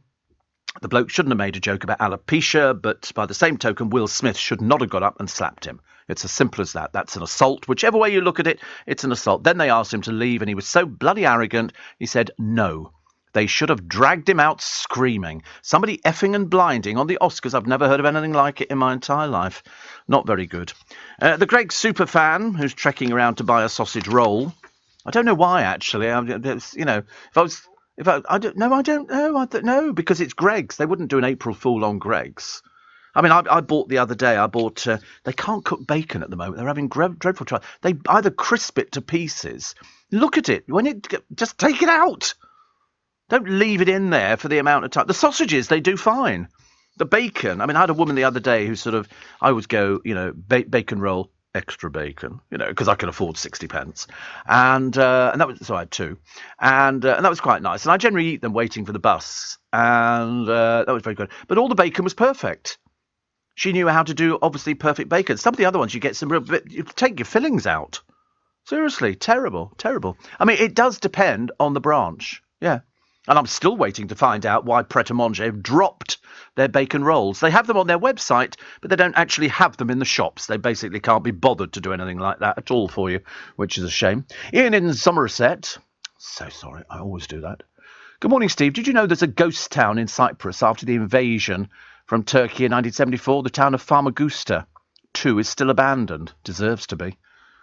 I just used to like the name Famagusta. I don't know what it was ever famous for or whether we went there on holiday, which I don't think we did. Steve, one of the best animated versions of A Christmas Carol is Mr. Magoo's Christmas Carol, 1962. No kidding, it's a musical version and it's charming. There it is. There is the Cypriot ghost town, which could reopen for the first time since the 1970s. So it's a ghost town. Why don't they just leave it as a ghost town? Isn't that far more entertaining? I mean, to be honest with you, it's a lot of ghost town, isn't it? I mean, there is a lot of it. It's lovely, isn't it? Famagusta, the biggest. It's Varosha, Famagusta, Varosha, and I wonder why it was abandoned. Was there something the matter with it? I mean, it's got high rises, it's got everything, but it had a population of 226. 226. Oh, funny. And before 74. It was the modern tourist area of the Famagusta city, Varosha. Its Greek Cypriot inhabitants fled during the Turkish invasion. So that's it. People fled and they never came back again. So in other words, you could move there now, put in some glass in the windows, and you've got a fabulous apartment. Pick whichever one you want. Mind you, might find that the electricity is not connected. And you might find that... it's like that town near Chernobyl, isn't it? No, I haven't seen that one. Is that another one? Good grief. It's amazing, isn't it? You get all these abandoned... Oh, yes. Do you know, I have seen it. And do you know how I know I've seen it? Because of the Ferris wheel. The Ferris wheel. I remember that. And it's a place called Pripyat. Pripyat. I love these underground programmes that they do in this country. We get them on some of the different channels. Although repeats all over the place, and they sort of take you underneath and they go, and this is sort of, you know, this and thing, and, you know, the guns have been taken out of it and it's all underground and they used to store, and you think to yourself, some of these bits are still there, including all these concrete. There's one bit where for a mile, concrete pillars, and it's to stop tanks advancing. And of course, because they built them of concrete, you can't get the things out again. So they've kind of left them there. Bit of a tourist attraction. Which I don't have a problem with. I quite like tourist attractions.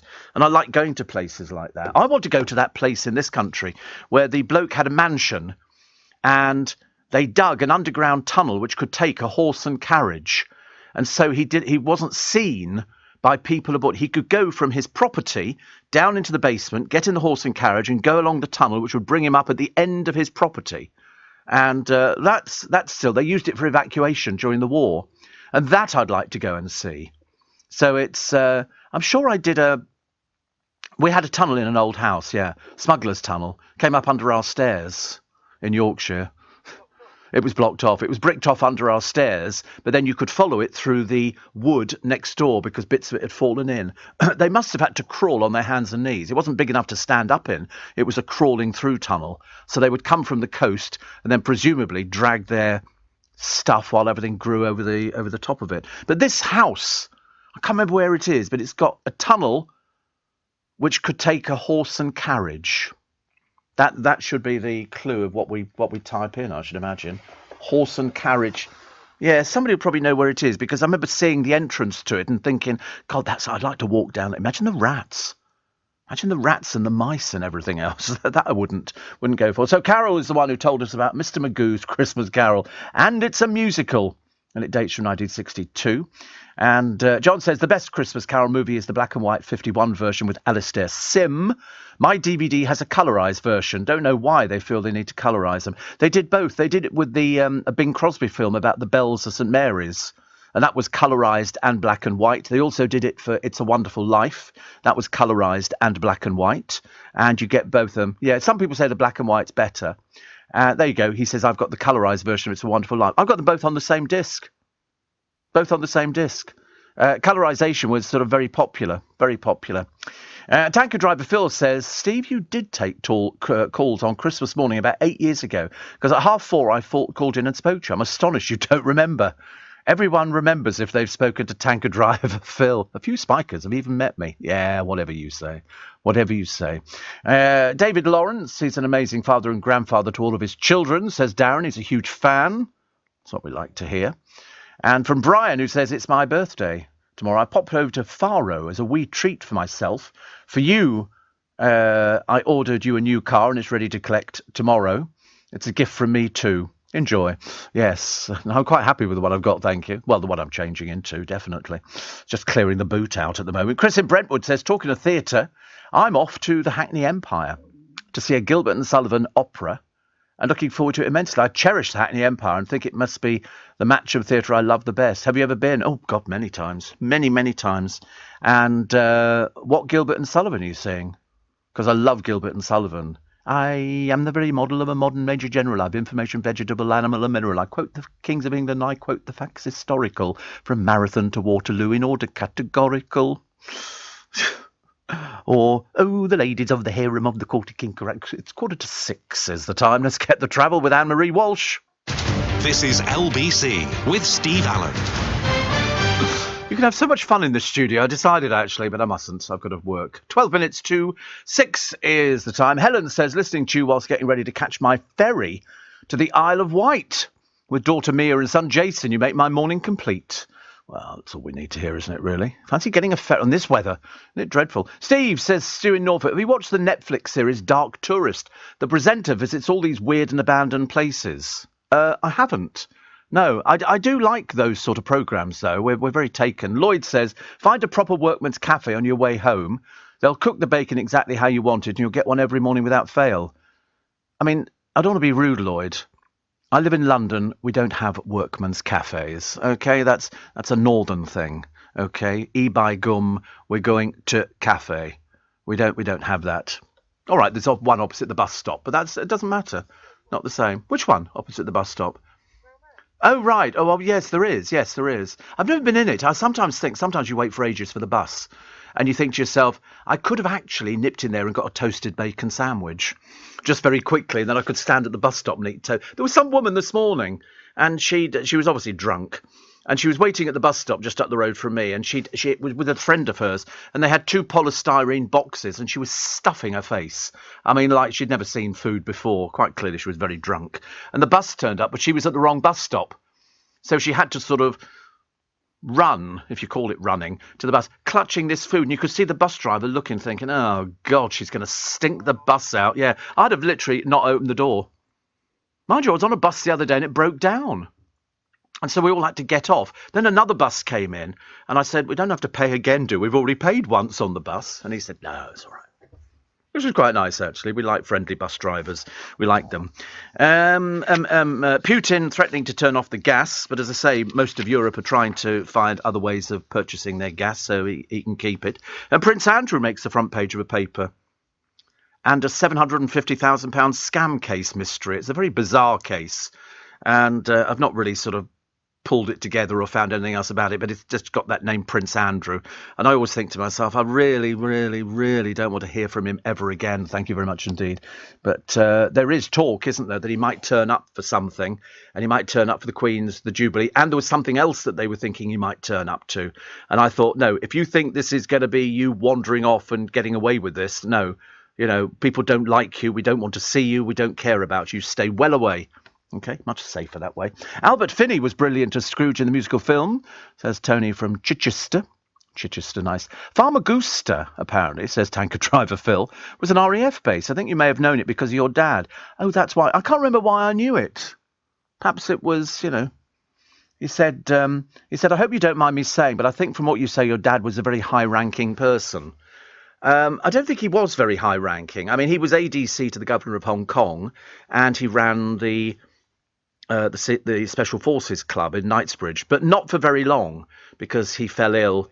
Yeah, I mean, it sounds quite... I mean, it's because he was ex-RAF that he got the job running. But my dad retired from the RAF early. You could either come out at 36 or in your 50s, and he came out at 36 and started a company making printed circuits for computers. In those days, printed circuits for computers were made by little specialist companies, not mass-produced as they were now, because it was a fairly young industry. But they used to make them, and they had baths of acid and this and boarding and put gold bits, make everything. And he also, as a sideline, used to make maps on copper. They were etched on copper. You would take a negative, I can't remember exactly how it worked because we had quite a few, and he would then put it into this bath of acid, and it would etch the map onto this gold copper. And they would sell those, and they had all sorts of things. And at one time, they were doing really well as a company, and we bought. I think Dad had flats in Reading. He owned flats in Reading. They also bought a stonemasons building, and they had all sorts of different companies. Yeah, they were very diverse. My dad was very good with his hands. Very good with his hands. Very very clever at sort of making things and like that. Steve, says Laura, Trolley Dolly in Narnia. I've sent Pret customer service 2 emails explaining you're disappointed that you can't get your favourite bacon roll at Twickenham. I said you're a big-time LBC presenter. Response, they are delighted. I love their recipe. I politely suggested she reads the email again. I take it they've not sent any bacon rolls to the show. No, we can't find them anywhere. Can't find them anywhere. I mean, it is absolutely disgraceful. Really is. Lee says, the place you're talking about with the tunnels and the horse and the carriage is Welbeck Hall near Worksop. I knew you people would know. Get me pictures of Welbeck Hall in Worksop. If it's the right place, I tell you, you get the award of the day. And so there's Welbeck Abbey. There you go. Look at these. Have you seen this before? Look at these. Look how wide it is. You can get a horse and carriage down there. And it meant that he wasn't seen by anybody. He wanted to get to the outside world. And wait a minute. Let's have a quick look. There you go. A rare chant. Oh, no, sorry. The X-ray of the corridor from the elements of architecture. And this was the vast underground ballrooms and tunnels at Welbeck, built in the 19th century. And how fantastic. The Welbeck estate. Look at that. And the exhibition is part of the great tour of these tunnels. Amazing place. I mean, look at that. I mean, I think that's fantastic. And then it just sort of popped out the other end.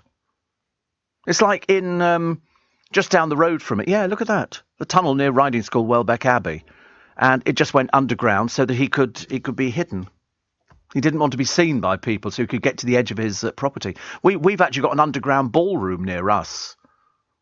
An underground ballroom. I think it's in. I think it's near sort of. I think it's part of Twickenham or something. And what they did was they built a lake, but as they were building the lake, they built a ballroom. It's an underwater ballroom. Underwater ballroom. You will probably find it under. And they built it. Then they flooded the lake, so you walk along a long tunnel to get to the underwater ballroom, which I think is in. Don't look like that. It definitely exists. I've seen pictures of it. It needs cleaning, actually, because it was looking a little bit sort of messy. But underwater ballroom, Richmond? No. I've not seen the one in Godalming. Have you got pictures of one in Godalming? Show me the one in Godalming. I'll know when I've seen it. Underwater. Oh, that might be it, actually. It's Godalming, is it? Oh, right. There it is. Yeah. So it's you walk down a tunnel and a Mansion Lake was built by a criminal who ate a cyanide pill during his trial. The hidden ballroom under a Mansion Lake was built by a criminal. Whitley Wonder Underwater Ballroom. So you sort of go into it, and then there's that bit there at the end. It's amazing, isn't it? The stuff that, I mean, there's all sorts of interesting things, but then I'm interested in history. Never used to be. Never, ever used to be.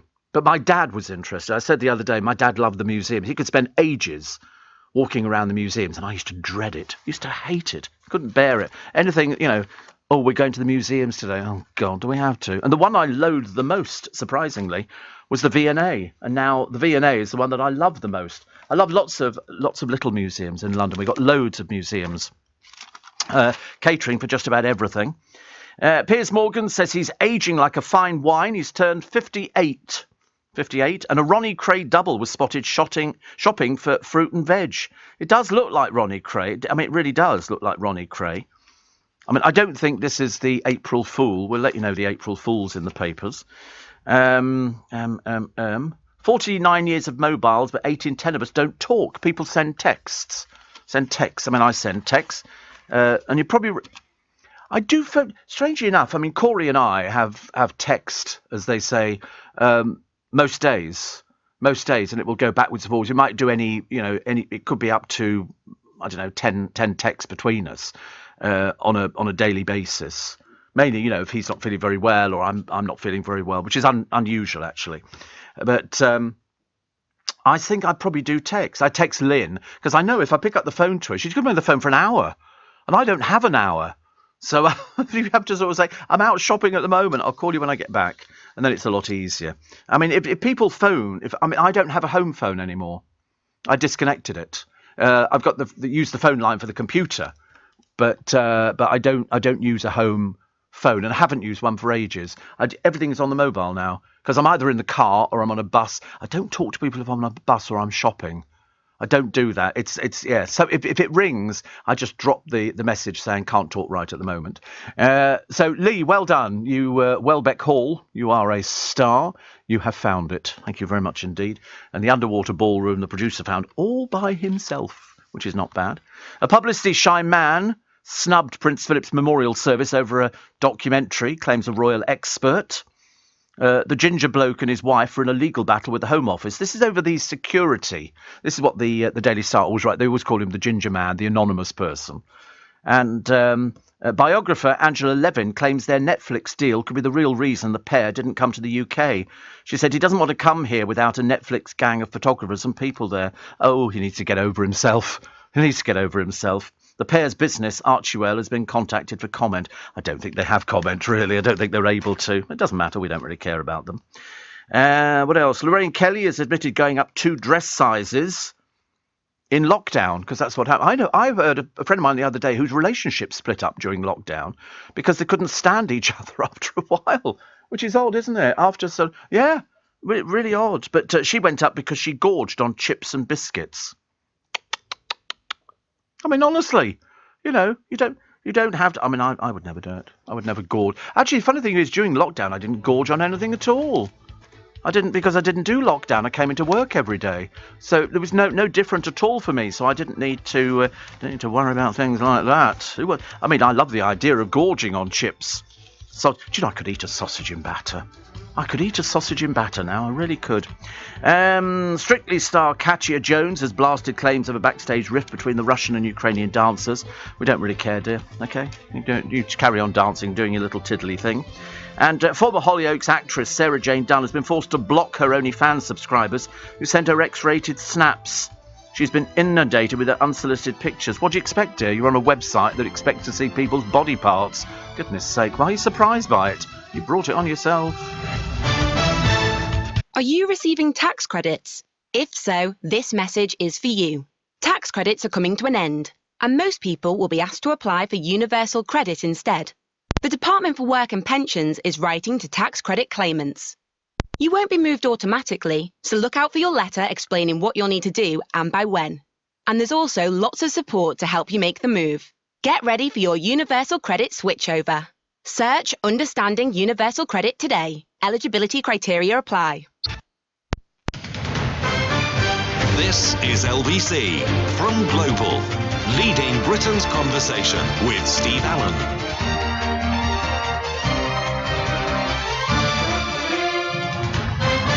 Morning, everybody. Friday, the 1st of April. Nothing to laugh about. Everything's going up. You know, they're panicking everybody into sort of trying to get those readings in because the electricity is going to go up and, you know, it could go to £1,000 or £2,000 in a year. Everything's going up. I mean, I wish I could tell you that something was coming down in price, but so far it's all going up. It's not so great at all. Do you remember that story we did the other day about the teacher who was suspended because they were in the playground, they had a mug and had a picture of the prophet on it, and people said it was bad? Well, the artist who actually created it said he was upset about the suspension. He said it's not an Islamophobic mug. Someone's had it in for this teacher. And the man who did it is called Mohammed Jones. And he said there's nothing offensive about it at all. So it featured his Jesus and Mo characters. The tutor came under fire for alleged Islamophobia, because we had this before with something else. And I would, you know, if the person who created it is called Mohammed, I would have thought that would have been, you know, pretty okay by those sort of standards. But they weren't releasing. I think it was the Daily Mail the other day said, we're not going to tell you the name of the teacher. And but they've told you the college, and they're not there at the moment. Snowflake bosses. We do get snowflake bosses. We get a lot on this programme, actually. We seem to find them. I don't know why. But they've got an adventure playground. And they're asking parents to sign a disclaimer in case their children get hurt in an adventure playground. We never had this years ago. Seriously, we fell out of trees.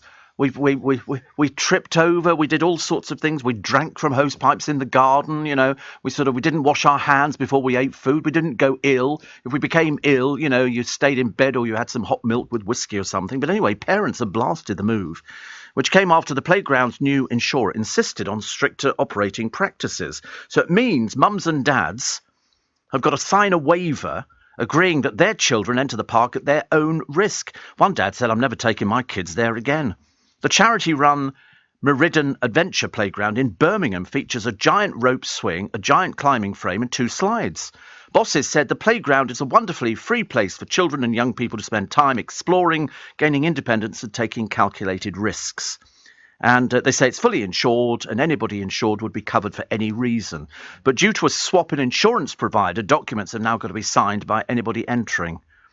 I mean, it's just, we're so mamby-pamby, aren't we? Do you remember the council who banned bunting because they say that, you know, people could sort of trip over or something? And councils have banned all sorts of things. You begin to wonder what they do, these people. And there's a World War II veteran evicted from his nursing home by a council blunder. The family of John Lambert, who died recently at the age of 96, offered to pay a debt racked up while the council argued about its contribution to his care. After Merton Council in southwest London turfed him out of care, it had to refund £45,000 when the Ombudsman intervened. Jane Lambert said, our dad never owed a penny in his life. The council apologised for errors. It's not good enough. It really is not good enough just to go at the end, oh, we're sorry about that. Sorry, we made a mistake. We're going to an ombudsman. Yeah, well, you shouldn't have made the cock up in the first place, should you? Amateurs. Harry Potter star Scarlett Byrne has given birth to twins. I've got no idea who she is, actually, but I don't know any of the people in. I only know the main characters. And tobacco plants could be key to producing cheaper lab-grown meat on a larger scale. This is running in a few papers, so I didn't think that was an April Fool. Difficult to find the April Fools. Perhaps it's Bianca Gascoigne. Perhaps Bianca Gascoigne is the April Fool for today. They've got a load of people review. You can't move for Easter eggs, can you? They're everywhere at the moment, and they're offering all sorts of deals. I looked in Waitrose yesterday, and they've got loads of Easter eggs. Not cheap. £10 for an Easter egg. I haven't bought any. No, I'm not an Easter. I don't do chocolate really. I'm not. It wouldn't interest me in the slightest. So I'm not particularly bothered by stuff like that. I think £10. Oh, some of them are even more. £15 for an Easter egg. £20. You go to some of the posh shops, an Easter egg, you know, £20, £30. If you want a really nice one with sort of luxury chocolate, you could be looking at £35 easily. Easily. You know, it's a very expensive way of buying chocolate. You know, if you actually take all the packaging off and all the rest of it, you can get chocolate cheaper, but you can't give somebody a bar of Cadbury's Dairy Milk, can you? It's Easter. They're supposed to have chocolate. My favourite was sugar eggs. Harrods have one. And you can imagine it must be really, really nice, mustn't it? This is sort of chocolate bread and butter. Chocolate bread and butter. And, that's very pretty, isn't it? And here it is. And it's got the Harrods stamp on it. And to you today, the Harrods Chocolatier Milk Chocolate and Bread and Butter Easter egg is £50. 50 quid for an egg. Who would you buy that for? Oh, my God. 50. Is that the most expensive Easter egg we can find? £50 seems to be... Oh, 46... Oh, £55. £55. It's a lot of money for an Easter egg, isn't it? I mean, who would you buy that for? I like the ones in Marks and Spencer's. They have sort of the two pigs together, I think, in one of them. It could be Percy Pig or something like that. But there's two of them together in the same. And they do different things. They're quite nice, but I wouldn't buy them for myself. Mind you, I found in the boot of the car the other day because I'm clearing it, as you know, and I'm still clearing it. Listen, it would have been easy to bring in Pickfords, but anyway, and I found a huge bottle of Prosecco, big bottle, which I didn't know I had. Very exciting. Because when I cleared out some time ago, my brother always enjoys a clear out of the boot of the car, and I found 11 bottles of Prosecco. 11 bottles of... It was hidden under all sorts... I mean, seriously, I don't know where it came from. Perhaps it multiplies in the... Perhaps there's little fairies and goblins in the boot and they put the stuff together. The boot is enormous. You could fit 2 adults in it, I worked out the other day. 2 adults. I remember Peter, years ago, had to climb in because the lock was doing something at the back because it's automatic. And he climbed into the boot. Those were the days when you could climb into the boot. It's a bit like the TARDIS. It goes on forever and a day. There's probably a man with a horse and cart in there somewhere. It's just I haven't actually found them at the moment. Somebody said the other day there's a letter to the Daily Star. Tom must have been wanted in heaven. So, which I thought was quite sweet, actually. I still can't get over that. And it's just, you know, I'm glad he's got some really nice coverage, except, as I say, this peculiar obituary in The Guardian, which I think was a little bit mean. It wasn't, you know, they could have bigged him up a lot more. Roman Abramovich, not the first to be targeted for a chemical attack in his food. I mean, it depends whether you believe that Roman Abramovich was targeted, but they've got all the other people. KGB defector Alexander Litvinenko was poisoned with radioactive polonium when it was put into the green tea he sipped with 2 Russian agents posing as businessmen. These Russian agents, honestly, they love dressing up, don't they? They're big into stuff like that. Victorian beauty Christiana Edmonds' romantic advances to a Dr. Beard in Brighton were rejected. She sent his wife chocolate creams that made her sick. And it turns out that she'd added strychnine to a chocolate shop's chocolates. Anyway, dubbed the chocolate cream killer, she was convicted of murder in 1872. She was declared insane and locked up in Broadmoor for life. Scottish socialite Madeleine Smith was accused of murdering her ex-lover when he threatened to expose the letters that proved their affair. He died after drinking cocoa laced with arsenic that she was alleged to have given him. But apparently, despite a murder charge being found not proven at her trial, most criminologists apparently have studied the case and now think she was guilty. They do this. This was from 1857. But I've seen a programme on the television where it's people whose relatives have been accused of something and they go to a High Court judge to examine the evidence that they've got to prove that it didn't happen. It's quite interesting. Quite interesting. I quite like it. I remember... Is it called what? Is it Stuff in the Past, is it? Oh, right. I only sort of came in halfway through on a couple of them. And you could see people who don't get these things overturned looking quite disappointed. In fact, very disappointed. There was another one here. This is 1974. 8-year-old Timothy O'Brien from Texas ate some Pixie Stick sweets given to him by his own father, Ronald. Soon, he was writhing in agony and died on his way to hospital. Tests showed he'd been poisoned with potassium cyanide. Police soon exposed Ronald's lie that he'd been given the sweets by a neighbour. They also discovered he was heavily in debt and had taken out life insurance policies on the children.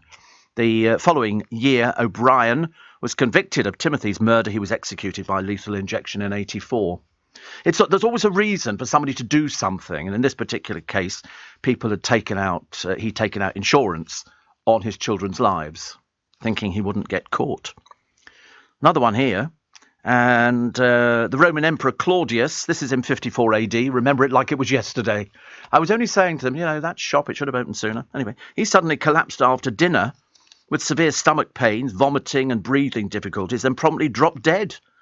Historians believe the mushrooms he'd eaten were laced with a poison such as arsenic.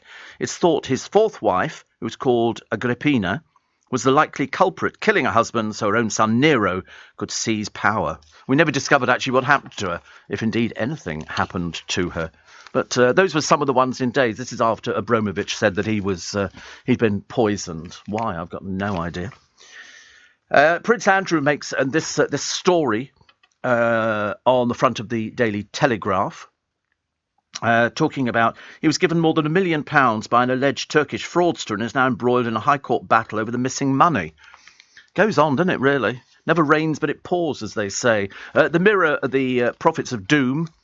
And to be honest with you, I should imagine it's worried quite a lot of people. This morning and last night they were talking about it on all the programmes. April Cruel Day, they've called it today. Energy bills up, council tax up, national insurance up, water bills up, stamps up, broadband charges up. In fact, I can't bring you any bit of happiness that will tell you that things have gone down. Household sitters, the worst attack on living standards, starts today. And so people are going to have to rein in. I mean, it's no hardship to do things like that. But people are going to have to do it because the bills are going to rise like you've never seen before. And I think it's only the beginning. I mean, we were going through our accounts the other day at home for the place where I live. And, we changed all the light bulbs. So we've saved money there. But, of course, with the electricity going up in price, we're going to lose out again later on. Have you ever been to Chester, says Stella. No, not really. She says, I would like to go for a few days. It looks pretty. Well, go. Go for a few days. Go on, you can't lose anything. Just go online. Just check it out on Google. And it's lovely. Steve, we don't have cafes in London. It's a northern thing. Oh, opposite the bus stop. I know. But they're not transport cafes. They're for tourists. People who can't afford to pay proper prices. They're the same place they've been there for donkey's years, but they're not transport cafes. That's where you get lots of greasy lorry drivers coming in going, egg, chips, cup of tea, love. Wodger bread. We don't do things like that in London. A Wodger bread. I don't know what Wodge is. 16 minutes past 6, a little bit late for the news headlines with Simon Conway. Leading Britain's conversation. LBC with Steve Allen. Morning, everybody. It's April the 1st, but there's nothing to laugh about. I wish there was. I wish we could give you some crumb of comfort and tell you that things are looking good. We were warned about this ages ago, weren't we? They were saying that, I don't think we were expecting this bad. And in fact, all the leading money experts have said exactly the same thing. We didn't think that, bills are going to go up, especially in the electricity case, by some 52%, they say it could increase, which is going to cripple some people. The amount of people that you speak to nowadays who live literally hand to mouth. And they go, oh, thank God we get paid next week because, I'm running out of money and I've still got bills to pay. There used to be millions of people will feel the impact of it. I mean, there's a host of bill hikes taking effect. 54% rise in the energy price cap, meaning a household using a typical amount of gas and electric will now pay £1,971 per year. A further rise, pushing the annual bill up to £2,600, should be expected in October. This is for those people using gas and electricity. Council tax, water bills and car tax going up for some. On the thank God I've managed to get the car tax in time on the old price. Among them, there's one person here. So an even bigger increase of £708. This is for a typical energy bill, will affect 18 million households. Winston Carrington is a grandfather in his 70s who said he's growing vegetables in his garden of his Manchester home to help ease the impact of the rising cost of living. That's what people are going to be doing now. And of course the supermarkets will then suffer because people will not be going out buying all the ready meals that they did before. They're going to be actually making things. We might actually go back to the early days of actually mashing potato as opposed to buying ready-made mashed potato. I mean, I'm the worst culprit of these things because, if you're a single person, who can be bothered a mashed potato for one person? You go and buy it. It's ready-made. You put it in the microwave, instant hot mashed potato. I have been known to eat it at work as well, actually. There you go. Howard says the place you're thinking of with the tunnels is Welbeck Abbey in North Nottinghamshire. The 5th Duke of Portland oversaw the digging of at least a dozen miles of tunnels. He dug tunnels wide enough for horses. Interestingly, the 12th Earl of Portland is Tim Bentnick, who plays David Archer in The Archer. No. Well, there you go. There you go. But the tunnels are fascinating. I bet you anything. People will be going on to Google, checking out, excuse me, later, and then checking out on the photographs, which are fascinating. Diana said it's snowing in Herne Bay, albeit not settling. And I've got to go out. Oh, it's so cold. Don't you think so? It really is cold. You know, it's that biting thing through you. When I was watching Scrooge the other day, and there's a line in it, and he says because I think the bloke who works for him wants to put another piece of coal on the fire, and he goes, no. He said, but it's so cold. He said, listen, what's this? And he went, a shirt. He went, and what's this? A waistcoat. And what's this over the top? A coat. He said, that's what they make these things for, to keep you warm. So Bob Cratchit didn't get to put the extra coal on the fire and was freezing. But then luckily, at the end of the film, Scrooge sees the error of his ways and realises that he wants to help as many people as possible. And the good news is that there's only 268 days to Christmas before we start singing Deck the Halls, you know, and Hark the Herald Angels Sing and everything else. And to be honest with you, I'd start planning today. Because the way things are going, you might not be able to afford a Christmas tree this year. It could be that bad. People might be saying, Christmas tree lights? No, we'll have to have something different, like nothing. Like nothing. You might have to buy a can of spray paint. Why can't the people who do graffiti around London all over the place, why can't they do proper pictures as opposed to this silly, childish 3-year-old writing? This is my tag or whatever it is. Why can't they do pictures of Christmas trees? At least try and demonstrate you've got some artistic skill as opposed to the brain of a peanut. They sort of do these tags. You come into London now, there's graffiti all over the place. And you think to yourself, who are these stupid people? The answer is they're all a bit sick in the head. They've got no talent whatsoever. It's like the boys you see driving around town, and God knows we get them. They've jacked the back of the car up and lit it underneath, like we want to see the road bathed in red light. I never worked that out at all. Some graffiti's artistic. Yeah, if it's actually a picture of something, there's a big one of Billy Connolly up in Scotland somewhere, and that's good. But if it's just silly taggings, it's just pathetic. They must be the most stupid people you've ever met. Some of it's good if it's artistic, if it's actually a proper picture. Steve, at home in Kinver, we live next to Drakelaw Tunnel, which is one of the biggest nuclear bunkers in England. Anyway, here's your daily weather picture from the Maldives, says Sonia. Thank you very much indeed. We'd like a picture from the Maldives. We'd like to know where everybody's listening first thing in the morning. It's got to be warmer over there than it is over here. It's got to be an awful lot better. Well, that's what I'm hoping. Chris Rock has held back tears. Oh, there we go. It's lovely, isn't it? Very pretty. You can get peanut butter on toast out there or something in the Maldives. Peanut butter on toast. Fish fingers, mashed potato and a bit of sauce over the top of it. The local delicacy. So Chris Rock, he's returned to the stage after Will Smith's Oscar slap, telling fans he's still processing the assault. What do you mean he's still processing it? He came up, he gave you a slap, it was an assault. You don't need to process it. We saw what it was.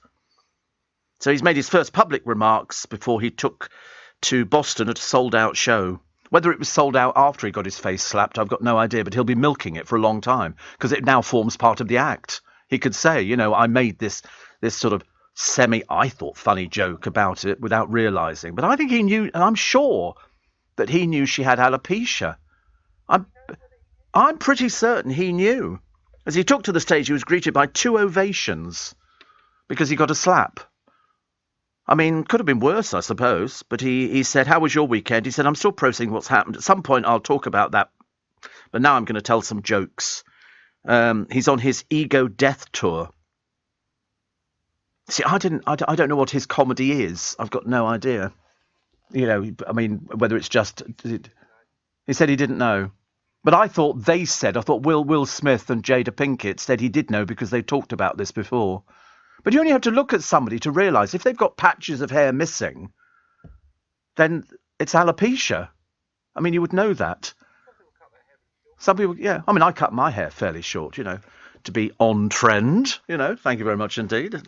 Although actually, I took my baseball cap off the other day and Lynn said to me, she said, oh, you've had your hair cut? I said, yes, for the past God knows how many years. Otherwise, I look like Catweasel. Don't look like that, do I? Goodness sake, yeah, ditch the old mullet. Scarlett Moffat. This is one who believes in mermaids, and she thinks that the pyramids were built by people from outer space. I mean, mad as a fruitcake, I ask you. And the BBC have given her a series. I've got no idea why. No idea why. But anyway, she sent a message to teachers she feels failed her by hand-delivering to them her best-selling autobiography. I sat on television and made comment about programmes. End of career. Unbelievable. Scarlett says, it did feel a bit of a so-and-so to you that I did so well. I did it without your help. Well, there you go then. It worked. It worked a treat. What else have we got here? What else have we got? This Galapagos tortoise, first to be born in a UK zoo. I don't think I've ever seen one. I've seen pictures of them, but I've never seen them in a zoo. Are they in London Zoo? My God, you're a mine of information, aren't you? Well, I've been to London Zoo. I don't remember them being in London Zoo. This is I think, Bryce Norton in Oxfordshire. But Sean Foggett, Crocodiles of the World founder, said we're incredibly proud to have bred these tortoises. They're little tiny things. Little tiny things. There they go. London Zoo. So I've been to London Zoo on loads of occasions. Loads of occasions. I like the bird show. They do a bird show with parrots and all the rest of it, and you sit there, and they have a parrot that flies in, sits on a piece of rope, and then goes to the toilet. So they go, move, move! Forms part of the act. Sorry, ruin it. Spoiler alert. Should have done that for you. Should have warned you in advance, but I forgot. I'm very sorry. I shall remonstrate with myself during the news at 6:30 with Simon. Manual data entry, manual data entry, manual data entry. It's as boring to listen to as it is to perform. That's why at MHR, we've built software and services that automate your HR, payroll and finance processes. So now you can focus more on growing your business and less on painfully repetitive admin. Show boring admin who's boss. To find out more and book a demo, visit mhrglobal.com. And Conway. Steve Allen on LBC. Text 84850. Did you know we were still culling badgers? The latest government-backed cull figures show that more than 33,000 badgers have been culled since last year. That includes cage trapping and shooting. And I thought perhaps that'll be the total that we've ever... No. Since 2013, 175,000 badgers have been culled. Unbelievable. Peter Hambley of the Badger Trust said the toll represented over a third of the population. He said with scant evidence... badgers spread bovine TB to cattle. This is reaching catastrophic proportions. The Department for the Environment, Food and Rural Affairs spokesman said bovine TB is one of the most difficult challenges the sector faces. Good Lord above. 175,000 badgers have been culled. Mind you, I'm still remembering, who was the alpaca? What was that one? That was Geronimo. We've kind of forgotten about poor old Geronimo, haven't we? But the other thing that's in the paper today, the football club. This is League One Lincoln City. They're going to stop playing air raid sirens and the Dam Busters March at the beginning of matches due to the conflict in Ukraine. They said they wanted to strike an appropriate balance between its heritage and being socially aware and generally good citizens. You hear that all the time now, socially aware. Are you socially aware of these? I'm socially aware of everything. I really am, including the fact that it's freezing cold outside. And there's a lovely picture of snow covering a place called Suttonley Hall. I love some of these names. It makes you wonder what the originals were of them. People in Durham, snow blanketing car windscreens, and a lamb gambling in North Yorkshire. They've got no idea what it is, have they? Snow. They were showing you some ponies in Country Life last week, not this week. And they were saying that these ponies are so hardy, you could find them in a snowdrift and they'd still be surviving. And I remember watching it and thinking, what a lovely idea. What a lovely idea. The other one is the documentaries to celebrate the Rolling Stones' 60th anniversary. Long interviews will feature in separate hour-long specials with Mick Jagger, Keith Richards and Ronnie Wood. The fourth about Charlie Watts will use old interviews and tributes to the drummer who died in August when he was 80. So there's going to be a 2-hour documentary, Rolling with the Stones. It's amazing, actually. You know, they were trying to give the impression that they were sort of, like working class boys. And they were nothing of the kind at all. They were terribly posh. that, they've made their money over the year, but they show no sign of slowing down. They obviously enjoy it. And I spoke to Jo Wood about it ages ago, and she said that when you sort of go out on tour, it's like a city. There's all the trucks that roll in and they set up all the stage. They're on tour this year again. I've never seen them. I've seen bits of them on YouTube. I mean, Mick. I mean, how old is Mick now? He must be 78. 78, and he's still doing it, as they say, because like Elton John and like all these others, they don't know anything else. They only know about performing.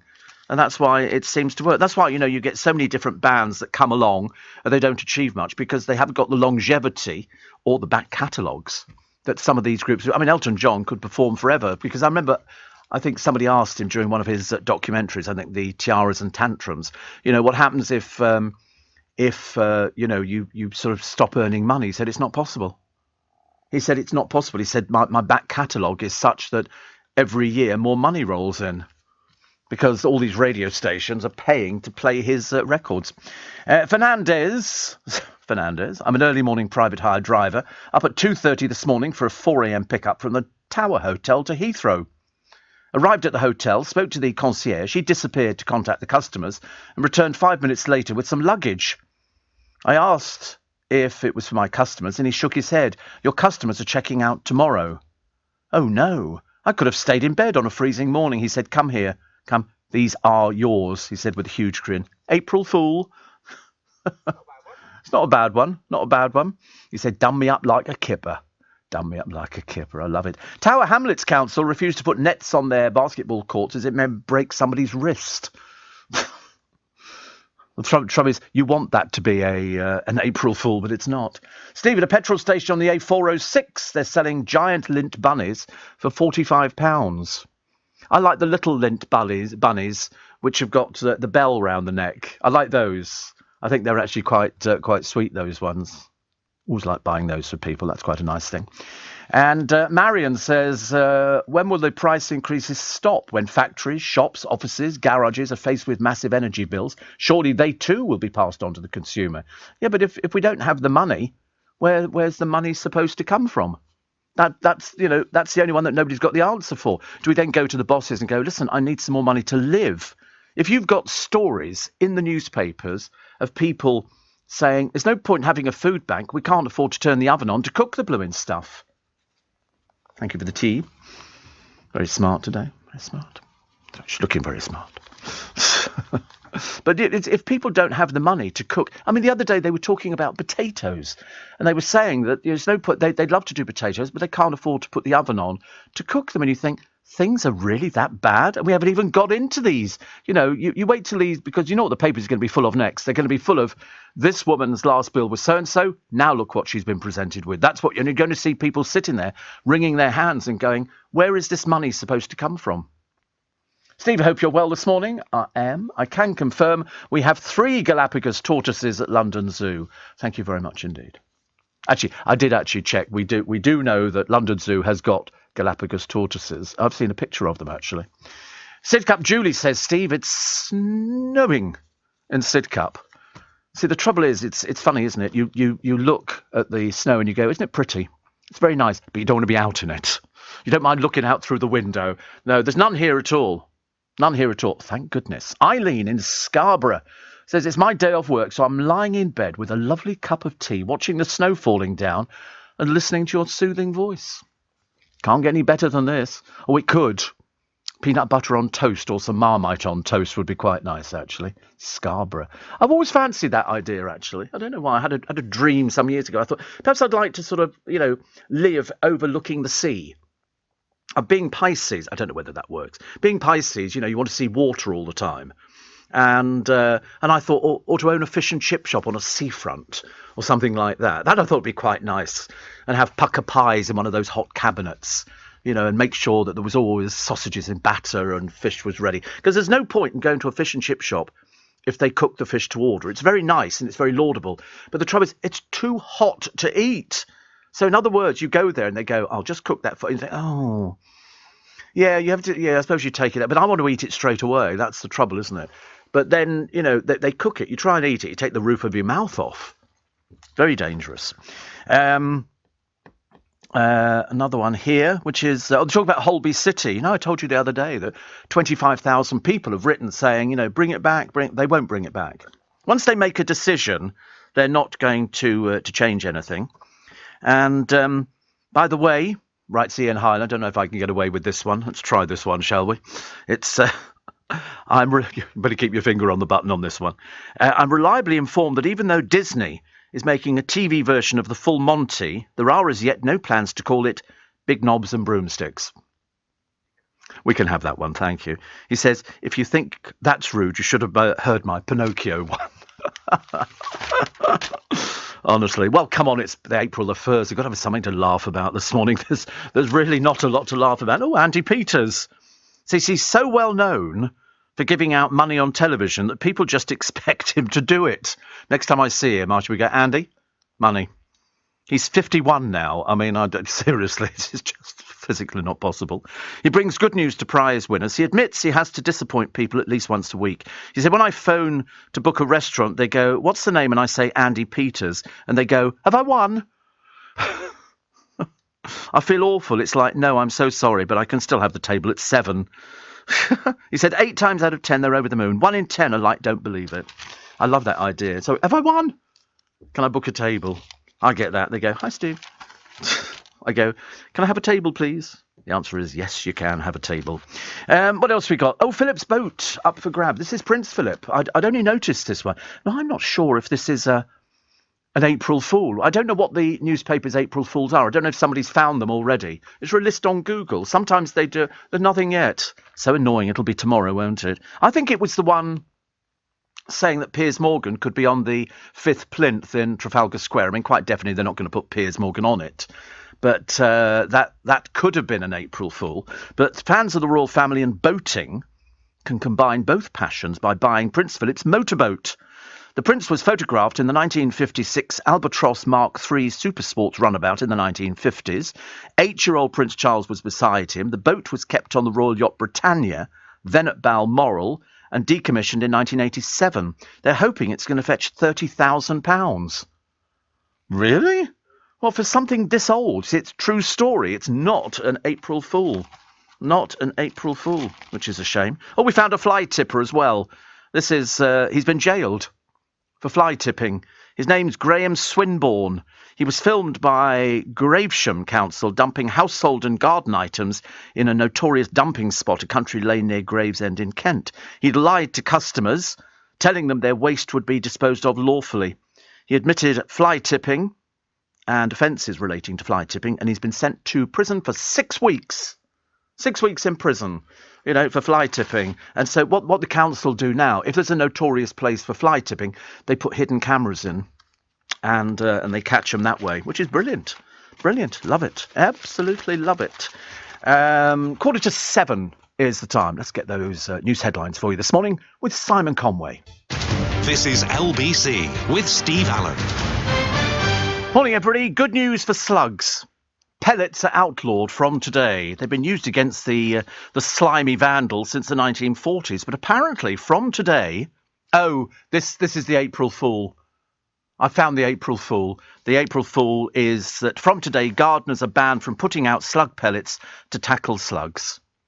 They said that, but you can kill them with beer. No, this is the April Fool. They're not banned at all. No, this is in the Daily Mail. Unless it's Paul McCartney smoking a cigarette at the age of 79, which I think is highly unlikely. Why is it that we do these? Because Darren was saying earlier on about, he said these stupid April Fool jokes in the papers. He said, what's the point of them?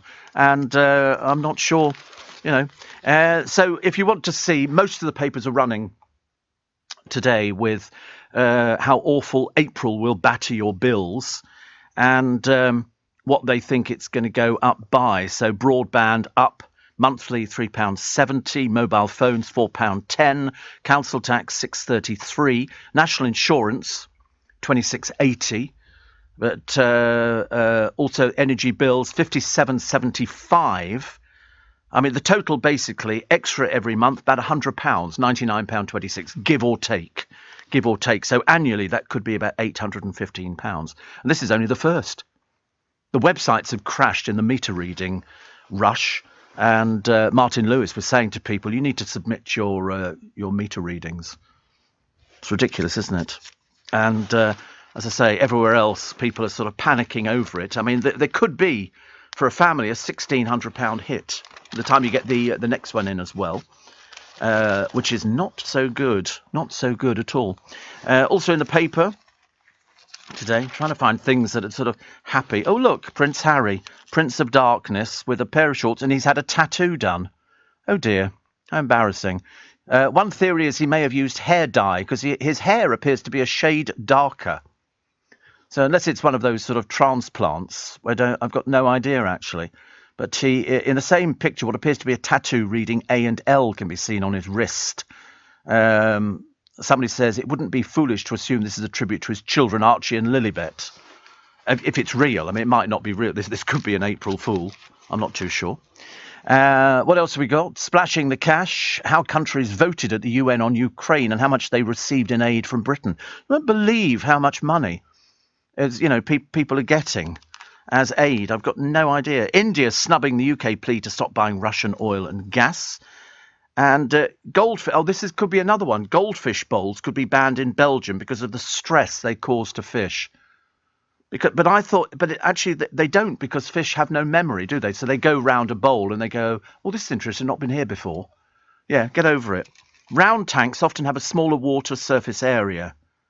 No, I don't know. I'm not sure about this one, actually. There was another story about fish being able to count to 5, and that appears in lots and lots of the papers. And also a pensioner left lying on the pavement for 10 hours with a suspected broken hip. Why? Because there was no ambulances available to take him to hospital. This is in Colwyn Bay. Phones hanging up.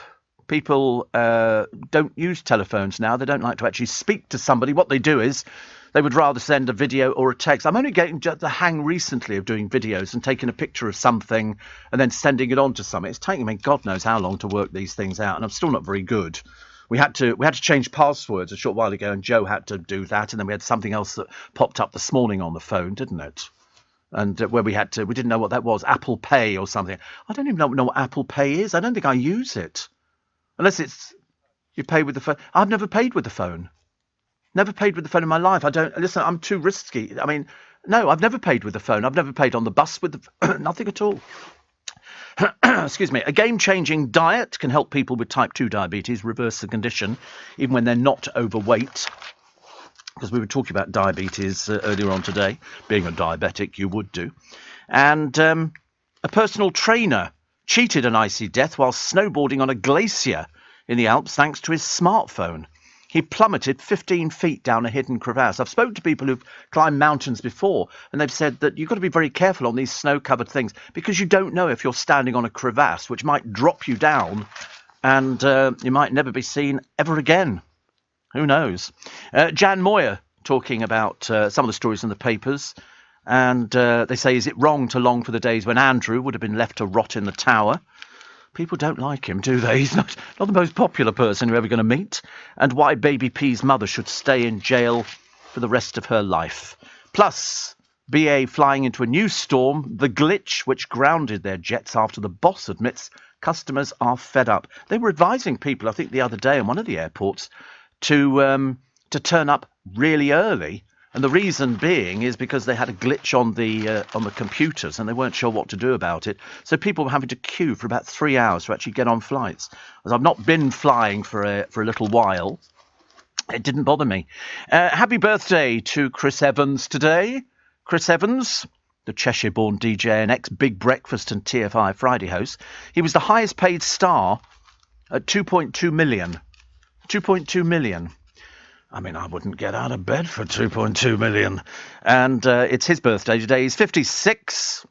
And it's interesting that he was married to Carol McGiffin and Billy Piper, to whom he gave a Ferrari after their first date, although she couldn't drive. I can drive. Just thought I'd mention it. And he sold his media group for 225 million, netting himself what he called a divvy of 75 million. He's 56 today. Happy birthday. And Ali McGraw, Star of the Love Story. Do you remember Love Story? Did you ever see Love Story? I didn't like it as a film. It was the love means never having to say you're sorry. It was one of those soppy, drippy kind of things. But today, she's the ex-wife of actor Steve McQueen. She's 83. I mean, just imagine all these people are going to be the same age for the rest of their lives, and it turns out they're not. Everybody ages. Everybody ages. And that's the sad thing. It's like bills going up. Everybody's bill goes up. So far from being a fun day, being Friday, the 1st of April, we do pinch and a punch for the first day of the month, don't we? But I can't remember why we did. And no returns means you don't want it back. So you're giving somebody a pinch and a punch. Although, frankly, that seems like an assault charge as far as I can see. So why you'd want to do it, I can't imagine. But people still do these sort of things. Jane Seymour says, what makes me stand out in Hollywood? I should imagine her looks and just about everything else. Snow and ice, more to come as the Arctic blast replaces 70 degrees Fahrenheit. I find it hard to believe that 1 minute we were sitting bathing in sunshine. Apparently, pinch and a punch, salt, was said to make witches weak. So the pinch signified the use of salt to weaken the witch, while the punch was then administered to banish the witch for good. So saying the words pinch, punch for the first of the month therefore became a way of welcoming in a new month and protecting yourself from bad luck. Shame it doesn't work for producers. Pinch and a punch for the first day of the month. So it was salt that, I mean, how many witches were around? We still have witches today, don't we? I've often fascinated about people who claim we have white witches and then other witches, and they do spells and things like that. I've never quite worked it out. Kim says another week that has just flown by. We've got the Brothers Greyhound to spoil this weekend. Whatever you're doing this weekend, enjoy and wrap up warm. And thank you for a smashing week. It's been a good week, isn't it? I think so. We've said, I mean, it's a shame it culminated on the Friday with all this talk about bills and all the other rubbish that's going on. Morning, welcome to Monday. Welcome to April the 4th already. April the 4th. Welcome to, it's another freezing cold blooming day. Mind you, it's cold down here in London. The producer swears blind it's not that cold, but I think it's fairly nippy. And you imagine what it must be like in Scotland or Northumberland, a place like that, where, you know, it's very barren, very windswept. It must be absolutely freezing to death. And especially in, you know, they keep worrying us on a daily basis by saying, well, of course, you know, the fuel bills will be going up and then going up again in October. And some people are going, how are we supposed to keep warm? And they're going, well, it's not really our problem, is it? You know, that's your problem. And to be honest with you, I don't really know where we go from here. I don't know how people are going to manage. I've had it in the past where I've done news stories about pensioners who've worried about keeping themselves warm, and they've sat there with blankets in one room because they can't afford to heat the house. And there was one guy in the newspapers the other day, he has got a house, and it's three stories. He said, it's either eat, have a bath, or put the heating on. Difficult decision. He said, so you go, let's put the heating on so the kids can have a bath. He said, but when they get out the bath, there's no heating in the house. It's as simple as that. That's how bad it is. And then all we hear is, oh, MPs have awarded themselves a £2,000 pay rise. We go, well, cheers for that one. Thank you very much indeed. Also, the war rages on, and those horrific pictures that we've seen over the weekend. I mean, absolutely dreadful pictures of bodies. Some men with their hands tied behind their back and quite clearly just shot. And you think, and then Moscow is going, well, no. You know, they kind of dismiss it. Now they've been accused of genocide and war crimes. They will come to justice, whichever way, that something will happen to them. And I've had more discussions with people about Putin and whether or not he's completely round the bend, whether he's got cancer. He's apparently got specialists with him all the time. And somebody's saying, of course, if he's got nothing to lose, you know, he might be that stupid. You can only hope somebody takes him out long before that. Disposable barbecues face a legal crackdown. This was an old story. I'm sure we did this weeks ago, talking about disposable, because I've got two I've never used. I don't know why I bought them. I just remember thinking £1 each. They were fairly inexpensive. The eco-idiot who glued himself to the radio mic, but of course he didn't achieve anything. It was just, obviously, he was very attracted to Tom Swarbrick and decided he just wanted to sit there and stare at him. And his, because he is one of the better-looking peoples in the team. Better-looking people in the team. And so he didn't realise that all we do is just swap studios. So we swap from Millbank to the studios here. We've got another 3 studios in this building. In fact, actually, if you push it, we've probably got about another 6 we've got access to. It's as simple as that. So he didn't really achieve anything by supergluing himself. He looked a bit of a simpleton, but he didn't understand how it worked. He was basically saying that, you know, Tom had a microphone and wasn't using it properly and all this kind of thing. I thought, well, he's more important than you are, sweet cheeks. You know, I thought he looked like Ed Sheeran, or not Ed, Josh Widdicombe. It looked a bit like Josh Widdicombe. I thought, no, Josh Widdicombe wouldn't be. That's stupid. So, 84850 steve@lbc.co.uk. Bad news if you book with EasyJet. I mean, bad news, full stop. They've cancelled 100 holiday flights. There's another load today that they've cancelled. So, people hoping to go on holiday, forget it. Brooklyn and Nicola's prenup, because the Beckham family have only got about 350 million, which is good. But compared to Nicola Peltz's family, who have 1.3 billion pounds, poor old Brooklyn's, runt of the litter. There's no chance that so they have to do prenups. That would be the standard thing anybody would want. And it's a case of Brooklyn doesn't actually have a job. He doesn't really do anything. And his parents can only afford a little boat to bob around in. And it's only 5 million, which in terms, when you've talked about the oligarchs' ships, which are worth 350 million, theirs is something that the oligarch ship would tow behind them as a bit of a little thing so you can get closer to shore. That's about it. It's not really that posh at all. And then one of the papers was saying, it was online, they were saying the Beckhams are worth $1 billion. I thought, no, they're not. She's got diddly squat. She's just got the Spice Girls money. Her business hasn't made money in donkey's years. And he doesn't really do any... I mean, what does he do for a living now? The answer is not really a lot. And if you're to believe the newspapers, the house in Notting Hill needs a lot of urgent repairs to it. Apparently Brooklyn and little one were making pancakes the other day in the kitchen. That must have been really exciting for them. Their life is so rock and roll. Yeah, they actually filmed it, actually. Ian says, currently tipping it down with rain, as opposed to what in Stratford-upon-Avon? It can't tip it down with snow. Sleet. It could be sleet, actually. It doesn't tip down with sleet, I don't think so. It's mainly rain. But have you seen rain before, Ian, or a bit of a surprise for you there? It'll keep all your little cars clean. Thomas says, can you wish my mum Shirley a happy 70th birthday? She'll be listening over in Florida, where she's celebrating today. It's nice Florida, isn't it? I quite like Florida. They were doing a couple the other day on the television, and it was one of these, so you want to buy a place overseas, and they had a budget of about $1 million and a bit. So they showed them houses in Florida. Some of them were gorgeous. And most of the ones in Florida, the prices, I mean, at the lower end of the market, you can still pick up a place in Florida for $50,000.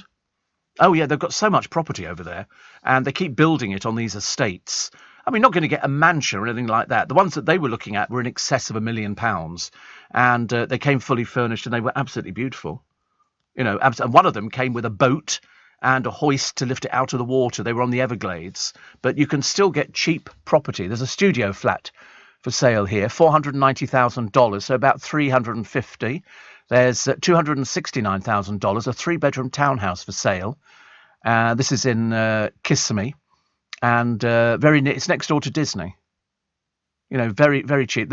They are. It's cheap over there. It's cheap, but mind you, they've all. I mean, and you get quite a lot in your house. I mean, Dale's house, he had a few houses that he kept moving to, and he got 4 bedrooms, fully fitted kitchen, swimming pool, garage, electric gates, doors, everything. Really nice. Ensuite bathrooms on every thing, So a really good value. I think he paid about $300,000 for it. Really cheap at the time. You can spend a lot of money if you want to. And so that's the way. Yeah, I mean, to be honest with you, you've got to fly over there, so that's going to be the best part of 9 hours, I should think. And then you've got to get to your place, so you need to make sure it's near the airport. We don't want to be too near the airport, otherwise you get the sound of planes going overhead all the time. But just remember, you're in swamp. Florida is swamp. It's reclaimed land, so you do get alligators in some of the... And they do have to put out a warning going, there are alligators in this lake. So all of these swimming pools at the back of the house, and they're not really very deep. You couldn't dive into them. They're not deep, break your head open. But over there at the moment, they've got 21 degrees for the 4th today. Sunny and a gentle breeze. Yeah, they always put gentle breeze down. You know why? It makes us feel better. Which is really, really good. I mean, mind you, it goes up on Wednesday. You're going to get 28 degrees. So that's 86 degrees Fahrenheit. This is in April. This, it really is. It's hot, and you feel the heat. Every house has got air conditioning. If you don't have very. I remember getting out the bath, and you dry yourself off. You sit in the car, and Dale had the roof down, and the heat. It's like I couldn't live in the desert. I mean, it's nice to sort of go there for a visit and go, yeah, it's a lot of sand, but aircon everywhere. Every house has got aircon. They put it in a state you couldn't breathe. Me, I'd be asphyxiated very, very quickly. So Shirley's got a 70th birthday today. Nothing worse, is it? You'll get nowhere near the cake. It'll be absolutely swamped with candles. The ex-Taliban torturer can stay in the UK because of risk to his human rights, and yet if you're from the Ukraine being bombed, no chance. Might as well go whistle. You know, they're not really that interested. What was the other one? Oh, the ITV boss is planning to air I'm a Celebrity early to avoid the World Cup clash. Oh dear, do we have to put up with that rubbish again? It's got more tedious every year. You know, really, really. I mean, they were going to move Strictly earlier. I can't imagine why. And of course, most people didn't even know about the boat race yesterday. Most people had no idea it was taking place, but well done, Oxford. You know, finally, after God knows how many years, they win something. But I noticed the crowds weren't as big for the boat race, mainly because you're standing there and you're just watching people rowing. But then they have the women's races and, you know, the other bits and pieces. So, I mean, Oxford have won 81 and Cambridge have won more. Is it 85? Really? Is it? It just seems ages since Oxford won. And that was that. Have you ever seen that film True Blue? Great film. You'll love the music. And it's about the Oxford-Cambridge boat race, which was nearly cancelled. There was nearly a mutiny. And it was a book written about it by the Cox, who wrote a book about it. I know, couldn't believe it either. But the film was fantastic, and it's just, the music is brilliant. It's got a really good star cast, and I bought so many versions over the years. And people said, "What's it like?" And I've gone, "Buy it. You won't be disappointed. You'll love the music. You'll love the music." And it's tipping down when they do the race. And the guy who starts it goes, let's go. Let's go for the race, and they do it, and the music is fantastic. I think it's the Polish Symphonic Orchestra, one of them. So it's certainly a big orchestra from overseas, because it was cheaper to go over there. All the LBC jingles were made overseas. Yeah, I can't remember where they were made, but they were definitely made overseas with an orchestra, and it was wonderful. I mean, the current one is Prague. Yeah, Prague, very popular place, because I think Chris Lowry went over there and took pictures and everything else. The Prague Philharmonic. They must be so excited.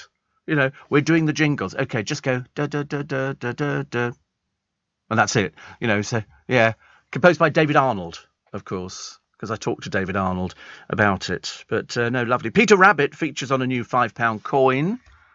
And Barry says, "Do you remember when growing up when the Krays were about?" Don't be so stupid. Of course I didn't. They were long since incarcerated. I should imagine you probably remember them, I should imagine, because Barry's a very old name, isn't it? It's not a young person. You don't find people called Barry nowadays. You've got to be late 70s, I would think, yeah. And here's baby Barry. No, it doesn't happen. It's like Enid, isn't it? My poor Auntie Enid. I mean, nobody's called Enid now at all. You know, in the early days, Enid Blyton and people like that, but nothing else. Jane says, "I've only started recently listening, but for you to actually make me laugh so early before work is a miracle." We do miracles. They cost a bit more, but we definitely do miracles. And my 7-year-old son is in Florida at Walt Disney World with his grandparents, and I'm stuck in Michigan, says Cara. He's been a few times and loves it. Oh, I should imagine 7-year-olds, it's ideal. Disney World is absolutely the place that you would go to. I mean, I like Seven Flags Magic Mountain. That was very good, and I like all that's all roller coasters, and it's really good. It's full of sort of chavvy type people. It's not as classy. Probably why I like it actually. But no, I mean I've been to Disney World and Anaheim's Disney, and they do it. It's formulaic, and I thought it's lovely. Jason says, "Did you pick up the new car?" Certainly did. The boys who delivered it said it drives like a dream. And they did say, out of all the cars that I've had, and I've probably had about 7, I think, they said, this is the best one. And it is. So I immediately took it down to my godchildren, who absolutely loved it. And my middle godchild had to work out the telephone, so we had to download through Bluetooth. I mean, we did master it eventually, and we put it all in, which was an achievement in itself. And the television works. We've got the television on as well now, and it's got a little thing. When the boys were looking through the back of the car, and it's actually television. Yes, every channel. It's like you've got a television receiver in the car, and you put it onto the first channel, which I think it came up channel 4, and then you just turn the little dial, and it goes through all the channel. You've got everything, all the free views and everything. Yeah, and it comes up Different world. And so it comes up on the back seat as well. They've got two big screens on the back seat. I mean, personally, I think a 31-inch screen looks a bit silly in the back of the car, but, we've done for it. And I went down there, and they all came in and said, love the colour. Everybody loves the colour. So very, very pleased with it. And then yesterday I went down to my brother. And he and his wife liked it as well. In fact, he filmed me driving away from his place. So I had to wave. I will put a picture up, actually. It's very nice. It's very, very nice. And I had to put petrol in, and that was the bit that basically crippled me. I put 80 quid for... I went to put petrol in. Do you remember I told you last week, 179 I paid, and then I thought it's supposed to be coming down in price. It's now up to 181. How can it be going up, not down? Rip off. Nothing worse than crooks running garages. It really annoys me. We'll take a short break, shall we? Steve Allen on LBC. Morning, everybody. Welcome to Monday. I know traditionally it's the worst day of the week, isn't it? People either go, oh, we've had a nice weekend. It's been lovely. And now we got Monday. Back to work Monday. So typically, I mean, all right, we're fine, actually, in this business because we're sort of coming into work. And I love it at this time of the morning. I love it. I've got my new studio. There's bits of my old studio in it, but there's also bits of new equipment. And I've got a new panel above me, which is quite nice. But we've only got 4 screens in this studio. I wanted more, I thought at least we could have more screens. How many have you got next door? You've probably got 14 screens. Yes, you see, I'm the poor relation. I am the poor relation. The problem, Steve, with the Oxford and Cambridge boat race is that unless you've been to either university, why should you care about the boat race? Yeah, but people do. I should imagine most of the people watching on the banks by Putney and everything else went nowhere near Oxford or Cambridge. But it's called tradition. And we like tradition. We like tradition quite a lot. Another one here. Leslie says, I have to keep up. What colour is the car? It's called Fountain Blue. Fountain Blue. Now, there might be other cars called Fountain Blue. I've got no idea, actually, but is it just the Bentley? Just the Bentley. It's sort of like a pale blue, almost sort of borderline silvery blue. It's a nice colour. It's a very, very nice colour. Silvery blue. Yeah, there you go. There you go. There it is. It's very nice. Oh, it's been sold. Yeah, it's a lovely, classy colour. I think so, anyway. I mean, put it this way, it seems to attract more attention than the last one. The last one got attention, and the new one gets more attention. I think because it's sort of... people aren't aware of what it is until they get up close to it. Can't see the badging on it or anything like that. But I've never had a Fountain Blue one before. I had Nordic Blue. Nordic Blue was very nice. That was sort of a bit more like the sky. But there we are. You can... Yeah, it's nice colours, isn't it? There's all sorts of different colour cars. Yeah. It's the interior, isn't it, that goes with it. And in fact, the boys went all over it yesterday and the day before, sort of going out. There's nothing you could improve inside, and it does. Oh, yes, right. I've got this thing in the middle of the back seat because the back seat is split. You can have it as a 3-seater or 2 separate seats. And in the middle, it's got a box which has got the charging unit for the headphones because it's got Bentley headphones that go for the television. So it's cordless. And then there's a door. And we couldn't work out what it was, so we opened it, and it looked straight into the boot. And we couldn't work out for the life of us what the dickens it was. And so, of course, my middle godson is very good at sort of finding things. He goes onto the internet. We were downloading things on how to sort of program the car and do all sorts of things with it. Do you know what it's for? It's a square box. It's probably about a foot by a foot by a foot by a foot for your skis. So that if you've got the skis in the boot, you can't fit them in there because the boot's big, but it's not that big. And they go through the middle, so they pop out in the middle of the seat. So you can have your... I mean, who'd have thought of that? Who would have thought of that? Skis, because I'm known for my prowess on the ski slopes. Throughout my whole childhood, says John, I never felt I could live up to the famous 5 or the secret 7. It's safe to say Enid has been a blight on my life. Oh, I just thought it would... Don't you ever remember it being like that? Do you not remember all your friends coming round to your house on their bicycles and you'd be going off and sort of cycling and you'd, take sort of a bottle of pop or something like that? It was never anything very expensive. I don't think we ever had Coca-Cola in our house or anything else at all. We just didn't exist. But we had with Panda Pops, yeah, it was all sort of, it was nothing. And we just used to love it. We loved cycling out. We used to go over Wanstead Flats. We used to go to my Auntie Jean. That's near Wanstead and Hospital. And that's good. And you could go up and down the hillocks and everything else. I mean, you can't do it now. At my age, it would just look ridiculous. But loved it. Loved it. Connie says, I always want to know, if a listener gets barred, the question is for how long? Can that listener send you a text or an email again, or is it forever? I've got no idea. You're asking the wrong person. It's either 24 hours or it's forever.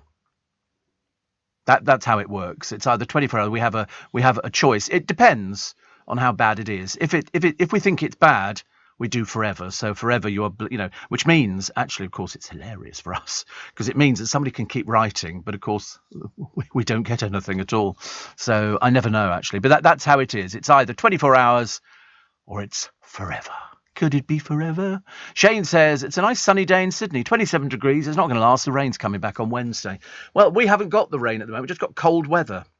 It is cold weather. I'll tell you the one thing I've got in my studio, which I'm a little bit pleased about, is it's got the thing to charge your phone up. I only had it in the big studio downstairs, and it's an absolute godsend. Yeah, we've both got one each side, so I can charge my phone up while I'm going, which I'm very pleased about. What colour interior? Says Lawrence. It's cream padded seats, carpeting. Everything teams up. So that's how it works, isn't it? I don't know, but everybody keeps saying, "Oh, it's the nicest car you've ever had." And I thought, I thought most of my cars, because somebody said to me the other day, they said, "Are you excited about getting it?" I said, "No. I've never been excited about getting cars. It's a car. If it looks nice and it drives well, it's the drive that I'm more interested in."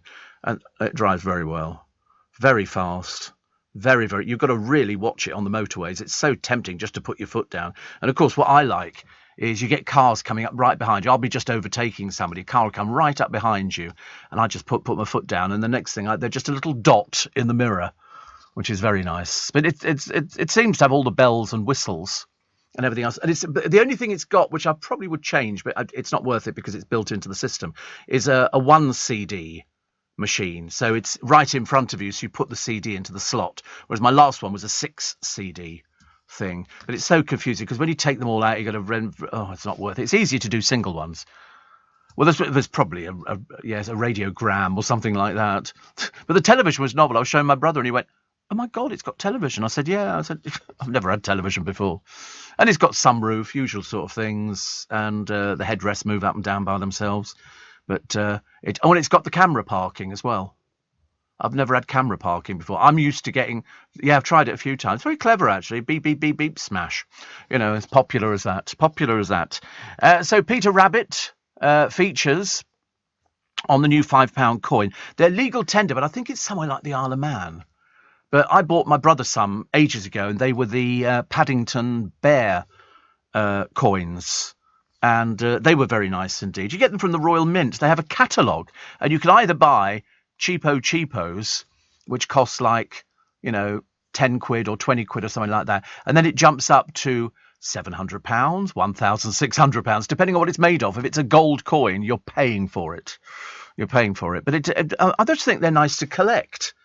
But just make a mental note. You'd never spend it, would you? I don't think you'd ever spend it. I don't think so. So there you go. In the UK, the definition of legal tender is often misunderstood. According to UK law, all coins made by the Royal Mint are classed as legal tender, whether they're commemorative coins or those in circulation. In truth, it doesn't mean they can be accepted by bank shops or businesses for cash. The term legal tender allows UK coins to be accepted for payments of debts in court. However, only circulating legal tender coins can be spent and traded with banks or a business. So in other words, the banks, the building societies and the shops are not obliged to accept commemorative coins and never have been, as they're not circulating legal tender. Some banks do accept them at their own discretion, but it's unlikely. Why would you want to give it into a bank? It's cost you 20 quid for a £5 coin. You'd have to be really daft, wouldn't you, to sort of do an exchange rate like that? Definitely. So it's like these Scottish £10 notes and things like that. You're not legally obliged to take them in. Yeah, you don't have to take them. You can sort of say, no, I don't want to. And a lot of places will try and get rid of them as quick as possible.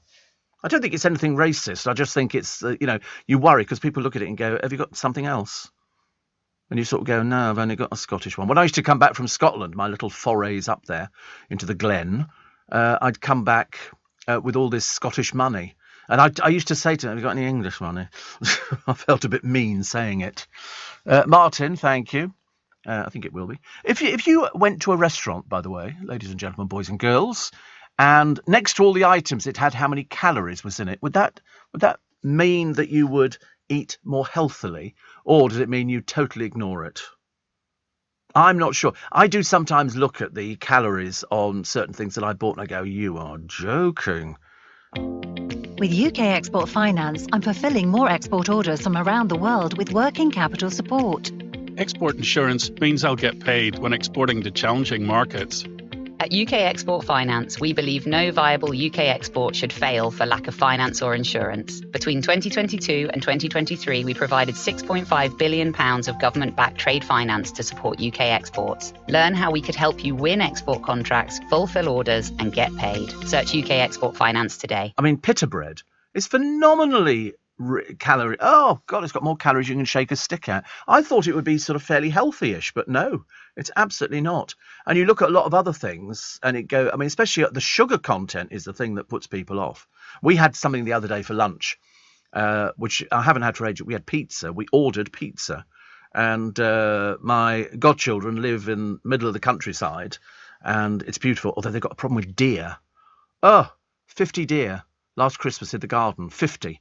And so what they're going to have to do is put up electric fencing. You know why? They eat the bark off trees. They've had to put wire around the trees to stop them eating the bark. And they dig up your lawn. Because what they're looking for sort of the new shoots coming out. But this lawn, and it's quite a big lawn, it's a croquet lawn or something else, it's got a membrane. And then they've grown the grass on top of it. So the membrane stops the weeds from growing up through it. So, of course, the deer dig it up. Steve Allen on LBC. Text 84850. Morning, nice to have your company. Welcome to, oh golly, it's wet and miserable and just depressing. And still, that Sahara sand is in the air. And it's like talcum powder. It's very annoying. Peter says, we certainly do have rain, Steve. It's raining here in Bedfordshire. Windy and chilly too. Looks like it's a thermals day today. I would think absolutely. Yes. Paul McCartney's back on the Siggies. Have you ever interviewed him, says Aaron? Or anybody? No, two of them are dead. And I didn't interview them at all. I had an interview with John Lennon. It was a very clever interview. I didn't have the interview. But what it was, they sent you a record. And the record was of John Lennon answering questions. And what they did was they gave you the question and then you would go, so tell me, John, how did you feel about the Beatles and Yellow Submarine? And then you would play Band 3 and he would come back, well, it was a great album. We liked it a lot. And so, you know, you can't do that anyway. But this was one issued by the record company. The record company issued it for all those people who couldn't get the interview with him. He did the one interview and it was put out on disc. So everybody was playing the same thing, but you could pretend it was your interview, which was quite clever, actually. And when a listener, says Roger, informed Nick Abbott about your car, he said that's not going to save the planet. Yeah, so have you seen what he's driving at the moment? He's driving a Mercedes. He's got a seriously expensive car. I mean, honestly, all this baloney he gives you, it's falling apart and all that kind of thing. Oh, no, it's not. I tell you, it's all bells and whistles. Definitely. And then one from Kirk who says, with regards to Putin, can't an international arrest warrant be issued? And how do you think they're going to serve that? He's holed up in a bunker. What, do you think they're going to wait outside, just ring the doorbell and go, we've got an arrest warrant for you here, Mr. Putin? Absolutely not. And Steve, as long as the banknotes from Scotland or Ulster Bank have the word sterling, they can be accepted. Nobody wants them, though, John. Isn't it funny? I think we used to have when I was at school years and years ago, we had a Belgium master for French. And he would show us Belgian money, and it was highly coloured. It was beautiful. Ours looked quite bland and boring compared to anybody else's. But I quite liked the idea. And he used to say, and today I'll show you these. And nice. It was lovely. It was really lovely, actually. I mean, ours all used to be sort of brown, didn't they? Browns and, you know, dark. We used to have white fivers years ago. And don't forget, you've got to use up the 20s and the 50s, if they're not the new plasticised ones, because they're going to go out. So you've got 6 months to do it. 6 months. 6 months. Actually, I should be getting a cheque back from the DVLA for my car tax, because I'd already just bought it for my car, £600. And it's only been going a month, so I should get quite a lot of that back. So that'll be nice, won't it? So I had to pay another £600 on the car takes on this one. And the car insurance runs till, what did I say, August. I didn't know that because I couldn't remember, but they were very helpful. But just for transferring it over, I had to pay the princely sum of £130. They get you each and every way. That desert sand, Steve, As Peter is playing havoc with my breathing at night, and Laws knows what it's doing to the paint on cars. Oh, I don't think it does anything. I just took the car through the car wash again.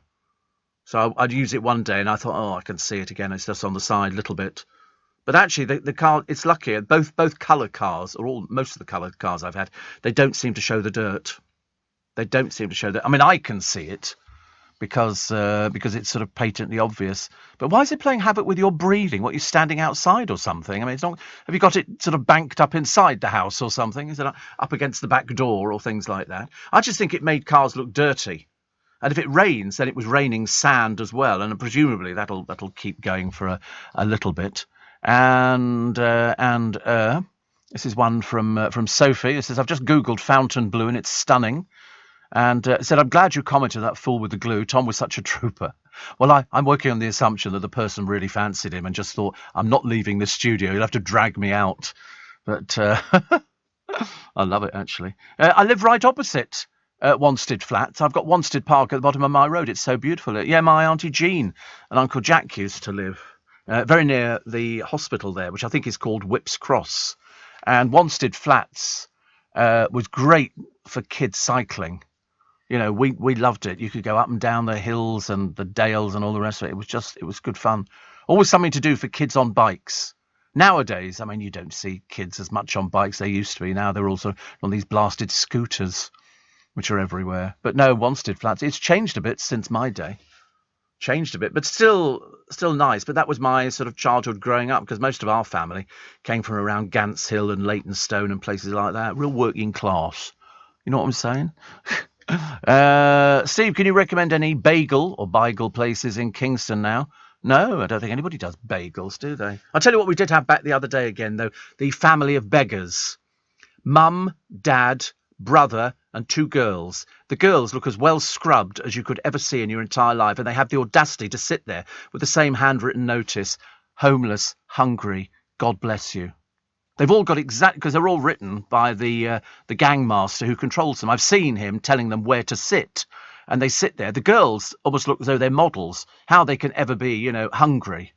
They all look very well fed, including the mother looks very well fed, and the father. It's a whole family. Why Kingston haven't done anything about it, I've got no idea. They're literally every 6 shops. There's another member of the family sitting there, and the mother holds the hands out in front of her. They must be minting a fortune, because I see people. I feel like going up to them saying, that this is a gang of beggars. You know that they're not really homeless. Not really homeless. They have a car. It's ridiculous. Curtains for fitting rooms. I never liked fitting rooms. I only went in the fitting rooms, and they're never big enough, are they? For you to take your clothes off and then put the new clothes on and then step outside and have a look in the full-length mirror. And then they just put a curtain, and sometimes somebody just pull the curtain apart. Get out! There's a gap people can look through at somebody sort of changing, which is not very good. But they're saying it could be curtains for fitting rooms. There's an app that lets you try on outfits from home, so you sort of superimpose it, and you can see what you look like in outfits. So I think that's quite a good idea, because I haven't tried an outfit on. I always think if you try it on and it doesn't fit, then you take it back and change it for something else. I mean, how do you know if it's too tight? Well, you don't. That's the trouble. That is the trouble. You don't know. So you do basically. I mean, some people try. I don't like the idea of other people trying on something that I've got, to buy. You think, oh, I don't know. They might not be as hygienic, but it's quite a clever idea. Quite clever. So you just sort of stand there with your arms out, and it sort of puts various clothes on you. We must try that, Joe. That could be a highlight of our day, going out and sort of trying these things on. I mean, I'd like to try all sorts of outfits on, but I'm not sure actually whether at this age it might look a bit. I don't want to look like mutton dressed as mutton. I get a bit worried by that. Am I dressing too young for my age, or am I supposed? What? Oh right, okay. Thought you were going to say something. I'm about right. Well, I don't know, actually. I mean, it's just, I'm M&S customer. I mean, I can't go in any of the other, I can't go in Tom Baker or whatever his name is.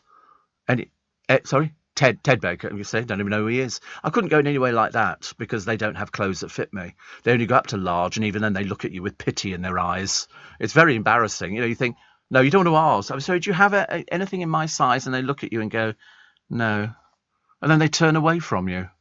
I'll tell you what I've got to go and do today. I've got to go and collect my watch. I keep forgetting to go and collect this blooming watch from Courlanders. Should have gone a week ago, but it should be all ready. So that's another outlay. Chris says it'll take me longer than 6 months to spend all these £50 notes. I've only got two £50 notes at the moment. I've been saving them for a special day, and the special day might be putting petrol in the car. My brother was so worried. We went for not paper ones. No, we went for a drive along the seafront. You could look over to the Isle of Wight. And there's a hovercraft museum down near my brother, and a diving museum, and all sorts of things. That is some really lovely houses, really lovely. I mean, very, very nice. A little bit more than we can afford. And morning, Mr. Allen, says Mark. I've just tuned into another instalment of your show. Whilst I've been listening to you talk about your recent car purchase, I noticed you've not mentioned whether it was a saloon or a coupe. I don't do coupes. I've never done them. Regular listeners would know that I don't do two-door, only do four-door cars. And what that happened to the latest series, as you probably guessed, I'm a car fanatic. Oh, you're a petrol head. Petrol head. He says, I enjoy knowledge input on various subjects if I'm honest. So there you go. No, I'm not a petrol head. In fact, we were talking about it the other day because my brother likes cars. My godson loves cars. He literally loves them. And so that's good for him because he could mess around with it and put all the information into the computer that I needed. I mean, you could also raise the car up. You raise it up like I can stand on mountains.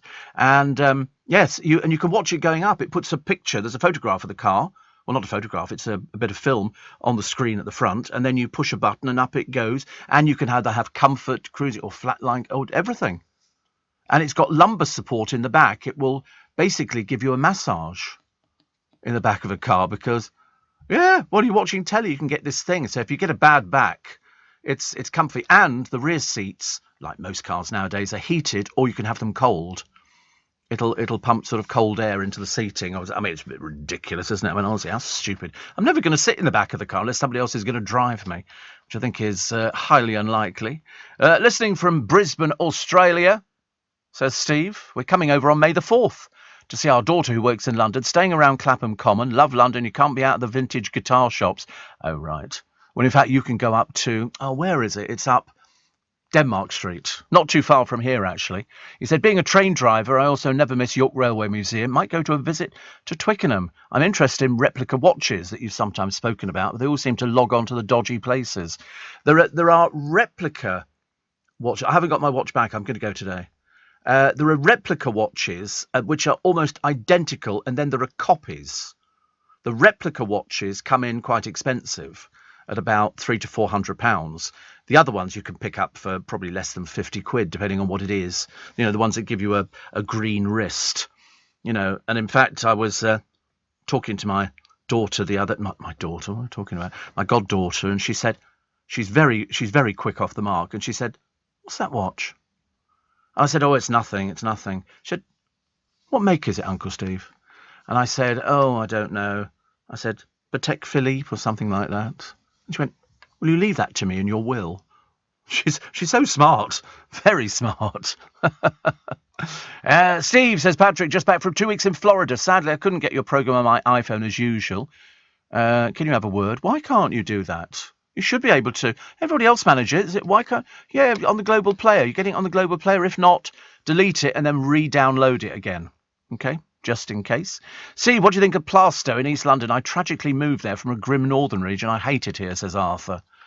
I don't think I've ever been to Plaistow. I don't, or heard it described by some person as Plaistow. I ask you, honestly, the pronunciation from some people on the radios is quite embarrassing. Mind you, some people on the television can't pronounce things either. You believe it? Dreadful. But no, I don't know anything about Plaistow in East London. I couldn't even advise you on it. I mean, I know people who probably would go and live there, but not for me. Not for me. I'm West London boy. I've always liked West London. I never have lived anywhere else. 4:45. Steve Allen on LBC. Morning, everybody. Nice to be company. Welcome to Monday morning. Welcome to April the 4th. Who got into trouble the other day? Somebody got into trouble. I can't remember who it was. Was it one of the TV companies for doing an April Fool's gag? And they said very poor taste. I can't remember what it was, so it doesn't matter. And I've given up with things like that now as well. And apparently the bidding war for Will Smith's biopic is finished. They're not interested. He's basically screwed his career, you know. Resigning from the Academy, okay, fair enough, but it could damage him because he could be seen as sort of box office poison. Netflix and Apple have pulled out after this slap scandal. I mean, he shouldn't have done it. He should have been able to curb his temper. And so consequently, I mean, companies were fighting last month. It's based on his best-selling autobiography, which came out last year. And so, I'm totally convinced he isn't short of money at all, but he's been lying low since this occurred. And now he's going to watch it collapse, because who's going to want to make films with him? The answer is nobody at the moment. It's like, Prince Andrew obviously seems to think in his tiny pea-brained mind that, by the Queen allowing him to escort, because he wasn't down to do that. That was down to the Archbishop of Canterbury, who was supposed to be doing it. And at the last minute, Andrew was supposed to be escorting his two girls there. He didn't. The Queen, who had the Archbishop of Canterbury, was going to help her down there. And Andrew got it. And I think he thought that was the way forward. He might turn up as well at a couple of other events that Her Majesty is going to be going to, because I don't think she's fully aware of what it all is.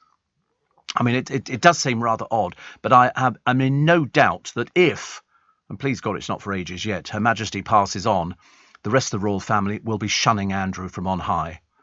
Prince Charles and William will be clamping down and saying, out. And he should have stayed out as well. It's one of those sort of things. I think he thinks maybe we're all going to forgive him. Well, it's not a case of there's anything to forgive. It's a case of nobody likes him.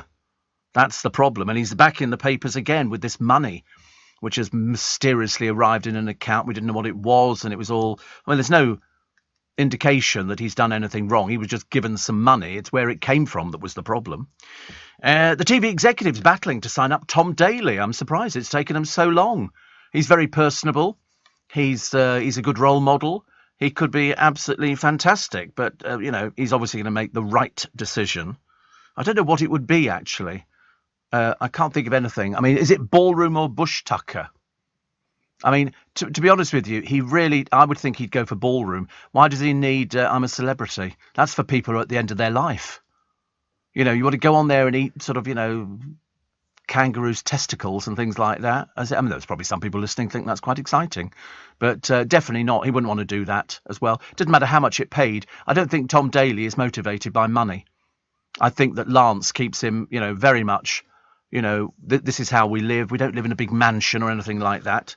And he's still got his career too. So it's got to fit in. So the Ballroom thing would be better. And he's fit. It makes no difference if you go to the jungle if you're fit or not, as long as you're able to stand in the shower in your Speedos. But we've seen him in his Speedos before. But as Graham Norton said, they're a bit small, aren't they, for confining everything? Keeping it all in check. I love it. Steve, I'm supposed to be camping in the Peak District. Oh, I think you can do it anywhere you like, actually. You just mince up and down with a handbag on your arm and pretend you're Tinky Winky. But he said, I'm now sitting in the car with the heater on. Oh, because it's cold. Well, of course, it's winter. What do you mean, of course it's cold? It's winter. And you're in the Peak District. I mean, the wind, I should imagine, must be... I mean, I can't think of anything worse. Beautiful, but, I mean, just mad. And I would sit in the car with the heater on. But, of course, it's drinking petrol, isn't it? So it's the lesser of two evils, having a massage in the back seat. In my car, you could get a massage in the back seat, and you could be nice and warm at the same time, and you could watch television. It's like being at home, filthy and full of strangers. But no, I mean, camping, definitely not the weather for camping. Absolutely not. Summer. Do it in summer. You don't want to do it any other time. It's just dreadful. What was the other one I quite... Oh, there's a drugs kingpin. Well, obviously not. Obviously a bit of a lame duck, I'm afraid, as he's in prison. He's been complaining prison work is turning him bald. Oh, shame, Diddums. You could always buy a little wig, couldn't you?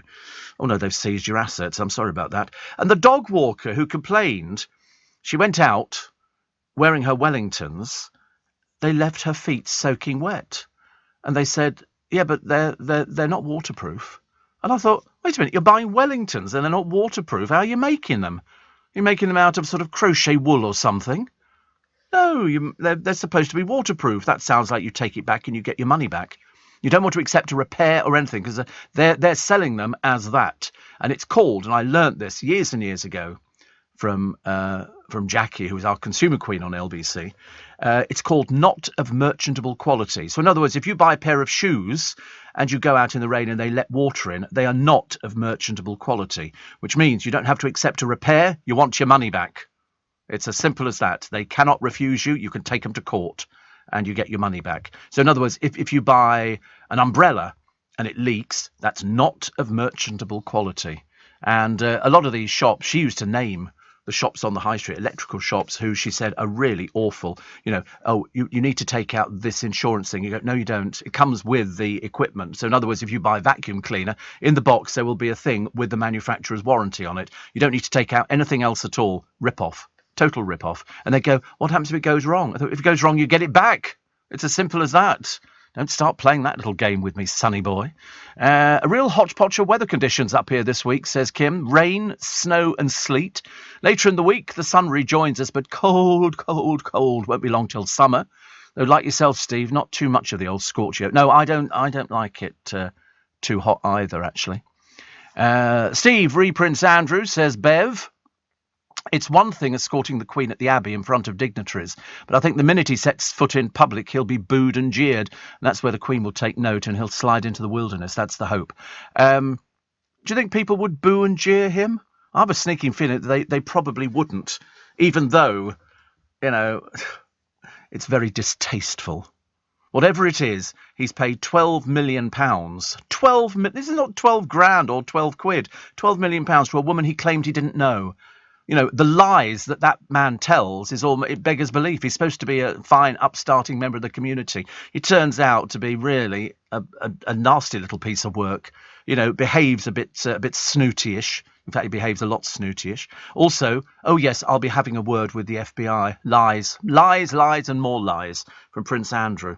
So as I say, I hope he disappears completely. I couldn't care less where he goes. He can take him and his ghastly family with him. I'm not remotely interested.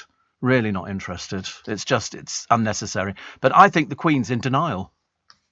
People have sort of said, you know, I can understand him going to the Abbey. We didn't have a problem with him going to the Abbey. It was his father, you know, who he was commemorating. But he should have stayed at the back. And as I say, because people will be whispering, won't they? Oh God, there he is. There he is. You know, they won't like it. Off to Madeira today, says Rachel, to escape the cold. Rachel is one of the original spikers in Leicester. How lovely. How lovely. Tom Parker's widow says she's overwhelmed with love and support. They've raised about 35,000. I think they should raise a lot more. He was 33 when he died. And if you saw him on Pointless, I knew straight away. I thought they filmed this and he wasn't very well. He was a bit frail, but at least he made the effort and he got on there and they got through and they won. And I thought that was really lovely. I was so hoping at the end of the programme that they were going to put up a picture of him going, you know, Tom Parker, and then the date of his birth and when he died. And I thought that's because it's so final. It's not like he's sort of going away for a little while, then he's going to pop back again. He's gone. He doesn't exist anymore. I said that about Dale. Exactly the same. When sort of Dale died, I said, it's so strange. I said, because he's not anywhere. There's, you know, there is nothing that signifies where he is, and I think a funeral gives you closure. But I don't. You see, if you have a cremation, there's nothing. You can't even go to a grave. It's just, you know, it's that person only exists. If you're in the media, you're going to exist, you know, especially if it's television or radio. Not so much newspapers, in fact, definitely not newspapers, but radio and television. Radio because you could always listen to somebody's programme, and television because, you know, I'm still watching things with, you know, the cast character of Dad's Army who died years ago, and yet we're still watching them. And Barbara, you know, you can still find lots of stuff about Barbara on the internet and all over the place because they made an impact. So they're going to go for a long, long time. You know, it's never going to get to that stage where you're going to forget that Barbara existed. Never going to get to that. You're always going to remember. And that's the nice thing. You're always going to remember, you know, so many. I mean, I'm hoping I'm going to be remembered when I go. Of course, knowing my luck, I won't be. What else we got? Oh, Chelsea Widley died from CBeebies. Only 29. Only 29. Very, very young indeed. Been ill for quite a while, actually. And the ferry crisis, the airport staff shortages and the COVID checks causing travel choss, absolute choss everywhere. People can't get away on holiday, queues and delays at the airports, and people getting really, really fed up, very fed up. And it's a case of, if you want to get away, mind you, and you should, because they say it's going to be a white Easter.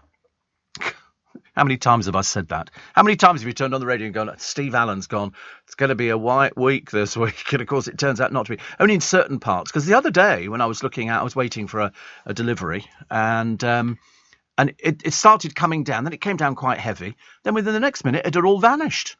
Completely vanished. There was no sleet, no snow, no nothing at all. No, nothing at all. Did you know that Brits guzzled 1 billion more pints of beer last year? Excuse me. There you go. More freezing weather later in April, raising the Easter snow chance. They say the start of April feels more like January, and wintry conditions swept in by icy North Atlantic air has said, well, we don't want it. We should build a wall to keep it out.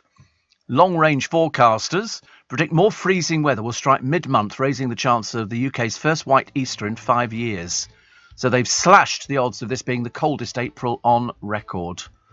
But while many of us have shivered indoors working out if we can afford to put the heating on again, others have made the most of the bracing conditions. And so people in the Scottish Highlands at the Lecht Ski Centre were doing snowboarding and everything else. I quite like the look of snowboarding. I couldn't do it. I'd never stand up long enough. I really wouldn't do it. And then apparently hardy jet skiers and sea swimmers brave the waters in the northeast. Madness. Sheer madness. I couldn't do anything like that. This music indicates, if you're a new listener to LBC, then we're heading up to the news at 5 o'clock this morning. Then we're back with you in about 3 minutes. Take more of your texts and emails. It's 84850 steve@lbc.co.uk. At Honda, we've been engineering cars for over 75 years, actually.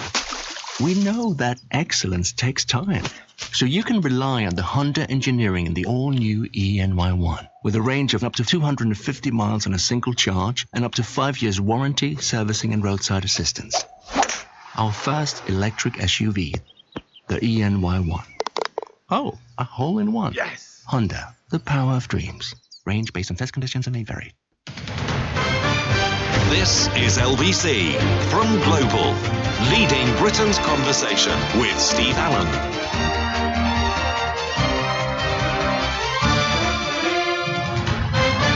Morning, every nice to have your company. Welcome to Monday. As I said before, traditionally the day of the week where you go, oh, it's Monday. Got a whole week to go. And especially with this blooming weather. Mark said I came up to London last week to see the Fools and Horses musical. It's good, isn't it? It's good. Said, stood outside the iconic Global building, a great day out. Huge building. Huge. 1,000 of us in here. Not at this precise moment, but no, there's loads of us in this building. It's huge. It goes all the way from here, all the way to the very back by the Garrick Theatre. It's huge. If you could look down, with a drone, you'd see how big it was. It's absolutely vast. It seriously is. There's 8 floors in this building. Radio stations, people buzzing around and doing their bits and pieces, and celebrities, and we're full of celebrities. You can't move for celebrities in this building. People who are sort of in to do their programmes, people who are in to do recordings of programmes, people who sort of, want to come in and sort of unglue people who've tried to sort of, do bits and pieces. But lots of garages are out of fuel again, says Tony. Oh, no, we're absolutely chock-a-block for fuel. Every day I see all the tankers there. So my other half works at a petrol station. They ran out last night. No, we're full of petrol. No shortages of petrol.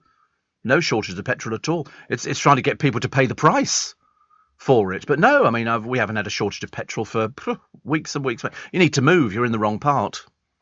You're in the part of the country that obviously doesn't. Perhaps they haven't paid. To be honest with you, it's probably independents, and they have to pay for it. Same as everybody else has to pay for it. But no, there's no shortage of anything at all. In fact, the only thing you might have a shortage of at the moment is sunflower oil. Because where does it come from? Ukraine. Would you believe it? Out of all the places. So they say they've only got a few more weeks' work to sort of produce the sunflower. Well, you just have to use something else. Don't have to use sunflower oil. Natalie says, my husband and I are coming to London tomorrow for a few days as we're coming to see To Kill a Mockingbird. Can you tell me where Joe Allen's is? It's on the Strand. So go along the Strand, okay, and on the left-hand side you'll see the Strand Palace Hotel. The next road to it, because it's part of the Strand Palace Hotel building, is Joe Allen's. You can't. So just before Waterloo Bridge, just before you hit the Lion King. If you hit the Lion King, you've gone past it. Okay. Also, my husband thinks it's unreasonable of me to want to go to LBC Studios around 3:30 and get a selfie with you. He's a miserable so-and-so. Yeah, I think that definitely that would be not advisable. Not advisable. It's a high security building. They can't do things like that, unfortunately. 3:30, honestly. I've included a picture of my little dog. He's a cockapoo. I think my Archie is best. He's a Schnauzer. I do like cockapoos, yeah. So Natalie, who's at Poole in Dorset, Archie is a Schnauzer. They're nice, these dogs, because they don't get too big, do they? They don't get too big. But I tell you, when I went down to see my godchildren the other day, they have a real fire. You know, it's an old house built in the 1600s, and they've got a log fire. And one of their dogs sits right in front of the fire and stares at the flames. So when you put the logs on, you get flames and everything else. And the dog will sit there, literally on top of the fire, and stare at it. The moment the flames die down, he's off to see Daddy, and he paws him, as if to say, we need some more logs on the fire. Seriously, I've never seen anything like it. Literally, he'd sit there. The moment the flames are all crackling away, he sits there staring at it, really close to it. And he's like really staring. And then the moment the flames die down, he's off to see Chris, and he's pawing him to make sure that he puts some more logs on the fire. He's got an obsession with a fire. Crackers, isn't it? I've never heard of that before. Other people might have heard of that, but I ain't one of them. Having a conversation on Mars would be very bizarre. Why would it be bizarre if you're on Mars? Because believe it or not, and don't ask me how, because I do not know, they have 2 speeds of sound. 2 speeds of sound on Mars. How that works, I've got no idea. 84850 steve@lbc.co.uk. And so, no, petrol we're fine of. We've got loads and loads. Obviously, perhaps it's just you, Tony, unless you're starting a rumour.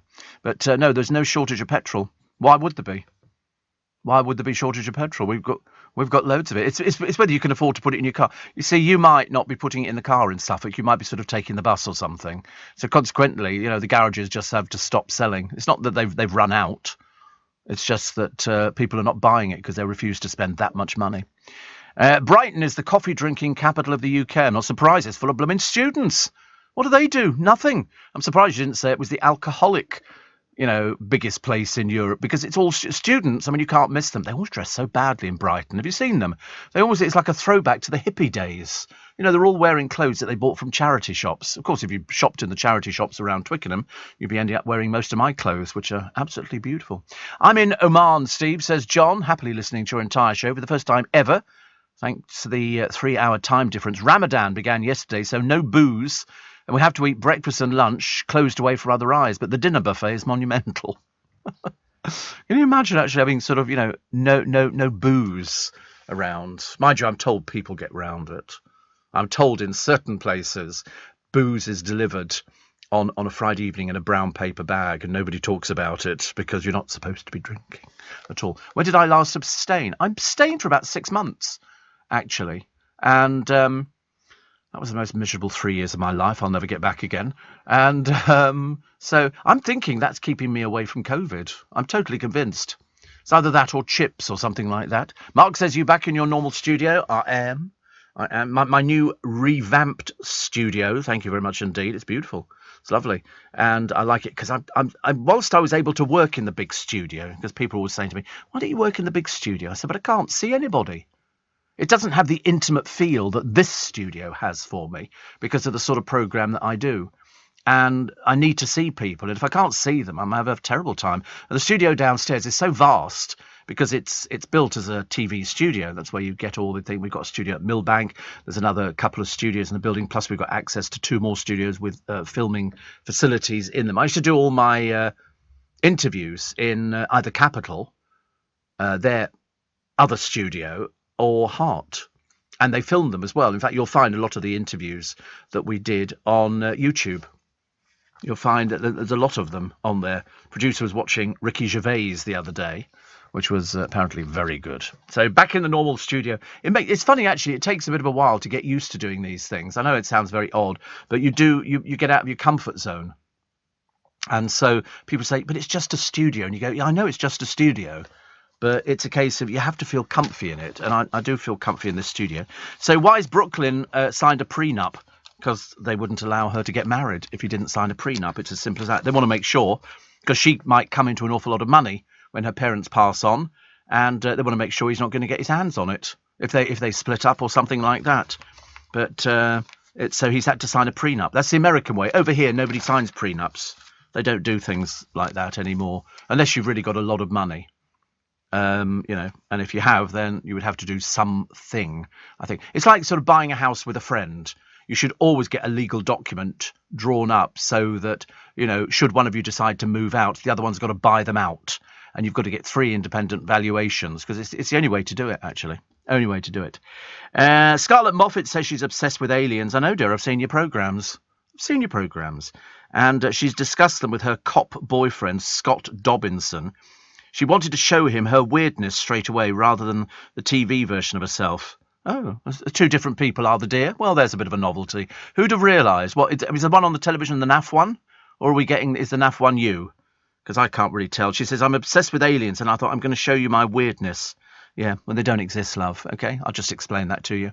They've never existed. They don't exist. There's no such thing as flying saucers, little green men, ETs, strange beings that come down in spaceships and have a look at us. Nothing like that at all, OK? Don't want to burst your bubble, but there's no point in lying to you about things, is there?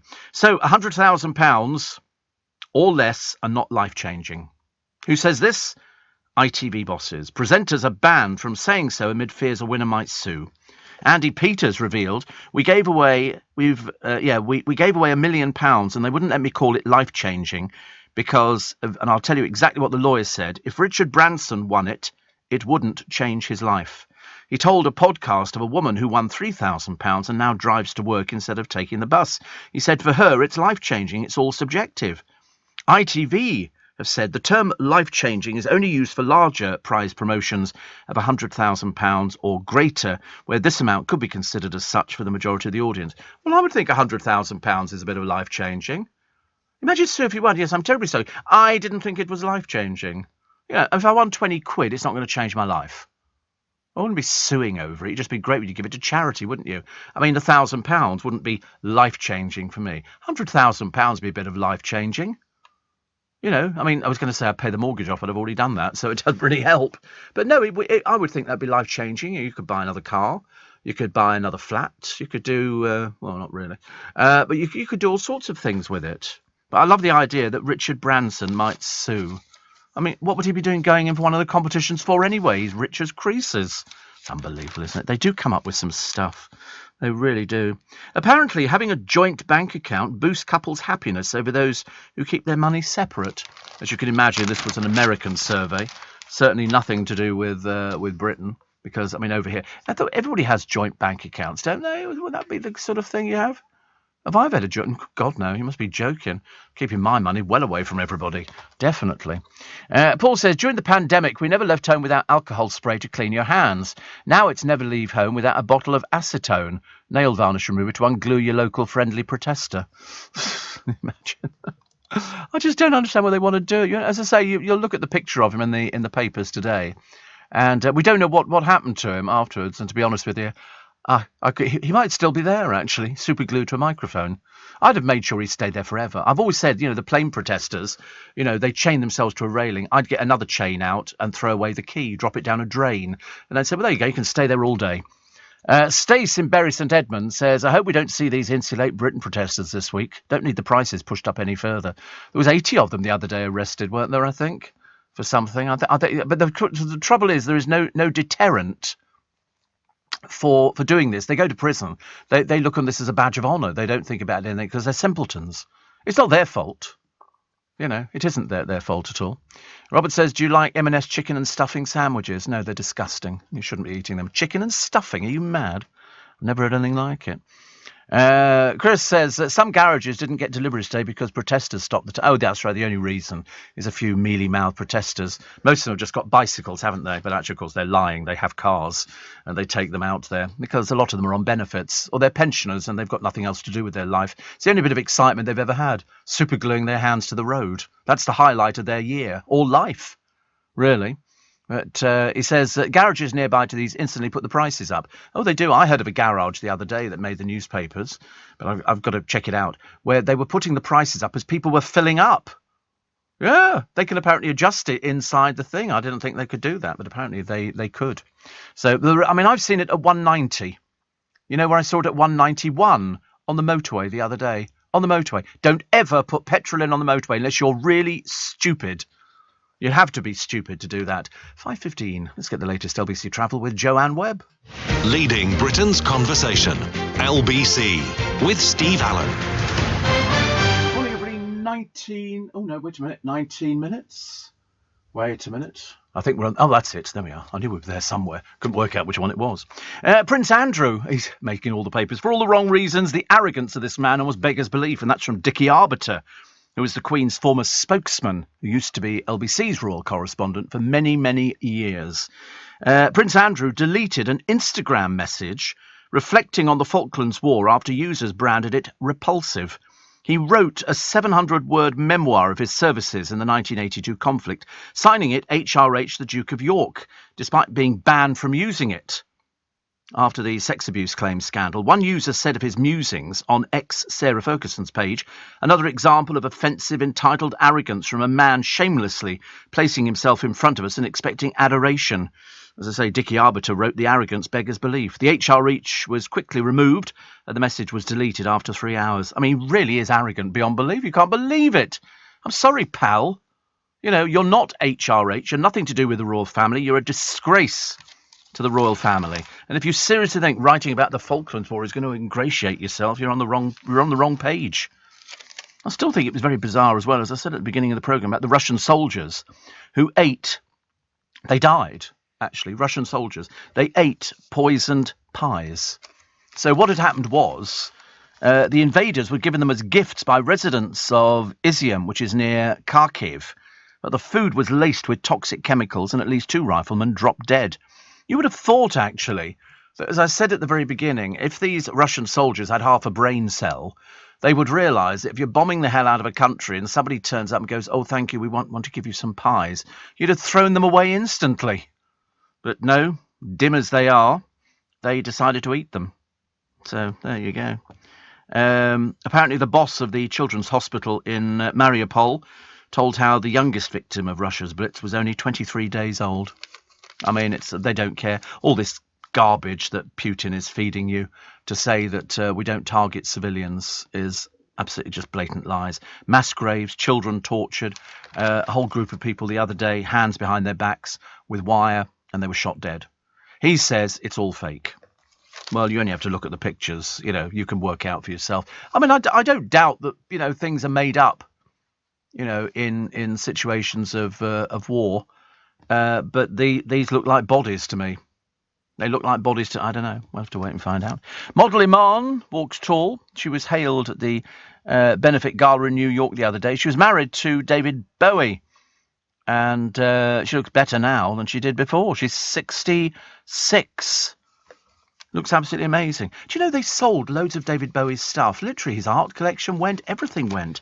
And I think the catalogue has been sold as well, all the back catalogue. It was almost as if, you know, David Bowie was sort of there and then he finished and they didn't want anything else around because he bought all sorts of things. And I think the back catalogue sold for hundreds of millions of dollars. I mean, I don't know what you would do with that money. I've got no idea. And perhaps it's just sort of, perhaps you want to buy one of those ships that the oligarchs have got. Perhaps you could buy the Beckham's little tender. But they say it's worth it. It's been sold to Warner Music Group.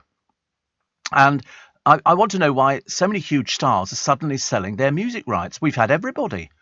Everybody has been selling them. And the reason is because there has been a noticeable rush. I think Bob Dylan was selling. Investors were able to see the value of evergreen hits because it just goes on and on. Music journalist David Sinclair, I think, said the back catalogue gold rush has been brought about by a perfect storm. And so people make money. Touring, wiped out by the COVID-19 pandemic, will also have had an impact on artists' decision-making. Plus, there's the arrival of a new president, which could also be a factor, although he can't go for much longer, can he? Every time we look at him, we think, it's a matter of days. Matter of days now, seriously. He looks older and older and older, poor soul. Wayne the Trolley Dolly says, listening to you tucked up in bed, listening to the rain hammering on the roof here in North London. If it hasn't reached Leicester Square, it'll be with you in a few minutes. It's torrential. Luckily, I've got my... It's raining outside. Oh, it's raining outside, apparently. Luckily, Wayne, I have my little umbrella with me. You always get on the bus and you feel a bit sort of soaked. And then you sort of sit down and you can see the steam rising off everybody. Yeah. Have you saw iMac? Oh, my Mac. Yes, my Mac. So the bidding war over for Will Smith's biopic. They're not interested in it. And more dreariness for Brooklyn Beckham, the bloke who can't actually manage anything, couldn't take a photograph, couldn't make a cup of coffee. And his godfather is Elton John, but of course Elton can't make it to the wedding. Phew, but he was grateful. Didn't want to be exploited there. But apparently Harry and Meghan have been invited. What for? I've got no idea. Do they know Brooklyn? No, I shouldn't think so. And the Spice Girls are going to be there. So they'll be expected to sing or something like that. But when you look at how much the Beckhams are worth, 380 million, then you look at the Peltzes, 1.3 billion. 1.3 billion. So, but apparently they're Jewish, whereas the Beckhams are not Jewish. So she's marrying out of faith. But she does have a Yiddish symbol on her ribs and Brooklyn's name on her back. Don't make me say it, please. I'm going to see Tina Turner in London later on today. Unfortunately, Joe Allen's are closed on a Monday. I'm distraught, says Sidcup Julie. And instead booked up a French restaurant, Le Garrigue. Have you been? I haven't, no. I didn't know Joe Allen's were closed on a Monday. Why are they closed on a Monday? Interesting one, isn't it? I don't know, actually. I shall have words. I don't know. I can't remember why anybody would be closed on a... It's like there are still some shops around my way that are closed on a Sunday. So... Joe Allen's closed. Wait a minute. Well, it says they're open on Monday. It says they're open here. It says they're open 4 till 12 p.m. They've said. So 4 till 12. Last food order's 10:30. Last bar order's 11 p.m. It's for lunch. 4 till 12. How's that lunch? 4 till 12. They're not open for lunch. Oh, right. I see what you mean. So they don't open until 4 o'clock. OK, Saturday, 12 till 12. Sunday, 12 till 8. Because they used to do breakfast. So they're open from 4 in the afternoon. So they don't do that at all. But it doesn't matter. So you can always go somewhere else. Steve, you mentioned Leytonstone. Until 9 years ago, I lived there all my life. Did you ever use hollow ponds and go boating? I didn't. That's where the family grew up. That's where my mum... came from, and my dad as well. Says, I probably passed you many times in Leytonstone and didn't know it. Like I said, Tom was a trooper, but he was also very brave. Yes. I mean, listen, by the way, we've checked out Le Garrigue restaurant. It looks very nice. Oh, look at that menu. Unmistakably French. Oh, they do fries and everything. A la carte. What have we got on the a la carte menu? Here we go. Oh, okay. So for your entree, it's all in French. I like Boeuf Bourguignon, which actually £18 sounds reasonable. Slow cooked beef, marinated in red wine, served with new potatoes, vegetables, and lardons. Moule frites. This is mussels marnier, cooked in white wine, parsley, and cream. So that sounds quite nice. Confit of glazed duck with mashed potato. That sounds nice. Also duck confit, pork belly, and Toulouse sausage with beans. And plat du jour, just ask the staff or look on the daily special. They've got a Le Garrigue burger. Sounds quite nice, doesn't it? Also, whole free-range baby chicken. Oh, I'm not sure about that. It always makes me feel slightly queasy. It's a baby chicken. Yeah, guilty on that one. Salmon fillet, served with ratatouille and basil dressing. Basil. Seasonal vegetarian risotto, goat's cheese salad, and fish of the day. Please ask the staff. I'm sorry, do you have a fish of the day? Oui. Poisson, yeah, kippers. They do foie gras for a starter, and for puddings. What we got for pudding? Oh, they do a pre and post theatre menu.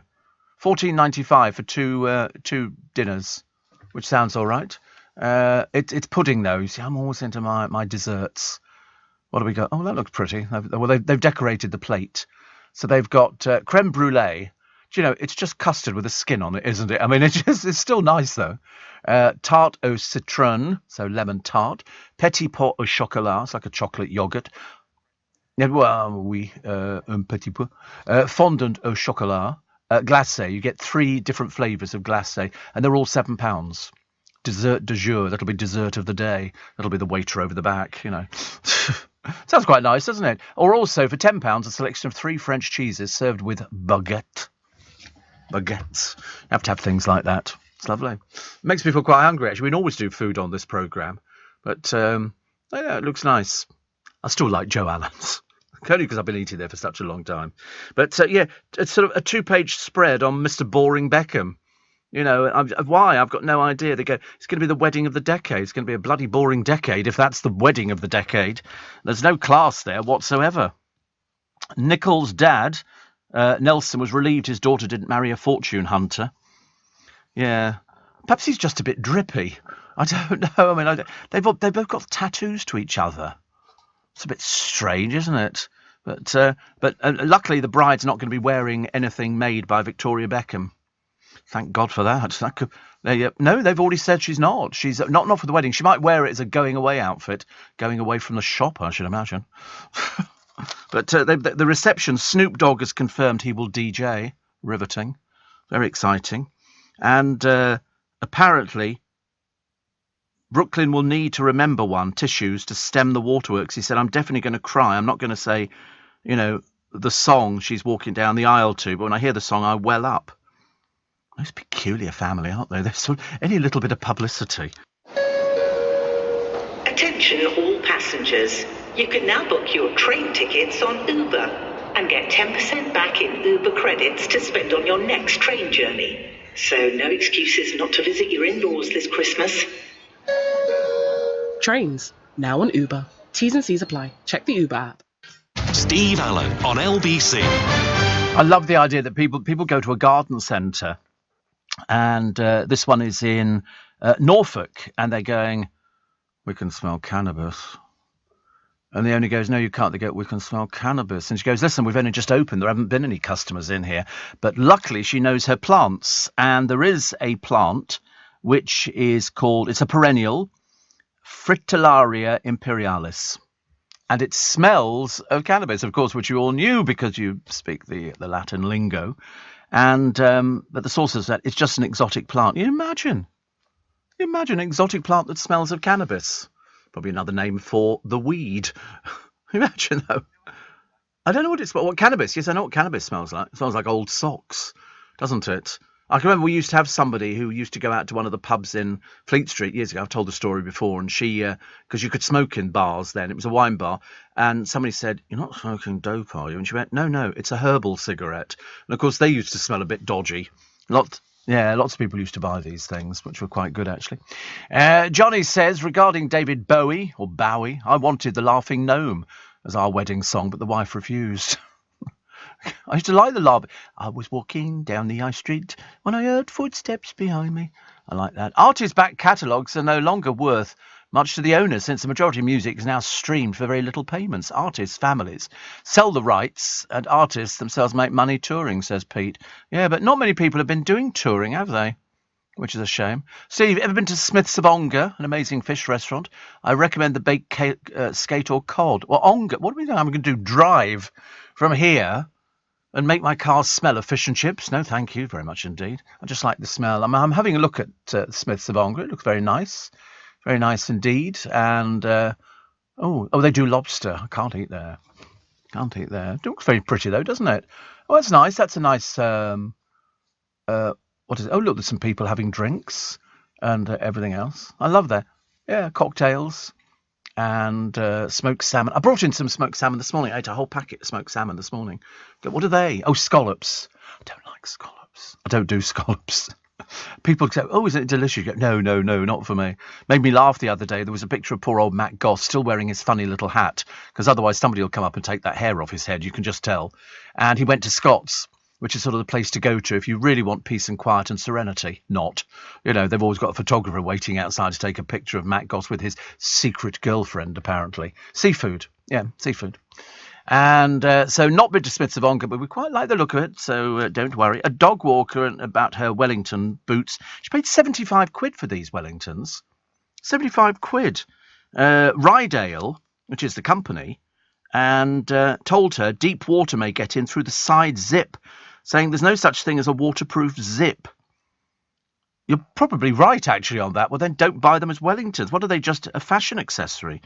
But there's no such thing as a waterproof zip. The firm has not commented to The Sun. Well, yeah, I mean, for all those people, I mean, I don't know what you'd use them for otherwise. She thought she could splash on the beach. But the makers told her the boots are not waterproof above the ankle, despite ads showing them immersed in a deep puddle. Oh, that's very... Yeah, wellies on the beach. I don't know, wellies on the... What else do you think on the beach? Flip-flops? No, the tide might come and you get your feet wet. Although, actually, you just sort of take your shoes and socks off, don't you? And then you... Yeah, that's how I thought it worked. Yeah, wellies, that's how you do it, actually. Big Brother co-stars tribute... I don't know why Imogen Thomas has decided to do a tribute to Nikki Graham a year after her death. I mean, it's a bit strange, isn't it, to do something like this? Oh, there's a programme on the television. It's Nikki Graham. Who is she? She was a listener. She was one of my listeners. She used to send me little text messages. Bless her heart. Another one says, you are correct. Joe Allen's are open on a Monday, but they wouldn't let me book a month ago on a Monday. I've cancelled the Garrick and booked Joe Allen's. I want my duck for starters, says Sidcup Julie. But you can only book for, as you know, 4 o'clock. It starts at 4. So you can go. So she cancelled the other one. We were going to have lunch the other day at a restaurant. The duck dish is duck and watermelon. It's the starter. It's very nice. Very, very nice. Another day where we were going to go out for lunch yesterday, but I didn't really feel in the mood for eating yesterday, so we didn't. So they'd already changed the time of the restaurant from 12 o'clock to 12:30, knowing the time I was getting down to my brother's yesterday, and then they phoned up to cancel it. But luckily, you don't actually need to speak to anybody to cancel. You just sort of basically do it online. And so you can imagine all the staff going, OK, they've changed the time to 12:30. Hour later, they've just cancelled. Must be really frustrating. Really frustrating, but never mind. Listen, that's the way it goes, isn't it? For goodness sake. At least we're going out to restaurants now. Happy Mondays, Bez, a man who's completely off his trolley every time I've seen him, has gone from being a freaky dancer to a bingo caller. He's doing a £45 a head boozy brunch. He's making the calls at the event at Manchester's Escape to Freight Island next month. And... there'll be Escape to Freight Island for a melon twisting rave bingo fuel bottomless brunch with bingo bango. I don't even know what that is. Is he what planet is he from? Is he just a bit peculiar or something? But he was paired up with Angela Egan, was a fan favourite, because he wasn't any good. That was the trouble. He wasn't any good. Daniel Craig has hit the buffers in his Broadway headlining show after testing positive for COVID. And what was the other one? Nicki Minaj set to star in the first carpool karaoke in 2 years. I like those carpool karaokes. They're very entertaining. Very entertaining. I like all of those. Oh, look, Christine McGuinness wearing hardly anything again but airbrush to hell. Really, I mean, you could tell here. This is where they've always got a blank face. And again, let's put the eyes there and make it entertaining for us. Over half of Brits have a room at home which is too cluttered to use. Yes. And a white Easter's on the cards. More snow and polar blitzes hit Arctic April after the weekend where the temperature went down to -7. Have I got a yes, it's got a whole place like it. Angry passengers at Heathrow faced long queues yesterday as the Easter holidays got underway. Are the kids on holiday now? Does that mean that the trains are going to be mercifully empty for a while? Are they on holiday already, schools? I don't know. If people are getting away for Easter, I don't know if that's people with sort of kids or if it's people not with kids. Easter, it's 2 weeks away, but they can't be on holiday just yet, can they? I mean, to be honest with you, hardly any of them ever go to school. You know, what do they do, these kids now? It's ridiculous. Sonia says, Steve, last few days in the Maldives, and from Thursday I'll be back to wild swimming in the river Wye and River Severn instead of the Indian Ocean. Just a tad colder, but fantastic for your health. You should try it. Absolutely not. Not a hope in hell, I'm afraid. Check out the world's deepest swimming pool, Deep Dive Dubai. All right, what's the deep dive? They're off now. Off now, the schools. What do they do? I mean, it's ridiculous. Fancy being on holiday still. Yobbos. You know what they're like, all these kids, dreadful. You can always tell when they're off school because they make such a noise in the early hours of the morning. So Deep Dive Dubai. What is it? Is it it's a 60-metre diving pool in Dubai containing 14,000 litres of fresh water. 14 million litres of fresh water. I do beg your pardon. It's the deepest swimming pool in the world. So, is that it? Oh, right. Why has it got buildings in it? Is that what it is? Is it supposed to be a bit novel? Is that Will Smith? Don't go anywhere near it. Will Smith's been there. And so you dive in. Oh, right. So it's basically, they've created an underwater thing, haven't they? Isn't that interesting? That would frighten the life out of me. I'd be terrified. You go round a corner, there's a piece of pipe work and everything else. No, definitely not. They've got everything in Dubai. You can even go skiing. But yes, but I'll take the Bentley. But Deep Dive Dubai is so clever. It's almost like a film set underneath. And then you go in there and it's very, very deep. But I'd be worried in case there were sharks or something, or jellyfish. What you like with swimming? Okay. Yeah, I can swim on my back. I can do on my front, but I have to do breaststroke. I'm not very good at doing anything like that. And I certainly can't dive. I wouldn't be diving anytime soon. It's just not me, I'm afraid. Holly Willoughby's become pals with Iceman Wim Hof for one good reason. He can cure her hangovers. She gets a lot of hangovers, does Holly? Oh, she likes a few bevies. Oh, you must have seen her after all the award ceremonies. She staggers in the next morning in the same dress. No, it's real. They're both, because the trouble is the hours that they're working. Drink affects you a bit quicker than other people, so people don't expect that you're going to be sort of, bit of a risk to everybody. And the answer is yes, you are a risk. What else we got? Croydon singer discovered in a branch of Nando's. Lovely. And claims that MPs and their staff held at least 2 lockdown busting parties in Parliament are now being investigated. They've started releasing some of the names of people who've been fined. They obviously were trying to keep it very quiet. And, make of that what you will. Fans can stay in footy heaven at the World Cup on a cruise ship packed with bars, restaurants, a nightclub, 6 pools and a helter-skelter. The 5-star MSC Europa will be moored off Qatar to put up supporters watching Gareth Southgate and his team. So, you can sort of have a room that's got 2 bunks in and everything else. It's a good idea. It's cheaper than staying probably online, and you can just watch it. Although a cabin with double bed and bunks designed to sleep 4 is £486 a night for a minimum 4-night stay, while a VIP suite is £1,900 a night.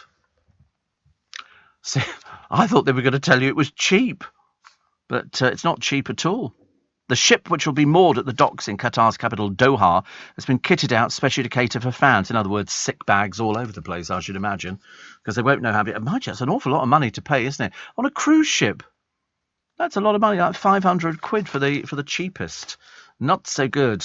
Tom Parker's widow, in the paper today, this is Kelsey, and is overwhelmed with love and support. She thinks so too. You deserve every bit of it, because it's tough. He has a GoFundMe page. It's past, I think, 35,000 now. She said thank you from the bottom of our hearts, and she shared the message with a photo of herself with the singer who died from a brain tumour last Wednesday. How awful. I mean, just really, it's awful. Whichever way you look at it, it's awful. And she's having to come to terms with that. Not easy when you're young. Not easy. Emojis could be displayed on driverless cars. I'm not liking this driverless car business that they're coming up with. Not my sort of thing at all, I'm afraid. I'd be too worried in case it would make a mistake. 5:45. Let's get the LBC travel this morning for you with Joanne Webb.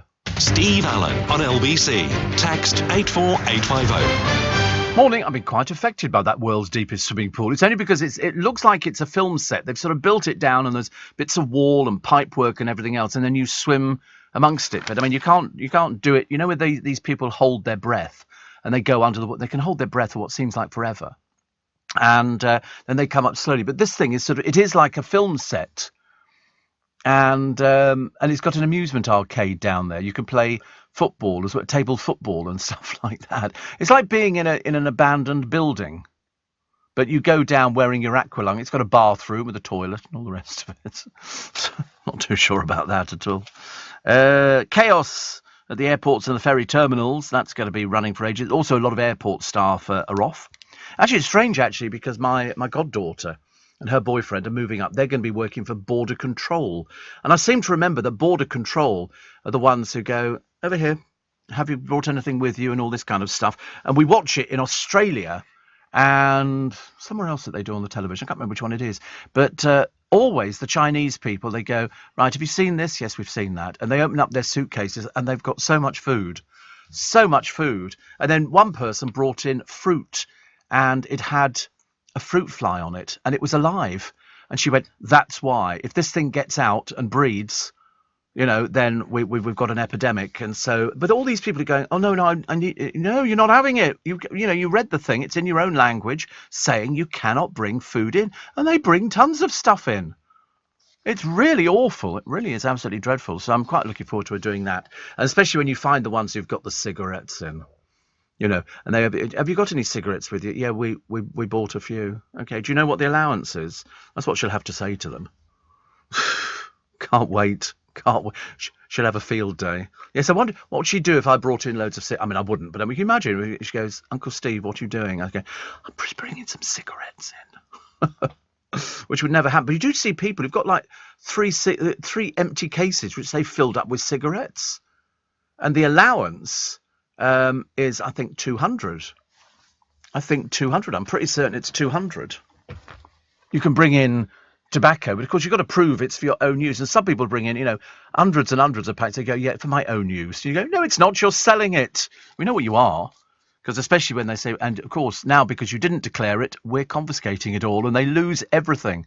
So in other words, the duty-free allowance when coming back in is 200 cigarettes, 50 cigars, 250 grams of tobacco, 42 litres of beer, 18 litres of wine, 4 litres of spirits, 9 litres of fortified wine.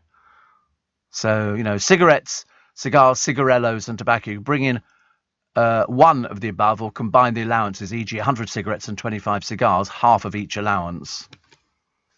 Not a lot, is it? So when you see people and they start piling them up on the counter, 7,000 cigarettes, 8,000 cigarettes, it's amazing really, isn't it? That people, and also they say she knew all about it because she's been stopped before. And what they're doing is they're buying for other people and they're also selling as well. So they have to stop people like that. I don't know why. Because you go to Gran Canaria, it's a duty-free island, so you can buy as many cigarettes as you want. The trouble is you've got to smoke the blooming things before you come back, because you can't bring them back. And you get yourself into a lot of trouble and get fined.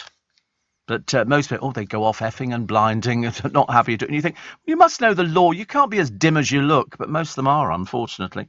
So the children's TV star Chelsea Wibley has died at the age of just 29.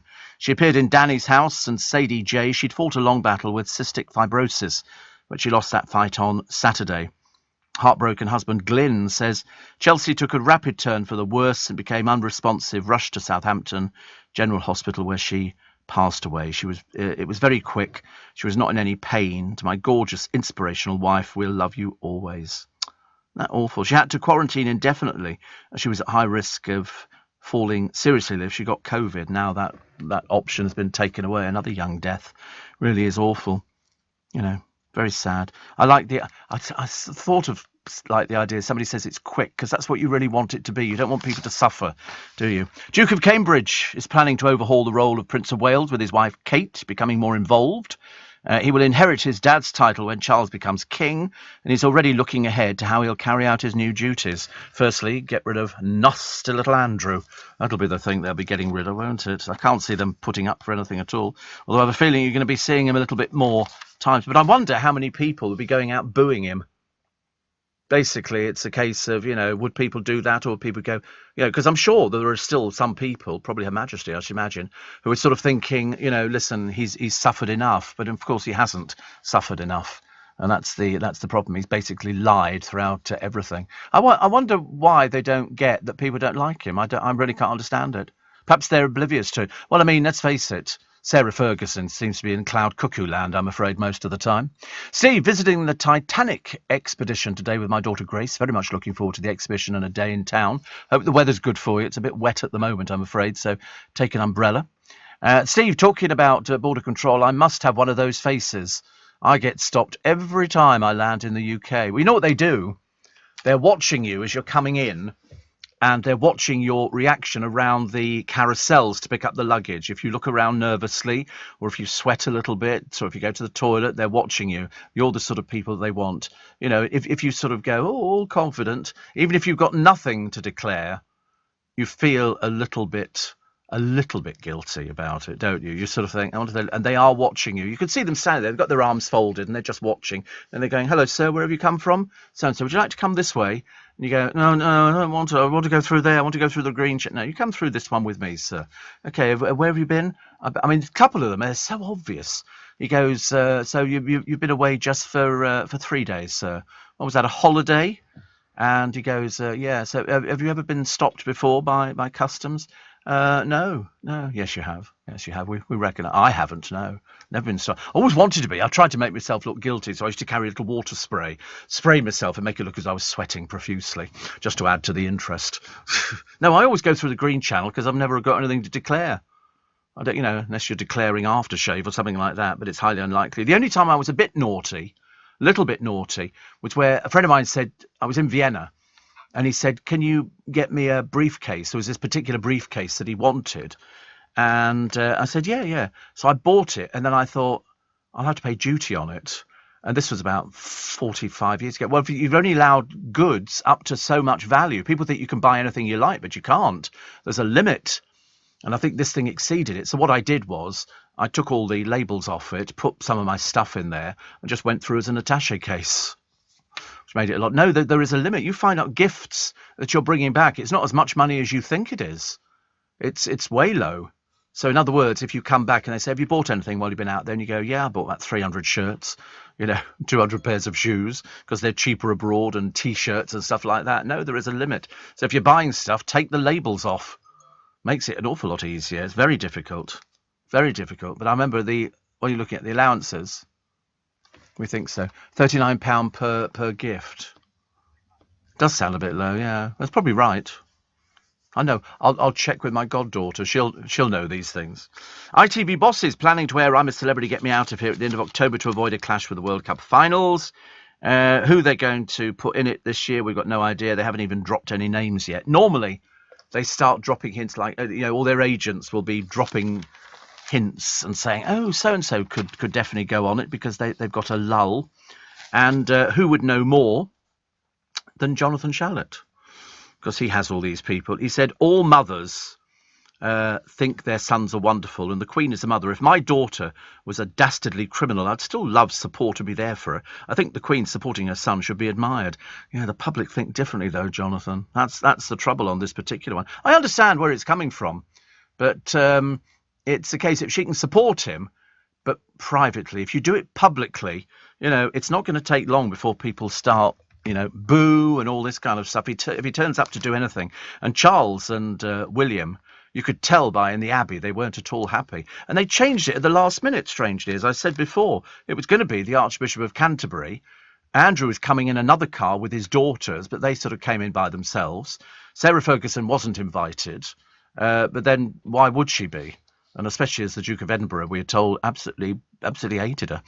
One of those sort of things. But it'll sort itself out in the wash. That's the way it goes. So, fish and chip crisis, mainly because of this sunflower oil. It's the biggest cooking oil that we sell, one of the suppliers there. And it also goes into oven chips, crisps, ready meals and cereal bars. They're now looking for alternatives. Why can't they use lard or something like that? They've only got a few weeks left. So the taste of your crisps, oven chips and cereal bars set to change as they're now reworking recipes. Well, what are they putting instead? I mean, you don't have to have oil in your sort of fish and chip shop. You can have lard and things like that. As a result of the shortage, manufacturers of products including crisps, chips and cereal bars have been forced to alter the recipe and replace sunflower oil with refined rapeseed oil. That's that stuff you see in the fields, isn't it? In the summer you see all these yellow fields. That's rapeseed oil, I believe. I hope that's right. And a lovely picture of Eddie Large getting the thumbs up. He died aged 78 from COVID in April 2020, and only a small group of mourners was allowed in. And Sid Little, who's 79, says, "I like the portrait of Eddie. He was larger than life." He was. They fell out, then they sort of kind of made up again. Yeah, all these acts fall out for a little bit. That drive you mad. You're working with the same person all the time, and for 50 years, and then people say, "Oh, do you get on well together?" You say, "No, listen, we don't socialise. We just socialise on stage because we're doing the act, and that's how it works." Plan to ban snares that trap wild animals will be debated in Parliament after an online petition topped 100,000 signatories. I thought there would have been more than that. And the Star reveals the secret behind his long career. This is Paddy Dingle, played by Dominic Brunt, celebrating 25 years on Emmerdale, but he reveals his role was nearly over as soon as it started. Yes, I mean, I remember him when he had hair.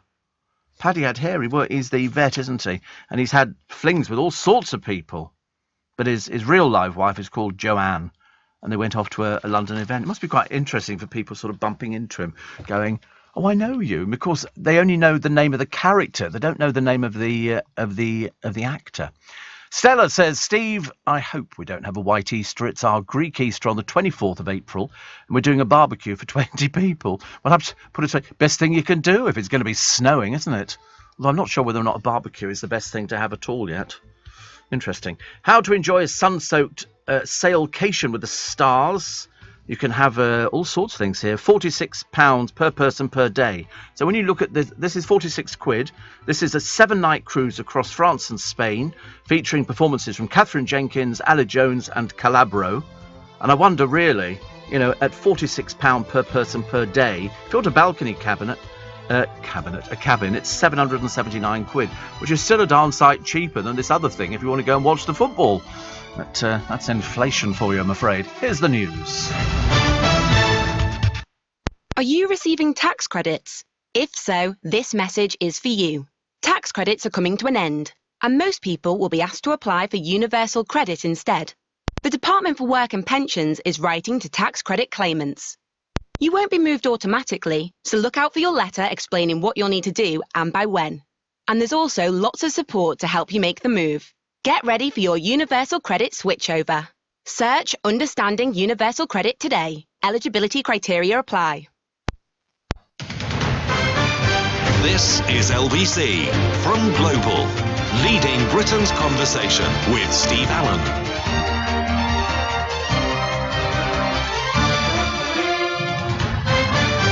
Morning, nice to be accompanied. It's Steve Allen's early, but I can't believe we raced through this morning. Seriously, I mean, honestly, what with the blooming awful weather? It's miserable. If you live out of town, I imagine you probably spend your entire life living in Wellingtons and anoraks and all sorts of things to keep out the elements. But people love a good walk.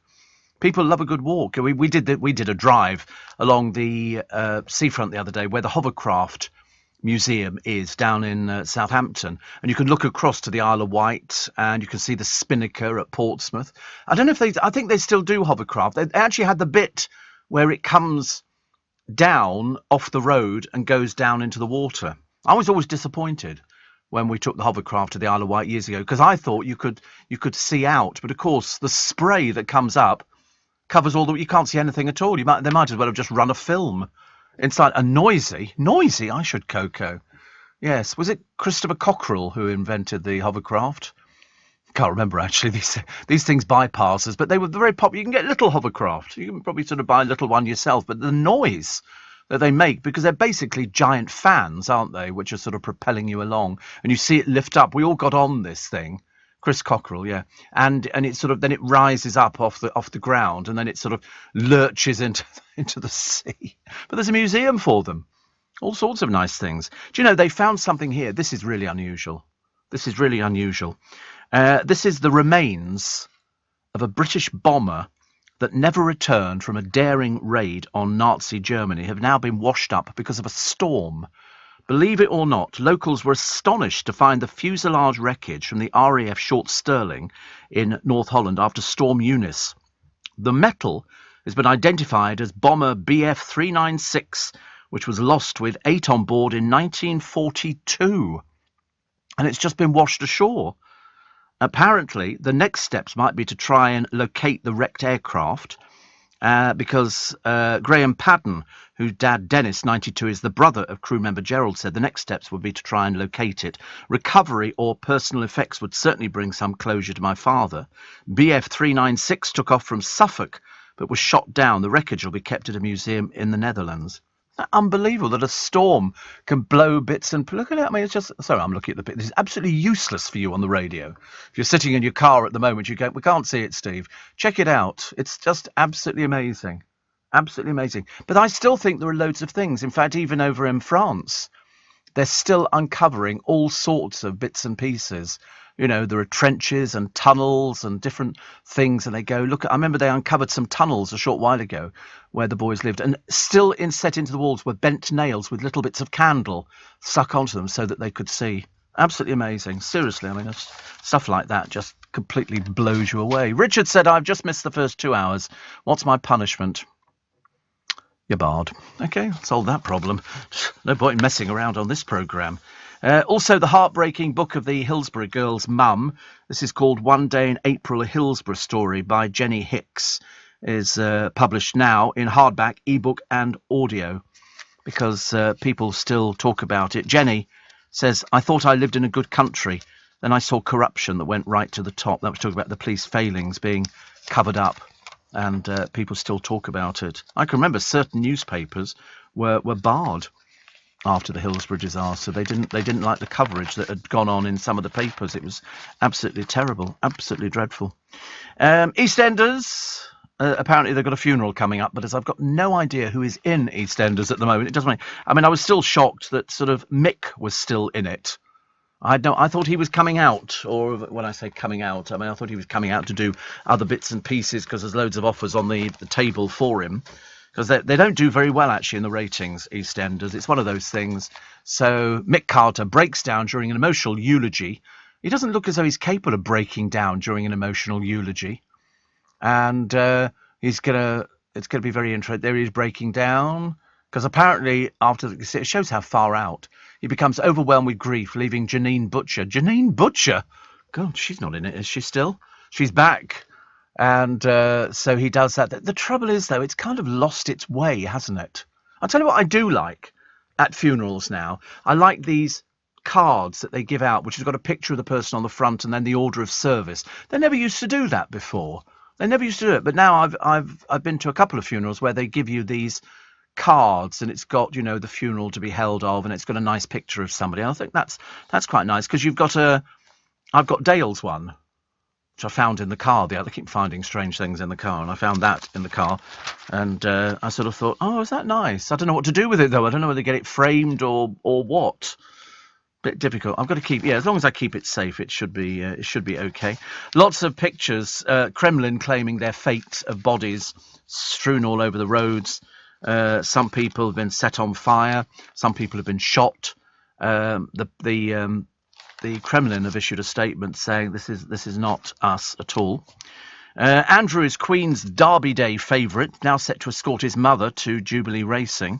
God, I didn't know she'd be going to the races. I mean, it was touch and go whether she made it to Westminster Abbey, let alone going racing. But there's also a coroner has criticised a smart motorway. I'm a bit out of touch with smart motorways. After a man died when he hit a broken-down vehicle that had no hard shoulder to pull onto.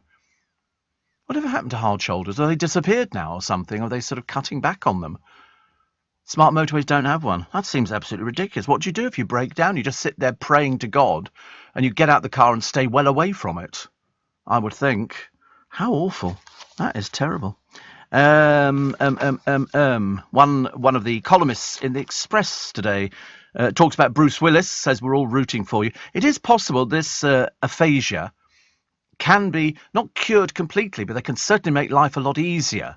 You know, it doesn't need to be sort of something you need to sort of worry about, provided you go down the right route, and I'm assuming that Bruce Willis will. And also, this columnist says here, I find it almost impossible to believe that hospitals are reinstating parking charges for staff. If you happen to be a doctor, a nurse, a cleaner, a porter, or have any other job in a hospital, if you drive yourself there, with a few exceptions, you will now have to pay to park. He says, I know the NHS is always short of money, and having had an enormous amount to do with that organisation in recent years, I can assure you that every clinician I meet has a story to tell about the uselessness of many of the managers. The fact that the waste of money is at almost epidemic proportions needs to be looked into, and fast. Private companies that operate the parking at hospitals across this country seem to be doing fairly well out of it. Although some of the profits go to the NHS, I'm informed that most of them go to the company. And when rushing into hospital to get a treatment that may save your life, or to see somebody who's had a very serious operation or is in the last stages of their life, people shouldn't be expected to have to look around for a way to pay. There should be no paid parking allowed in any hospital. It's outrageous. Especially staff. I mean, I just can't believe it. They don't exactly, cleaners and the staff, some of the juniors, they don't earn very much money at all. And now they're expected to pay because they might live too far away. They can't get public transport. And as I say, when we go there, and if you're sort of desperately trying to get somebody into hospital, the last thing you're going to be thinking about is, I'll drive around the car park and look for somewhere to park. Yeah, anybody got any coins to pay? Oh, you can pay by credit card. That's lovely. But we're now so far away from the door, we need a wheelchair. It's just absolutely ridiculous. It's greed, sheer greed. That's it. Steve, finished work now, at home drinking Colombian coffee, says Adrian. And Beverly says, I have a memory box that I keep all the funeral orders of service in. It's not. Well, how many funerals have you been to? How many have you been to? But I've been to a few. I've heard of these memory boxes. Because they're actually beautiful boxes, and you put in their things. I've still got a rose that I think was, God, I can't remember. Was it? I can't remember. It was somebody's wedding, and I saved the little rose, and of course it's dried out, and it's fine. A lot of people do them, but they do these memory boxes, and they're not hugely expensive. 30 quid, 15 quid. 25 quid, and it's little things that you want to put in there that mean something to you. It could be a pebble that you bought off a beach or something like that. I found a brick once, half a brick on a beach, and the reason I kept it, I haven't got it now, the reason I kept it is because it had LBC on it, because it was made by the London Brick Company, but it had LBC, and I remember thinking, I like that, but it's so easy to sort of, it'll probably turn up in the boot or something. I hope not. We've emptied the boot once. I'm now starting to put it all back into the new car's boot, which it doesn't matter. Why is everybody getting so upset and apologising for Joe Biden calling for Putin to go? That's what everybody else has been saying for the last few weeks. The man is mad. Putin has cost thousands of lives to fuel his own ego. Well, if he's as ill as people say he is, he hasn't got much longer to go anyway. Although he still seems fairly upright. He shows no sign of sort of being major ill. I don't know if it's a story that's just put around, which they sometimes do. You get this fake news, and fake news happens all the time. 40 vehicles hit in arson attacks. Did you hear this one the other day? This was an odd one. Arsonists left a trail of destruction. This is in Avon and Somerset. The police said yesterday sites targeted included the Rolls-Royce car park at Filton near Bristol, vehicles in Stoke Gifford, Bradley, Stoke, Little Stoke and Patchway in South Gloucestershire were also hit. Nobody was hurt, and there was no damage to buildings. It was 1:30 a.m. in the morning when this blazes started. It was as if somebody had just gone round there. One witness said 2 vehicles were burning 50 metres in front of me, and another one 100 metres behind. I was approached by neighbours who said he'd heard of up to 5 in the area. 2 of the vehicles belonged to the council that was set on fire. And to be honest with you, it won't take them long to find this person. There was a person who operated in Southampton a short while ago, well, a couple of years ago, and he was going around letting people's tyres down. And it turned out he worked for the local tyre company. And you think to yourself, people like that deserve to spend a long, long time in prison. Sweet and sour, before $3.95 in Aldi, because this is where the supermarkets are going to start racing. And so for $3.95, you get a box of peppers. You get some cooked chicken slices. You get some sweet and sour sauce, some long grain rice, and some spring onions for £3.95. They say it'll feed 4 people. It's cheap, isn't it? It is cheap, because I've noticed stuff going up in price. I really have. Something. I mean, it's not that I've sort of stopped buying anything, but I look at something and think, I don't think so. I don't think we'll bother. Mind you, I think Easter eggs are a fortune. Easter eggs are not cheap, are they? I looked at some the other day going down the motorway, and I took them some chocolates instead, because you can't turn up at somebody's house and not take chockies. And I bought them some hot cross buns, two packs of hot cross buns, because you get 8 hot cross buns for £2.50 in M&S. I mean, they're so cheap. I've never heard of anybody making them. That's the odd thing, isn't it? Do you think people do them? In some of these, celebrity can't cook, won't cook, here's the cooking and all the rest of it. Gets far too boring, doesn't it? 6:15. Let's get the latest LBC News headlines this morning with Simon Conway. Steve Allen on LBC. Morning. Guess where they saw the Northern Lights, the Aurora Borealis, the other day? Believe it or not, Loch Lomond.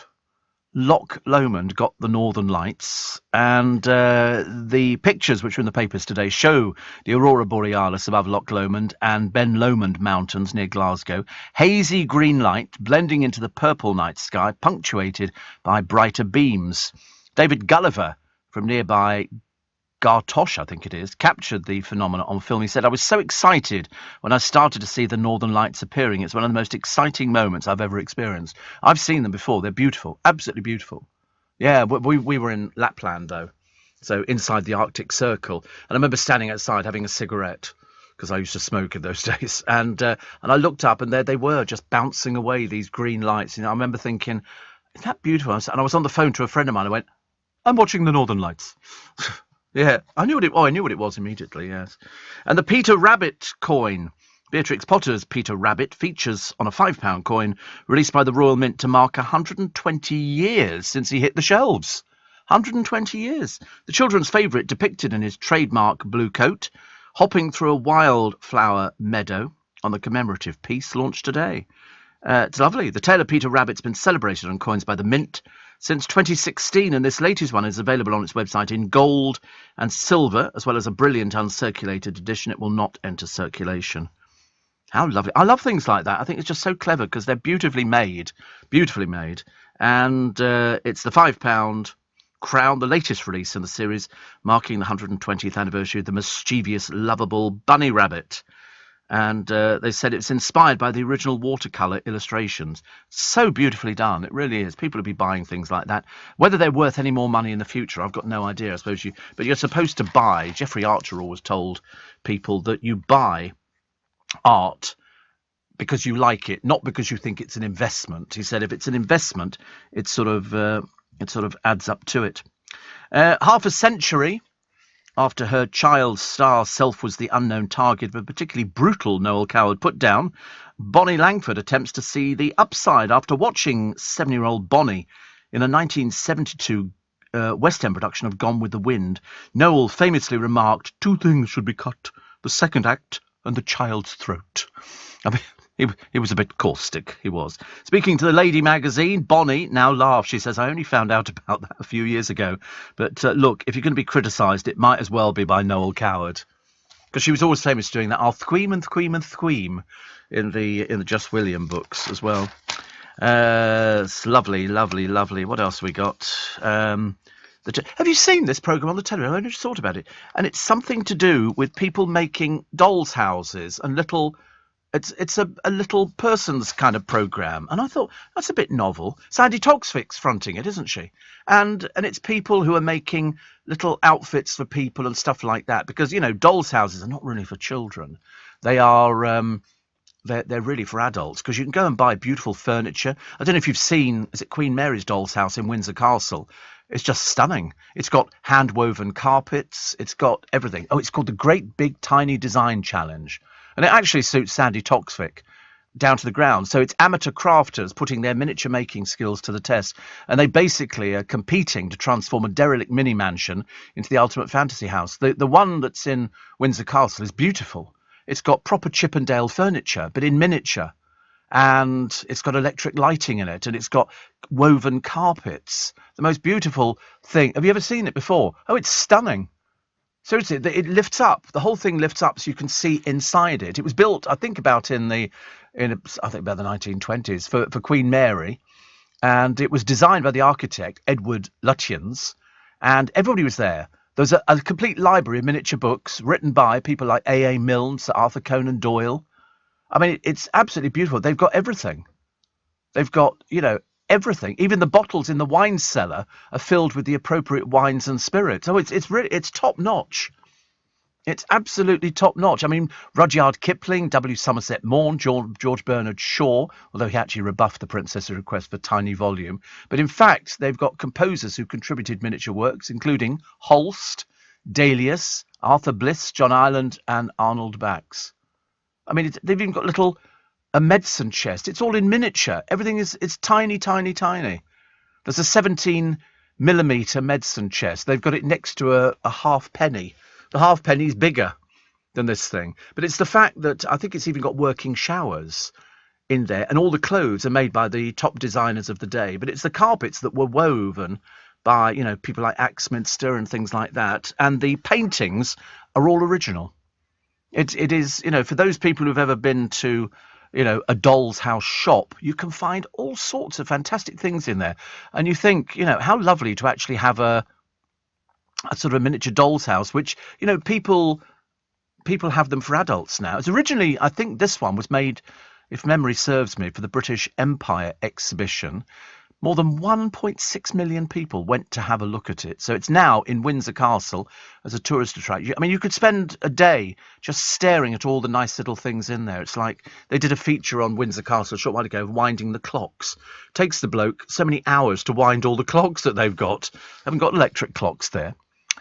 Steve, my wife is a midwife in a hospital in Kent. She pays for parking and has on occasion been fined for going over time when staying on unpaid in emergencies.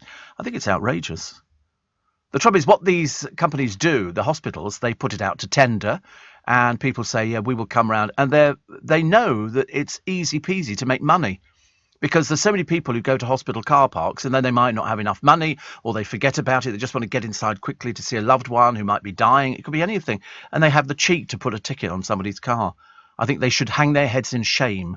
You know, I mean, put it this way, you're not going to be parking in a hospital just for the hell of it. You're parking in a hospital to go and see people who are ill, or you're working in the hospital. You know, what do they think they're doing? It's just somewhere to dump the car while you go to Sainsbury's. It's ridiculous. Tight or what? Lynn is in Droitwich and says, hello, Steve. Only recently found LBC Radio. Love the station. So when you say we, who is we? And the Dale you refer to. I've got a picture of Dale Winton. Well, that would be Dale. That would be Dale. And one here, what's the Design Challenge programme for the first time, says Dean O'Shea. Is that the... do you know, there was a couple in the paper the other day, and they're doing something with their house. They won the lottery years and years ago, or their parents did, and they're going to expand their house, and all the neighbours have clubbed round and go, no, we don't want this. And they've decided they're going to give it to Kevin MacLeod to feature on these design programmes. You think, you tight-fisted so-and-sos. Honestly, the neighbours don't want it. They said it's going to ruin, and that'll wind them up to start with. Dreadful. Amanda Platel says how I got my fashion mojo back at the age of 64. And piano lessons at 60. I do wish I could play the piano. I can't play the piano for love nor money. I wish I could. But it can stave off dementia. You know why? Because you're using your brain. You're using your brain. We've always said that about dementia. You've got to keep active. That's why when people are talking about, you know, the fact that I'm going to retire or do this and do that, you go, make sure you keep yourself busy. Make sure you keep yourself busy, because keeping yourself busy keeps your brain active. Because the one thing you don't want, get a hobby. Get a hobby. It could be gardening. I was watching Christine Walkden on the television the other day, and she's got a next door neighbour. It's very plain house she lives in, but she's got a garden and she goes away and she does things. And she was with LBC for years, Christine Walkden. She was known as the compost queen. She was the woman who, when I did a phone-in with her one Christmas, I think we managed to get through something like 30 calls in an hour. It might even have been more. It might even have been a lot more than that. But she was great. And so when I watch her on the television now, I always harken back. So most of the gardeners you see on television, the older ones, they all started at LBC. There was no other outlet for them. And so we used the Richard Jacksons and people like that. And Christine Walkden, the compost queen, was very famous for, and she used to get into raptures over, yeah, she loved it, but she would go into raptures over plants. And you know, the biggest question that we ever got, and you could guarantee it would come back every Christmas, I bought a poinsettia, how do I keep it going for next year? And basically it was the same advice. I could have run the programme year in, year out on the poinsettias, and then they did, apart from the red then they came out with a white poinsettia. The trouble is they don't last very long. Their leaves start dropping because people overwater them. And then you cut them back and you put them in a dark place, and they basically go to sleep for most of the year. Then you can bring them out and you start coaxing them once you get the decent weather. And at the moment we do not have the decent weather. With UK Export Finance, I'm fulfilling more export orders from around the world with working capital support. Export insurance means I'll get paid when exporting to challenging markets. At UK Export Finance, we believe no viable UK export should fail for lack of finance or insurance. Between 2022 and 2023, we provided £6.5 billion of government-backed trade finance to support UK exports. Learn how we could help you win export contracts, fulfill orders, and get paid. Search UK Export Finance today. Steve Allen on LBC. Text 84850. Morning, everybody. Nice to have your company. Steve, listening to you is like having a history lesson, and I love history. When you learn things, I think the radio should be educational. I think that people listen to the radio and then they'll, go, oh, Steve Allen mentioned something the other day, and let's go and have a look at that one, and we can find it. So I don't mind the history lesson. Until recently, says Jane, I used to act as a volunteer driver taking people to hospital. I always dropped them off at the door and parked up off-site until they were ready to leave so they didn't have to pay for parking. It's a disgraceful situation. Honestly, what are we turning... Andrew Cars was talking about the other day, basically saying, when did we start going downhill fast? Really badly. Steve says, Monica, poor Monica, my uncle bought me a beautiful tin plate doll's house from America in 1952. Sadly, once I grew up, my mother crushed it and threw it out. Oh, that's a bit sad. Don't like the idea of that. Never fears speaking his mind, yes. I always thought he was a bit of an old fraud, actually. This is Johnny Rotten, John Lydon. I always thought he was a bit of an actor. Do this, complain about that, and I used to think to myself, it's just such a fake act, isn't it? I thought Sid Vicious looked like he'd just been dragged through a hedge backwards, poor soul. I mean, the other two appeared reasonably normal, but John Lydon, who's an anarchist turned monarchist, is said to be enraged by the show, which is a screening date of a new drama about the band. I don't know what he's complaining about. What's it got to do with him? Mind your own business. He said it's going to be airing just before the Queen's Platinum Jubilee. And he's already expressed his hatred of the biopic, which is being made by the Trainspotting director, Danny Boyle. So Disney will now launch the 6-parter on May 31st, 2 days before Her Majesty's 70 years on the throne. Apparently, he's very unhappy the drama was made in the first place. What's it got to do with you? Nothing. People can make things about anything, dear. Stop it. You just advertise butter now. That's all you do. But he also doesn't want some of the tracks to be used, including, because he's now a fervent supporter of Her Majesty the Queen, but he calls it God Save the Queen, the fascist regime. Well, he's changed his mind on that one because he was always a bit swings and roundabouts. And he doesn't want the offending track to be used anymore. So he interviewed 3 years ago when The Crown tried to use the Sex Pistols show. The track was going to be heard when the series reached 1977, but he's not very happy about it. But there again, he spends his life being miserable, so who cares? As long as he's miserable, we're all happy. It's that kind of thing. So they want to make a documentary about the boring old Sex Pistols who managed with very little talent to make a little bit of money. And then they came back. But the trouble is they all look so past it now. I remember punk very well. Very, very well. Absolutely. I remember punk because I remember thinking at the time, these people, how long does it take to do their hair? They would do these Mohicans, and they must have used like a can of hairspray to keep it all in place. And it was good, and people used to hang around, and they had... But a friend of mine had a pair of bondage trousers. They were just basically trousers which had straps and all sorts. I mean, very odd, very odd. When I say friend, I mean, it was something I bumped into them once in a lift. And I just thought it was a little bit bizarre. Tony lives in Weymouth. Sadly, he's obviously gone past it. He said, I've looked for your car and can't find the colour Felton Blue. Well, you wouldn't do, because it wasn't Felton Blue. Have you got new batteries in? Come on. You must better hear. We didn't say that, did we? Didn't say Felton, but of course now you'll have to download and podcast so you can hear it properly. I'm not going to help you out, unfortunately. Jeanette in Kingsbury says, you know me, vintage mad. Steve, come to Chiswick Vintage next Sunday. I'll be there, fab to see. You'll really enjoy it and give me a hand. You're doing Chiswick, are you, next Sunday? Actually, that might be possible, actually. Might be possible. I'm not saying it is, but it might be possible. We'll have to wait and see. Chiswick High Road Antique and Vintage Market. Is that in what was the old cinema? Or is it somewhere different? Because there's loads of places in Chiswick. Where is this one? From outside the old... there was an old police station in Chiswick. Lord above. I had no idea. But... So it's a vibrant community. Actually, Chiswick High Road's fairly vibrant. They've got a new cinema there as well. But there was an old cinema that they turned into an antiques market. and you go in there, and it's vintage cinema. It's quite nice actually, but it's literally floor after floor of antiques and stuff like that, which I quite like them using old buildings. I'm very much in favour of using old buildings and giving them a new lease of life, which is good. Remind me nearer the time, Jeanette. You'll have to remind me on Friday. I'll never remember otherwise. Seriously, people say me things, and they say, "Oh, you will remember this," and I can't remember anything at all. Yeah, we'll have to give it to the PA to remind. Oh, here it is. I found this thing.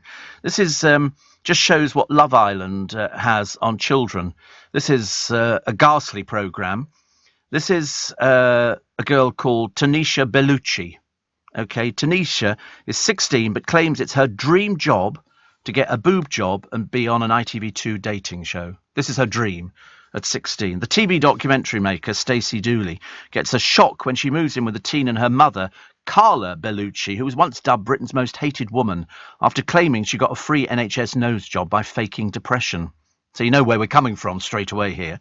She's also obsessed with plastic surgery, and she rakes in, I don't know if this is the mother, 40 grand a year from her OnlyFans account. Taxman will be loving you, darling, now you've told them how much you earn. This has clearly had an influence on her daughter, Tanisha, who says, "I'd love to do Love Island. Everybody has a dream, and that's my dream." She also reveals she wants a boob job, lip fillers, and an OnlyFans account because of the money it makes. That's how sadly pathetic their lives are. That's all it comes down to. It really is absolutely. These people should not be allowed anywhere near a television or hailed as some sort of heroes or people to look up to. Absolutely not in a million years. Luckily, it's on a station called W, and I've got no idea what that is. Stacey Dooley sleeps over with a 16-year-old who claims it's her dream job to get a boob job and be on an ITV2 dating show. I think not, dear. I really think not. It's a little bit worrying. That's an inspiration to people, isn't it? And the mother, who apparently was dubbed Britain's most hated woman, she probably revels in something like that. Bit tacky. But, that's what we're into at the moment. We're into cheap, tacky television. People who would do anything. Let's sell their grandmother to appear on a television. And somebody goes there and goes, "Oh, we're going to do a film about you." And I remember thinking, oh, dear me. The Vintage Market is once a month outside the old police station, opposite where you're talking about the old... Oh, I know where it is now. I know exactly where it is. I got a parking ticket. It's over the road from Marks and Spencer's. I got a parking ticket there one Christmas Eve. I pulled in to the side of the road, went to Marks and Spencer's. When I came back, the traffic warden was standing there with a big smug grin on her face, writing out a ticket. So, of course, the one thing that most people do is, no. I've done that before. Have you ever played that trick? You see a traffic warden writing a ticket out, and you go running up to him going, no, and then run straight past them. It's hilarious. But on this occasion, she gave me the ticket, and she sort of took great delight in sticking it on the windscreen. I said, "Thank you." It only counts once it's on the windscreen, yes. But they also now, they cover themselves, they take a photograph of it. So you can't claim it wasn't on there because they go, "Here is the picture of it. Here is the picture of it."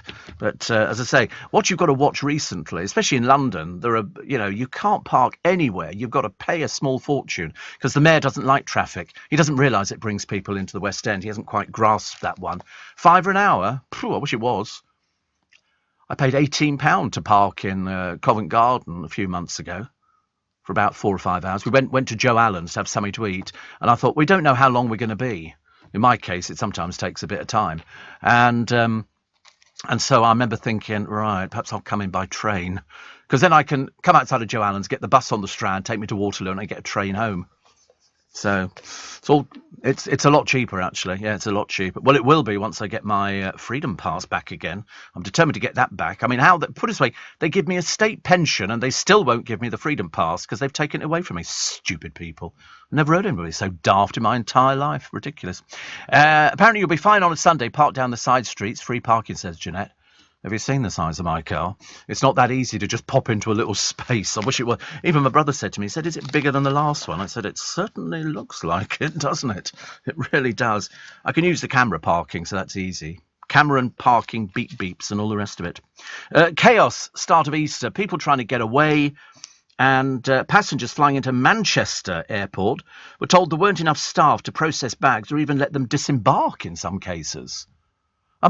It's that bad at the moment. Heathrow's taken on extra staff.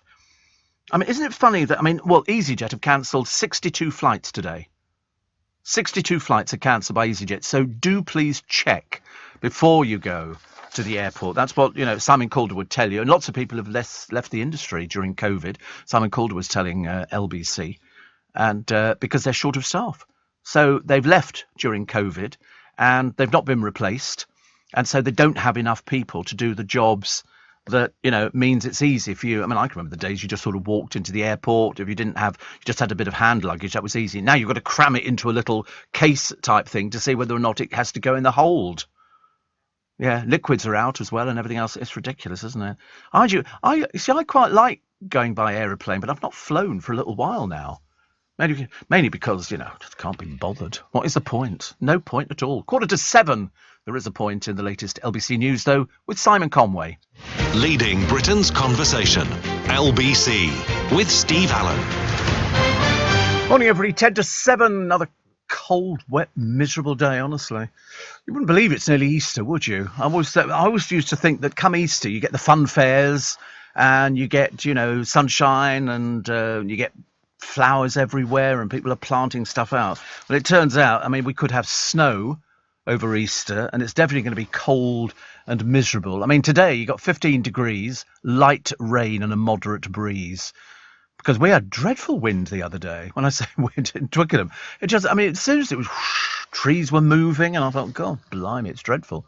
And if you have a look, actually, so at 7 o'clock this morning, 7 degrees, that'll run through till 10, then it'll climb to 9. Then it'll climb. Maximum you're going to get today at 5 o'clock. Because I couldn't believe how light it was later.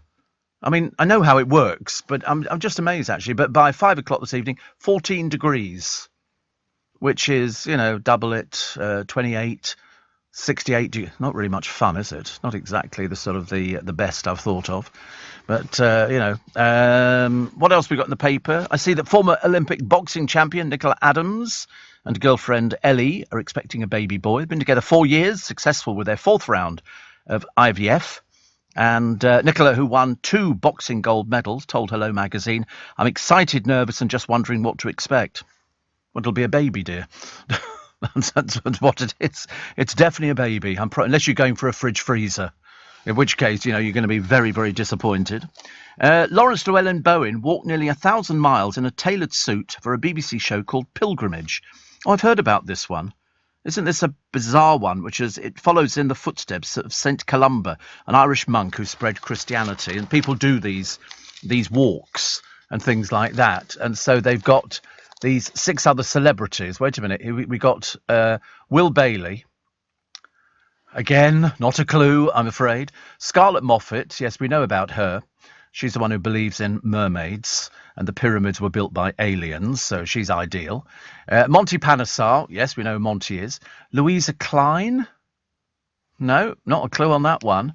Lawrence Llewellyn-Bowen, we know. Nick Hewitt, we know.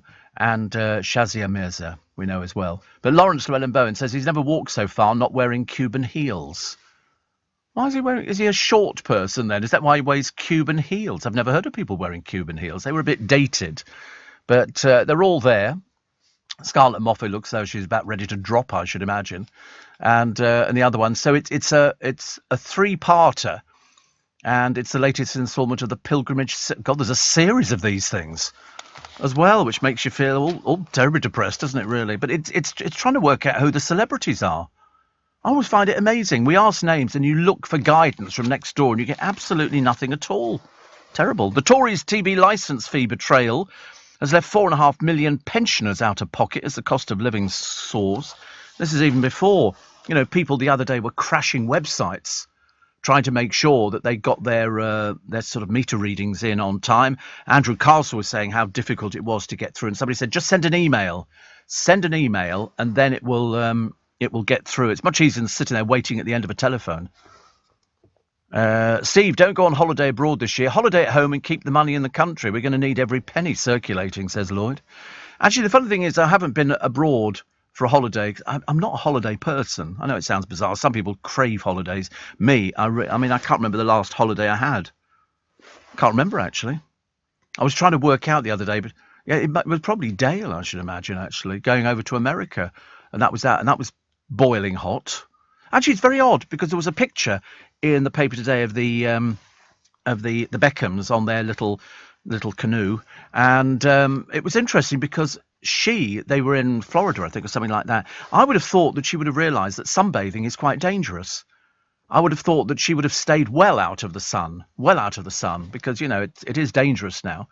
But I think holidaying abroad this year, I don't think anybody can afford to go holidaying abroad. I think people are going on holiday now because it's about the only time they'll be able to afford to do it, because by the time you get your energy bills in, by the time you get your other bits and pieces in, by the time the petrol, and that is, of course, if your flight isn't cancelled.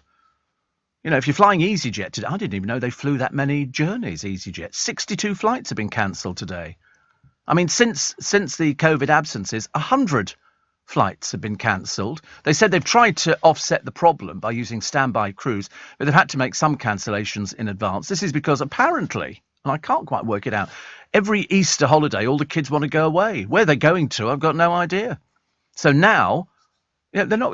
There's nowhere to go, is there really? Not that you really want to go to. The cancellations were a small part of its schedule on Monday, which was around 1,600 flights. Grief. I can't remember if I've ever been on an EasyJet flight. I couldn't really go on a plane that had bright orange lettering on the side of it.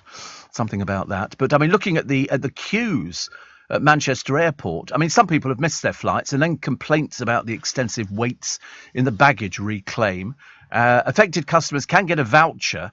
But I'm looking at the queues at Manchester Airport. I don't do queues anyway. I'm sorry, I'm not a queue person. If somebody goes to me, would you like to just... No, I don't want a queue, thank you. I'd rather go somewhere else. Seriously, and looking at the length of this queue here, if you're an elderly person, you can't just stand up all the time, can you?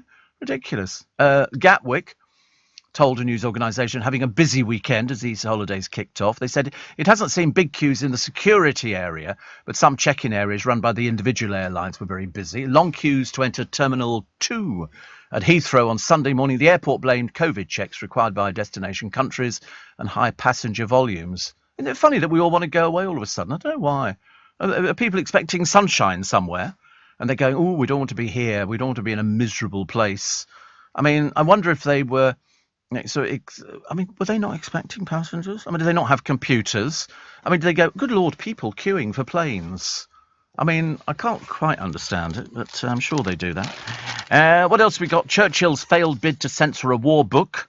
Winston Churchill apparently tried to censor a book giving details of a Second World War summit with the Soviet leader Joseph Stalin, according to telegrams, revealed 74 years ago. And John Legend and his wife Chrissy Tane are undergoing IVF as they try for another baby. Everybody's trying for babies. Everybody's trying them.